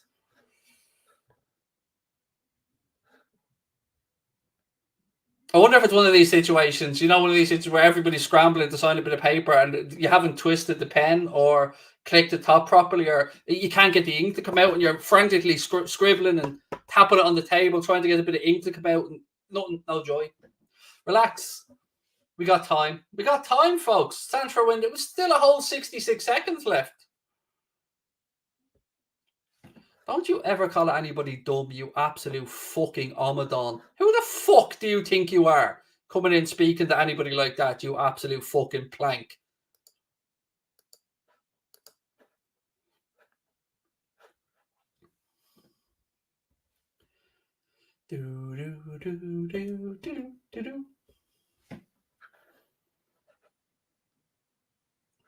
It's down to the wire. Did you honestly think, by the way, when this hits 11, that there's going to be an absolute sign it's done or not done?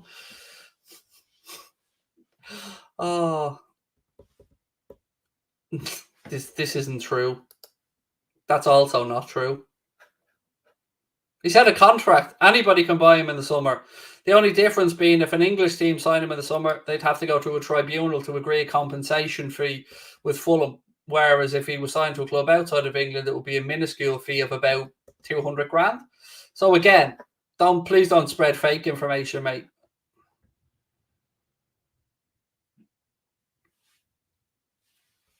Sorry, Jurgen, we tried, but the Wi-Fi was dodgy. We couldn't remember the HSBC password. Right, transfer window is now closed, everybody. We await with bated breath to see what happens.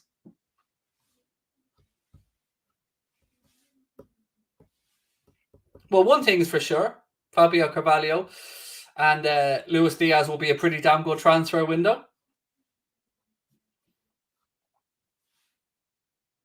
Everybody's frantically just waiting to see what happens now.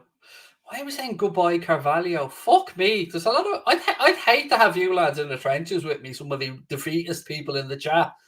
My God. Oh, I'm look, to me this deal's getting done, and I'm not even a little bit nervous about it. I'm more smirking at some of the defeatist attitude in the chat. It just honestly baffles me how people are. Look, yeah. Imagine I did have that grand on it now that I was looking at putting on this deal. My God, yeah. Now then I'd be a nervous wreck, Connor. I won't lie.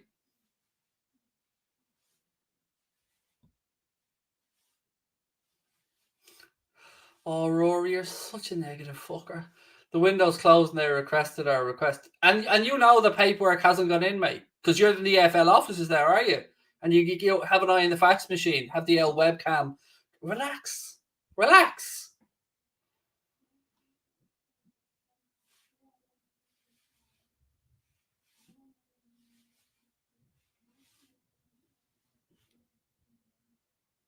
Yeah, the deal sheet is for the loan back. Of course it is. But Fulham won't let him go without the loan back. We knew this all along. So I'm in tears. Why? Fuck me.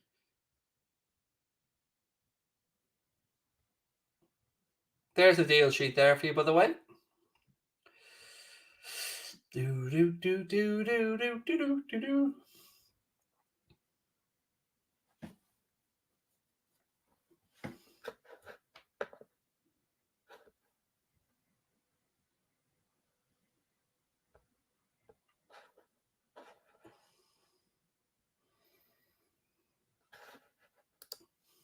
Thank you, Samuel. Appreciate that. I'm absolutely knackered, buddy. I won't lie to you. I'm absolutely cream cracker at this point. My nerves are gone at this stage. Oh, this is Crosby. I was wondering. I heard a Crosby voice there. I gather, Connor, you're still scooting around social media, hitting that refresh button like a motherfucker. I've about 400 notifications on, so if anything comes through, we'll have it quickly. So, again, just to try and clear this up for people in the chat, EFL are being the arseholes in this scenario from what we can gather. Yeah, apparently the first deal sheet was rejected for whatever reason, and we're still waiting to see. It was there was talk in the Anfield Talk space on Twitter that they're after submitting a second one. Where that's coming from, I've no idea. again, Connor, you hate to say I told you so, but they've clearly not watched my FIFA streams, nor have they been to Turkey on holidays. That's the thing. They don't know what to. What's this? Oh, I can't see because we're blocked by Dave O'Cop. One sec. Blocked by all the sources here. I didn't even say anything. They said the deadline is now shut. However, Liverpool may complete the deal up until 1 a.m. So he seems to reckon we do have a deal sheet. Obvious information there. The rest of us knew ages ago, Dave. He seems to think that there is one gone in, though. That's a good sign. I mean, there's no logical reason why the deal sheet wouldn't be accepted nor put in. I mean, like you said, all it takes is one prick somewhere to want a bit of power. That's all this is. That is, to me, that's all this is some pen-pushing arsehole that feels like for the first time in his pathetic existence, or her pathetic existence, that they have a little bit of power to wield, and they're trying to wield said power and make people sweat. That's what this stinks of to me.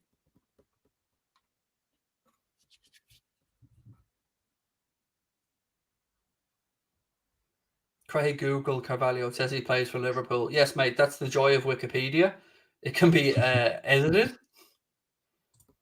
That's it, confirmed then. Yeah, that's it. You can't be saying those words on the stream, Crosby. Can't be saying that, yeah. Still seems very strange, by the way, looking at Aaron Ramsey holding up a fucking Rangers scarf and wearing a Rangers shirt. Yeah, what kind of money is he on there then? Can't imagine they're paying him like 300 grand a week. I thought Paddy said that he read somewhere that they're only paying 20% of his wages. Must do. I think it can be made official, like a pro one. So I don't know how they manage that. They're going to take Pull up that deal sheet again there, Connor, will you? Yeah. So this is basically, this form does not constitute a legally binding contract. Clubs and players are required to comply with all relevant rules and regulations. The FA, the Premier League, and FIFA, which means players, transfers, and contracts. See, this term sheet here is a Premier League term sheet. So I would imagine there's a term sheet that needs to go to the Premier League and then a term sheet that needs to go to the EFL. Yeah, who signs it? Is it the selling club or the buying club? I suppose that's the important angle. Well, I think that term sheet would be to register the player in the Premier League. So I would imagine that's for the buying club, in this case, Liverpool. And the other term sheet would be for the loan back. Well, that's true, yeah. I forgot it's two separate deals going on. People are saying it's gone to VAR. Well, look, we are Liverpool, so if it's gone to VAR, it only stands to even strengthen our hand. But you see, you've also not seen anywhere that this deal hasn't happened. So that's the thing. Yeah, I feel like if it had gone badly wrong, we would have heard at 11 o'clock. Exactly. I'm far more relaxed about this than many other people. Loads of people, again, talking about Dave O'Cop again, but you looked at his account and that was just... Yeah, it was just him saying there's 2 hours left. It's so Liverpool, this, though, isn't it? It's like the very death of the transfer window. Like, just could have been done days and then right down to... It's mad how this brinksmanship happens. Yeah, I suppose it's everyone waiting to see who blinks first. That's true, which is why you need to go on holidays to Turkey. Everybody. If you need to learn to haggle and barter, get yourselves over to Turkey on a fantastic holiday and you'll know all the deals of the world. Good tip is don't wear sunglasses. I don't like that when you're trying to get the fee down. The best tip I'll give you when negotiating anywhere in any country is if you're in an all-inclusive hotel, no matter what you do, hide the wristband. Put a watch over it. Anything. Do not show them you're in an all-inclusive hotel because they assume you're fucking minted for some reason and the price goes. So hide that. Good point. Oh, I know, Crosby. I know. You don't sign Vinicius Jr., mate, on FIFA without knowing a few things. Right, so Anfield Effect now are saying there was a deal sheet made for Fulham and Neco Williams. Yeah, you wonder as well, like how closely linked all of this has to be. Like if the Nico Williams one was poo-pooed, would have happened, and which is really weird because normally, Connor, in a lot of these windows, remember it used to be that the EFL window went on a little bit longer for loans and stuff. I remember that. Yeah, he was gone for like a week, didn't it? Yeah, It had to be a which certain way again, though. It had to be from the Premier League to the Championship, I think, rather than the other way around. which this would be for regards to Carvalho, if that was the case. No, it will be for. Actually, yeah, it would actually. You're right. Going to Turkey in the summer, said George. Can't wait. Nice one. Nice one. We're off to Lanzarote again in March. Upgraded to a villa for the family. Trying to convince some of the hard sell to move there. People saying what's happening. We're frantically trying to find out like everybody else. But as you can imagine, those inside the proposed deal right now won't really be on social media because they'll be a little bit busy. 10 past 11. Have we hit 132k yet? Let me have a look.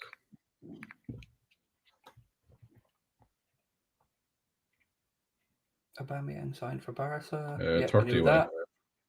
30 followers. Hit that subscribe button, folks. We're only 30 away.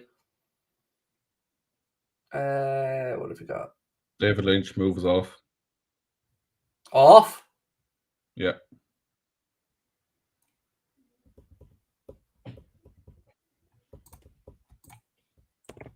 So David Lynch said move off. Yeah, let me pull it up here.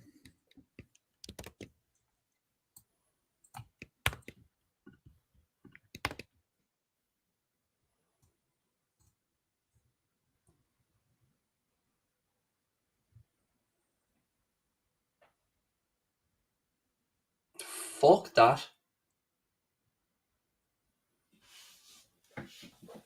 How's there no deal sheets? Makes no sense.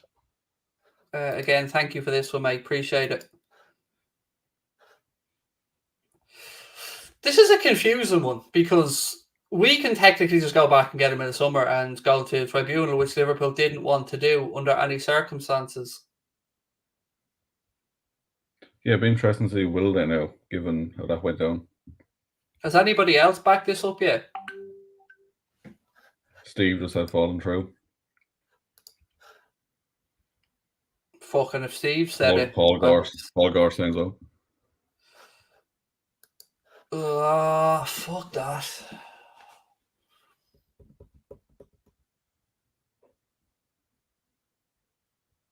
So it's falling through then. That's heartbreaking. It's fucking frustrating, isn't it? I mean, look, we can still go back and get the kid in the summer, but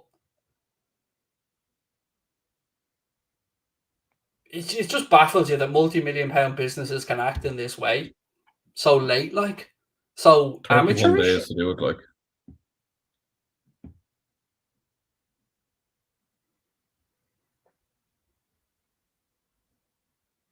Mad. That is baffling. Love to know more information on this before we sign off for the night. God, imagine I had that grand on it now. Yeah, Ian Doyle saying the same thing. EFL don't do deal sheets. Wasn't done by him.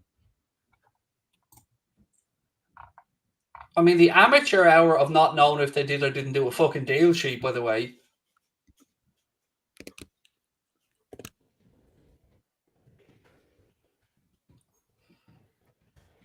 I mean, ultimately, look, this is a setback, 100%, but I still think we leave this window in a very positive state. You know, we've signed an amazing player, and this young lad can still be revisited. True. It's just frustrating, isn't it? And what I would say as well is, again, just looking at it from an outside perspective, if you're Liverpool and you don't want to go to a tribunal, fair enough. But if you end up going to a tribunal showing that Fulham were willing to settle for X amount for a player, then I don't see how a tribunal can't rule that that was a fair value for compensation. Yeah, it'd be interesting to see are we even interested now, though, since we're so wanting to avoid that. Yeah, there was a lot of talk today, in fairness, that it was now or never. A lot of talk about that. People are saying look at Fabrizio's Twitter. So Yeah, it's gone then. Something Merchant got to say.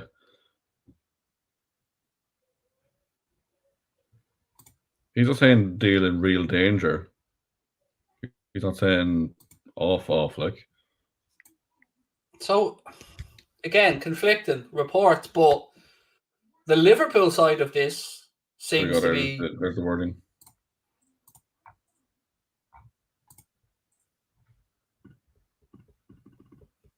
Some people are saying the deal is off. Fabrizio just said. Then we have the Fabrizio tweet right here.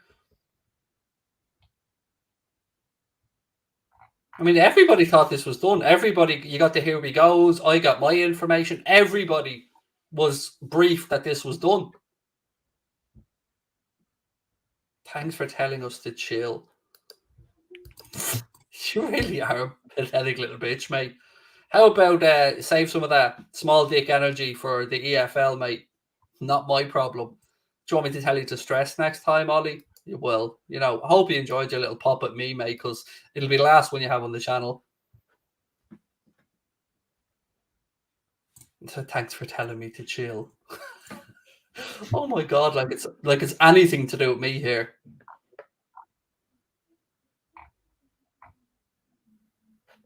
Why would he be off to Dortmund as well? They'd only get 200 grand if he went to Dortmund.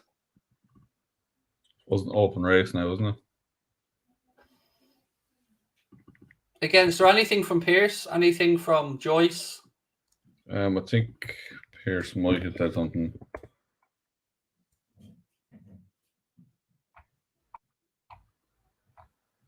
Nothing from Pierce.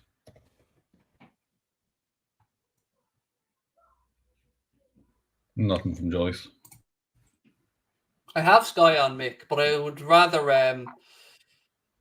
hang on. I'm gonna rewind this. 1 sec, Connor. I'm gonna mute my microphone for a sec, Connor. Grant.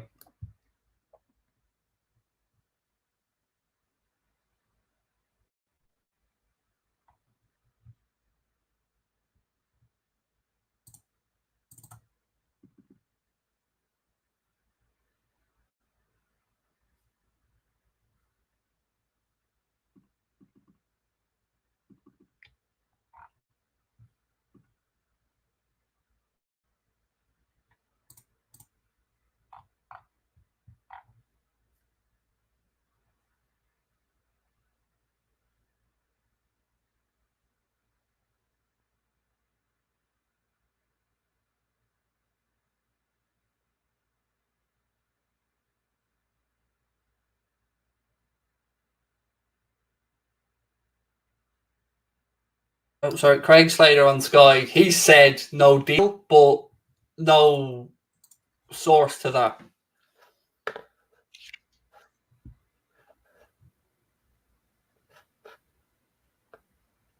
What's this? Paul Joyce tweeting.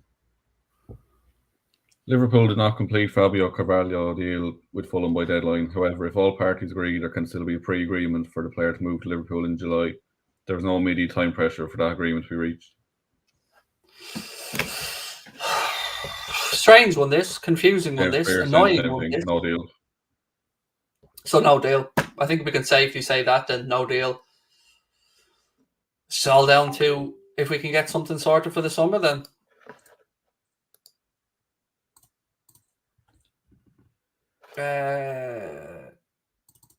Sorry, just confused there about what's going on in WhatsApp. Yeah, so it looks like no deal. Dortmund came in from. That's just bollocks of the highest order. That's also complete nonsense. It's not in anybody's interest to let him go to Dortmund, mate. Nobody's. Fulham will lose a fortune. So yeah, there's no. And look, if for Fulham are in from, then, or excuse me, if Dortmund are in from, then it even convinces me even further on the Dortmund Bellingham to Liverpool stuff. Do you reckon we'll get him the in July, whole thing about running out of time is pathetic, in all honesty, from everybody involved. Do you reckon we'll go back in for him, or is that it? I haven't got a clue. I'd have to take a day or two to find that out.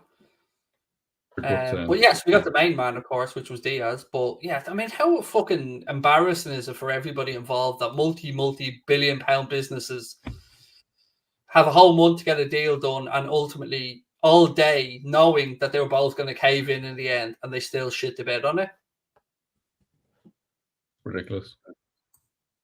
But again, I want to reiterate that the vibe coming from Liverpool side and all of this, whether it's brinksmanship or not, was it's now or never. That was the vibe that was being put out there to everybody. If it happens now, it happens. If not, it never happens.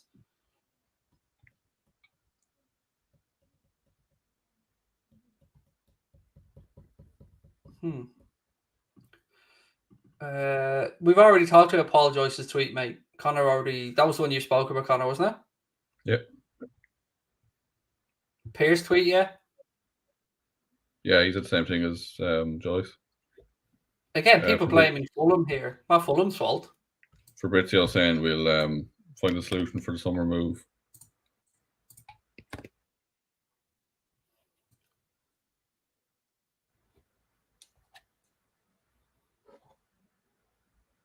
Yeah, so hopefully, again, as you said and they said, if Fulham agreed to accept the compensation fee from Liverpool in the summer, it would stop it going to a tribunal.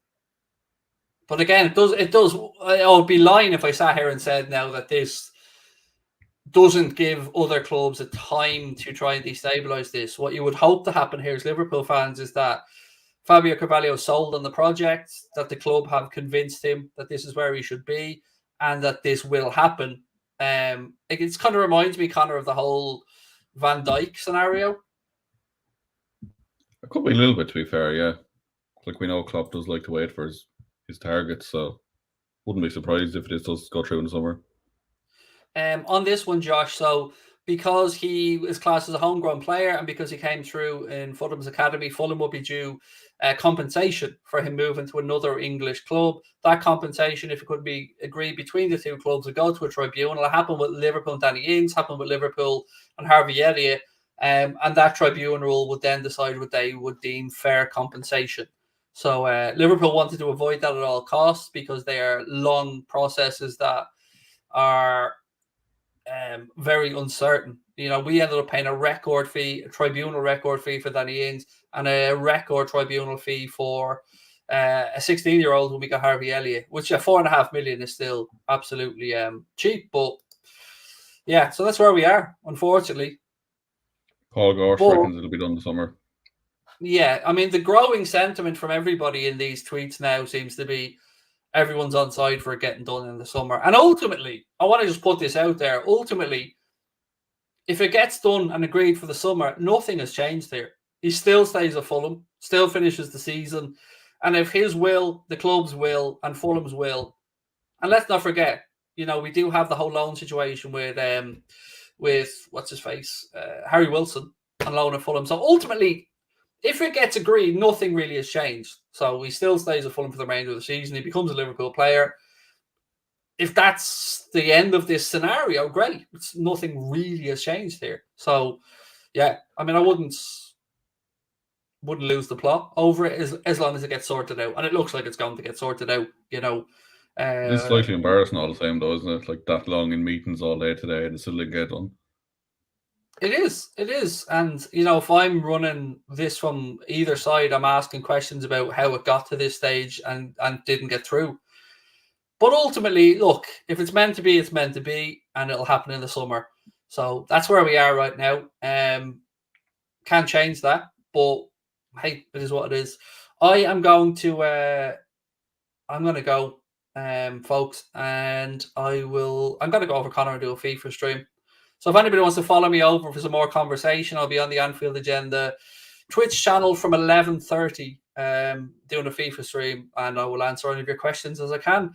But look, we're going to wind that down. We've been 4.5 hours nearly live here. Don't forget, hit the subscribe button, drop a like before you head off. The link to the Twitch is in the chat there now as well. Just search Anfield Agenda on there. I'll be back tomorrow with some more insight and some more information to what has caused the situation to be what it is. But I would say to people, don't feel too disheartened. It's been a great transfer window. The club have played a blinder. And ultimately, I do think we'll get Fabio Carvalho if the will is there on both sides. He will stay at Fulham regardless at the end of the season. So just watch this space. There seems to be will there to get it done. So look, I'll see you guys soon. Take care. Bye-bye.